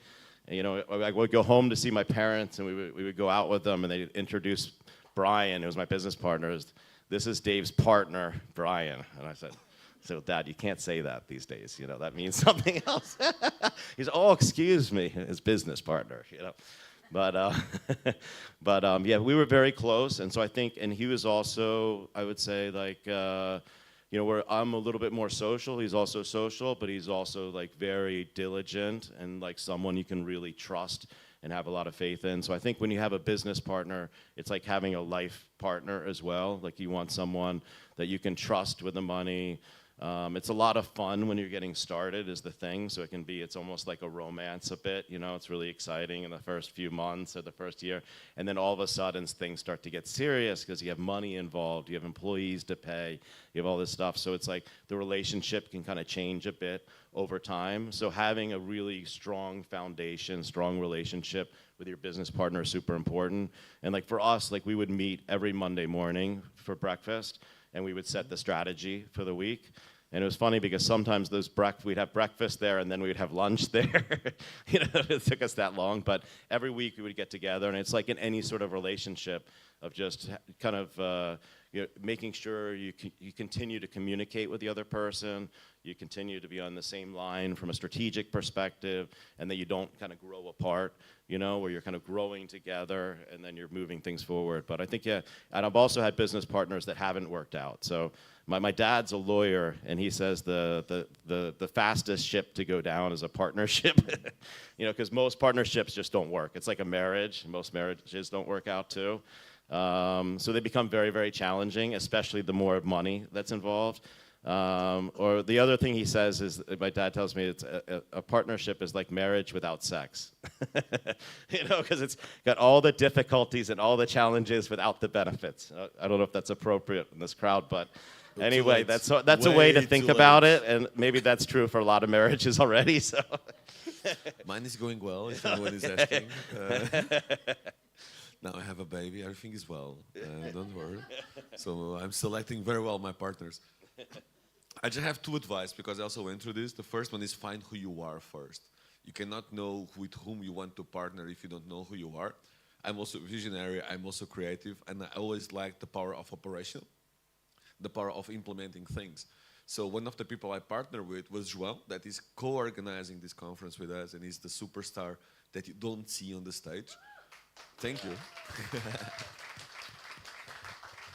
And João is the crazy one that when I have crazy ideas, when I have the vision, I call João and I said, Gonçalo, fuck, what now? I think we should organize a conference in Algarve. And João says, okay, let's do it. When? I have this. We have a week free. Okay, let's do it then. And he's the one who is able to connect with all this incredible team and everybody you see on the backstage, so I can be in the front stage saying how cool this is. And I only was able to do this because I did one test, and I was speaking to yesterday in the school about this, which is the 16 personality test, the Myers-Briggs test, that for me was key for who I am today. It was key for being on stage today because I found out who I am. And with that, I was able to find what I'm really bad at. Operations, details, I hate it. I suck at it. I don't want to do it. So I double down in what I'm really good at, my vision, the understanding the world, connecting with people, and I partner with people that are the opposite of me, who prefer to be on the backstage, actually make sure that my crazy ideas get done, actually make sure that you have coffee today, that you have a place to sit today, that you have a Nomad village, that you have all that. I can only dream, but without this partnership, I would never, ever be able to build anything. So my advice is go to 16personalities.com, 16personalities.com, do the test, but don't just do the test, read the hell out of it. I bought 2 books about my personality, and only since that moment I was able actually to start being successful. Until then, I was just completely frustrated trying to understand why I was so bad as an entrepreneur. Really, I was always failing because I had a sunglasses brand, my first business. I was amazing at selling them, but I really struggled to move 500 meters from my house to the mail to post them. So some people had to wait 3 weeks just because those 500 meters. And that's what I mean. I can have ideas, I'm a decent communicator, but I really struggle with details. So get to know yourself, find someone who is very good at what you suck at. And as an entrepreneur, you see opportunities everywhere. Yes. What are your primary criteria for evaluating opportunities and potential projects, Dave? Yeah, so I think a lot of it comes down to, like, what is your background? What is your experience? What is it that's something that you would do for free? Because a lot of times you have to do it for free for a while. You know, a lot of these businesses, you expect them to start making a lot of money very early, but I found usually it takes at least a year to get the businesses started off the ground with the branding. So I think you got to kind of start with yourself. Is it a business that you're passionate about, or is it a business you're starting just to make money? You know, if you're starting a business just to make money, there's nothing wrong with that. You know, but it may become a business that you may not thrive as much in, because people can see that. You know, you can see Gonzalo here on stage, and Gonzalo loves what he does. You know, if he makes money, obviously, but he could probably do other things where he makes a lot more money, but he does this because he loves it, you know, and he breathes that. And so I think as an entrepreneur, it's the same thing. If you're doing something that you love and you just exude it, like, you know, Kate here, for example, you know, like, she's building this great brand and she hasn't even launched her co-living yet, but everyone wants to go stay there. But I think it's like, if you show that passion and the excitement around it and you feel that inside, it's almost like a love affair or something. It's like that attraction that you feel towards the idea, where you have to do it no matter what, even if it is a little bit crazy. But then I think it also comes down to the timing as well, because it's like, okay, maybe I became an accountant. I could have started an accounting company. Would that have been as successful? Probably not, because there's so many other accountants and I was a much younger guy and people with so much more experience. So for me, I really wanted to get into an industry that was new and evolving, and something where you didn't really have a lot of experts, where it's you know, anyone can be an expert. And it's kind of like that still in this nomad industry, although we have more experts these days. But like when I got started in it back in like 2016 and 17 when we launched the business, you know, no one really still knows what it's going to turn out to be. So you can come in and become an early expert, gain early traction. And then what I also like to do is try and build businesses around niches. So within the industry, try and identify where most of the companies are going. Maybe you have co-living operators in the nomad space. You have people that are putting on co-work trips. You have companies like Remote Year. You know, our concept was we didn't want people to feel like they were on, you know, like that you're going to camp or something. You were stuck with this group of people for a month or 6 months or a year or for a week or whatever it might be. We wanted to set it up, and very similar to the way Gonzalo's done a much better job at it than we were in Portugal. And I feel like, because I'm not Portuguese, so I didn't know what the hell I was doing in Portugal, but I was trying to make it happen in Portugal. But I think with Gonzalo really partnering with the local municipalities, really building these nomad concepts into villages, into cities, where people can get their own accommodation, they can opt in and opt out of events, making it extremely flexible, and then replicating that model kind of throughout the world is what we were focused on. But I think in terms of evaluating your concept, you got to really figure, well, one is don't pick the first concept that you come up with. I would give yourself some time to really ideate around ideas, talk to a lot of people want, the old school, you sign an NDA, like a non-disclosure agreement, and people didn't want to tell anyone what they're doing. And so that's out the window. No one signs NDAs anymore. But I think the best thing you can do is talk to people in the industry, ask them about your idea. Not everyone's going to be fully transparent with you. Have some advisors as well, some personal advisors you can run the ideas against. And then at the same time, try and keep your job that you have at the moment as long as you possibly can until you've kind of proven that this business model is taking off. You have an idea when it's going to start making money. Because I feel like a lot of people, the biggest mistake they make is they quit their jobs too early. They don't have enough runway for money. And although it could be a good idea, they run out of money and then they have to go back and get another job. So I think like that becomes like super important is the timing, like with my situation. And Gonzalo always tells me, he's like, Dave, you're just way too early, Nomad, which I was early, and I like to be very early, but being too early can also be a problem. So I think like right now, it's like really prime time in this industry for a lot of growth for obvious reasons. But I think you're really trying to make sure, they always say the two most important things is team.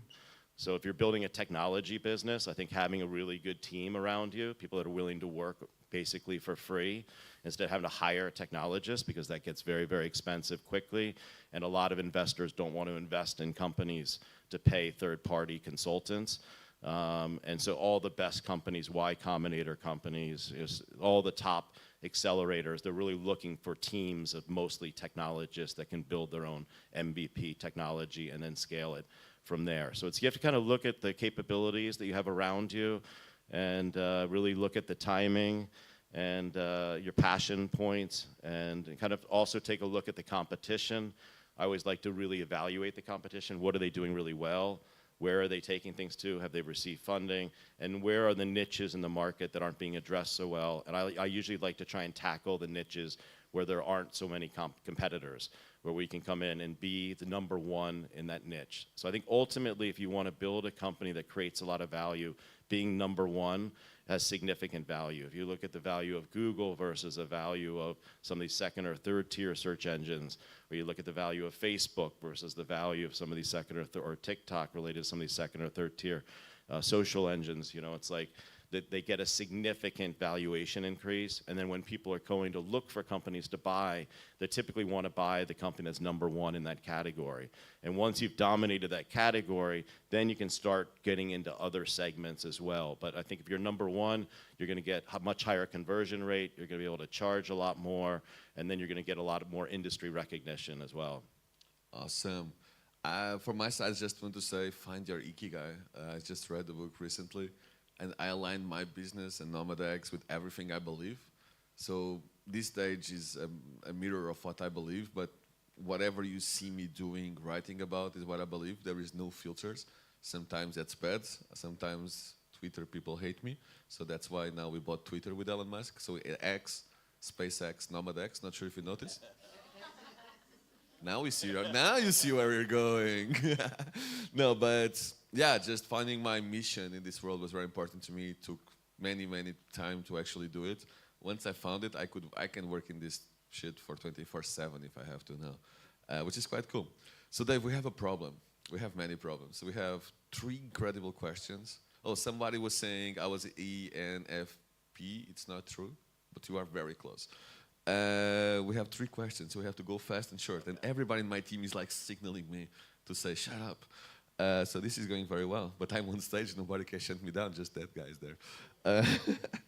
So the first question I'll ask is actually mine, which is, yesterday we organized an event that connected top entrepreneurs in Algarve with some people that are here in the audience as well, and myself included, where I had very high-level conversations.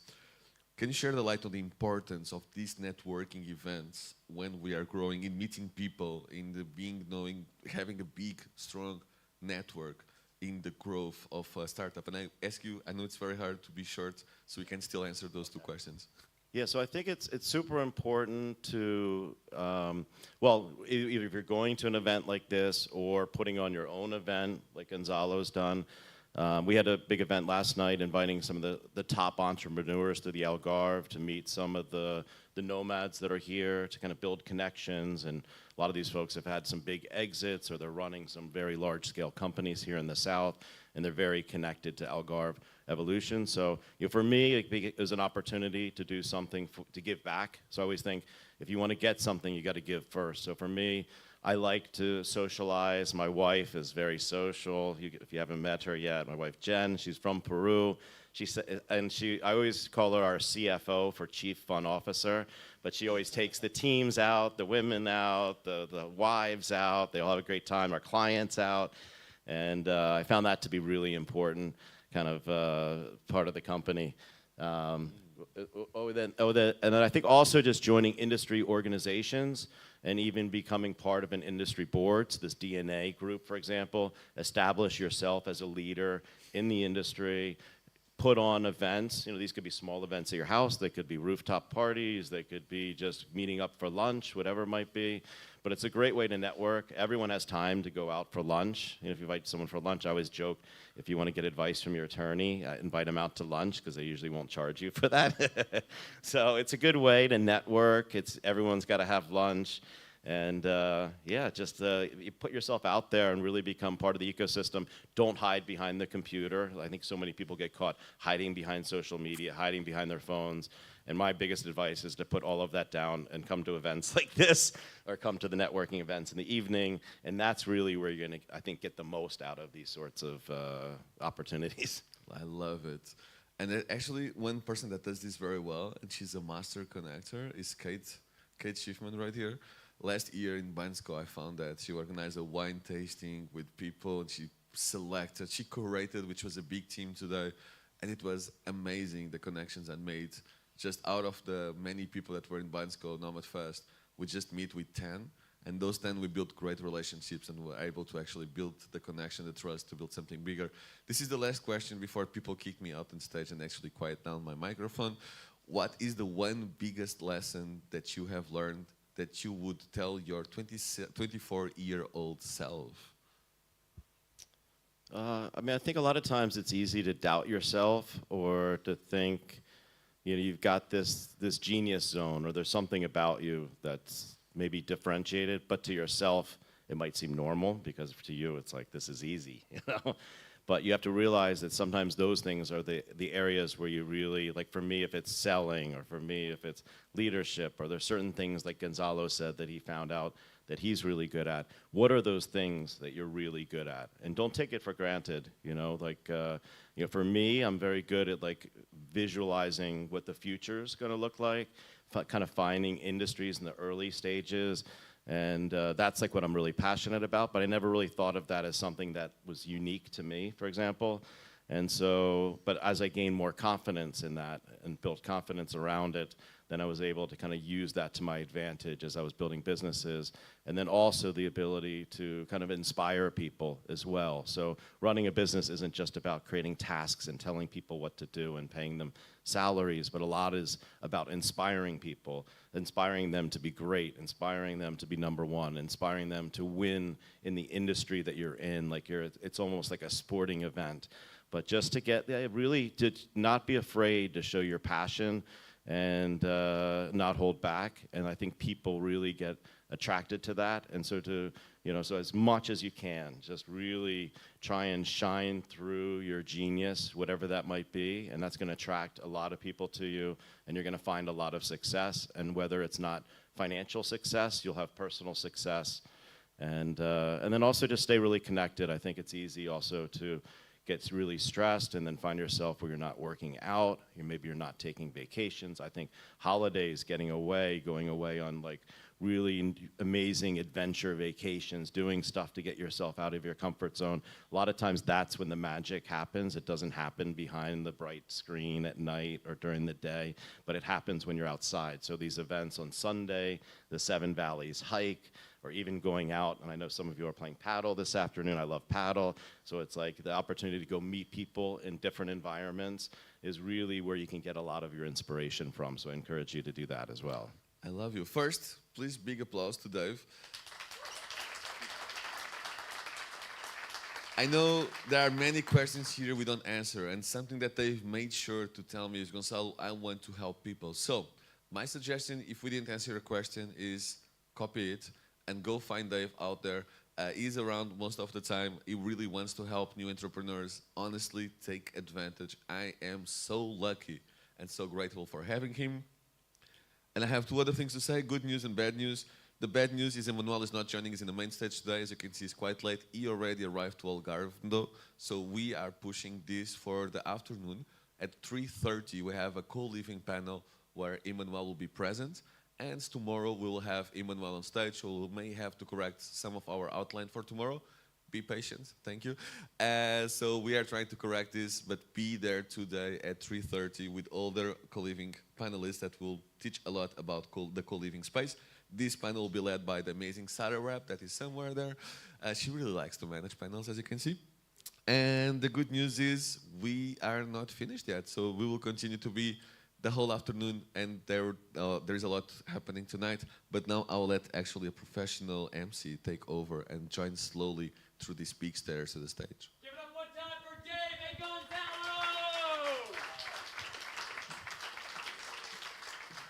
Thank you very much. Very nice. Very nice, Dave. Thank you. Awesome. Welcome back. Very good to have you. Thank you, Gonzalo. Appreciate that, guys. I know you're hungry, so we're going to get you guys out of here right now. I do want to let you know, Dave, Gonzalo just mentioned the value of stepping away from your computer screen, stepping away from your phones. Guess what? An opportunity to network is happening tonight, 6:30 p.m. Check the schedule, Algarve Evolution Networking Session. Guys, if there's people out here you haven't met yet, that would be the great opportunity for you guys to go shake some hands and kiss some babies, or the other way around, whatever it is. Guys, I will also say, I am just going to say thank you to you guys. You guys know what my mission has been. My mission has been to shake each and every one of your hands or fist bump you, and I see people coming up to me and just going out of their way to give me that. So thank you very much for you guys coming up and touching my skin. I really appreciate it. It makes me feel good. So, guys, let's keep moving it on. I just want to let you know, 3:30 p.m., Gonzalo just mentioned it. It's the co-living panel that's going to be happening down at the Innotel Beach. And, of course, at 4:30, we have the panel for e-residency as well. And I'll say it one more time, 6:30 p.m., we will be doing the Algarve Evolution networking session. That's a great time for all of us to just get together and, again, shake hands, kiss babies, or the other way around. So, guys, thank you very much. Appreciate you guys this afternoon, this morning. And, again, I'll see you guys tomorrow morning. All right? Thank you very much.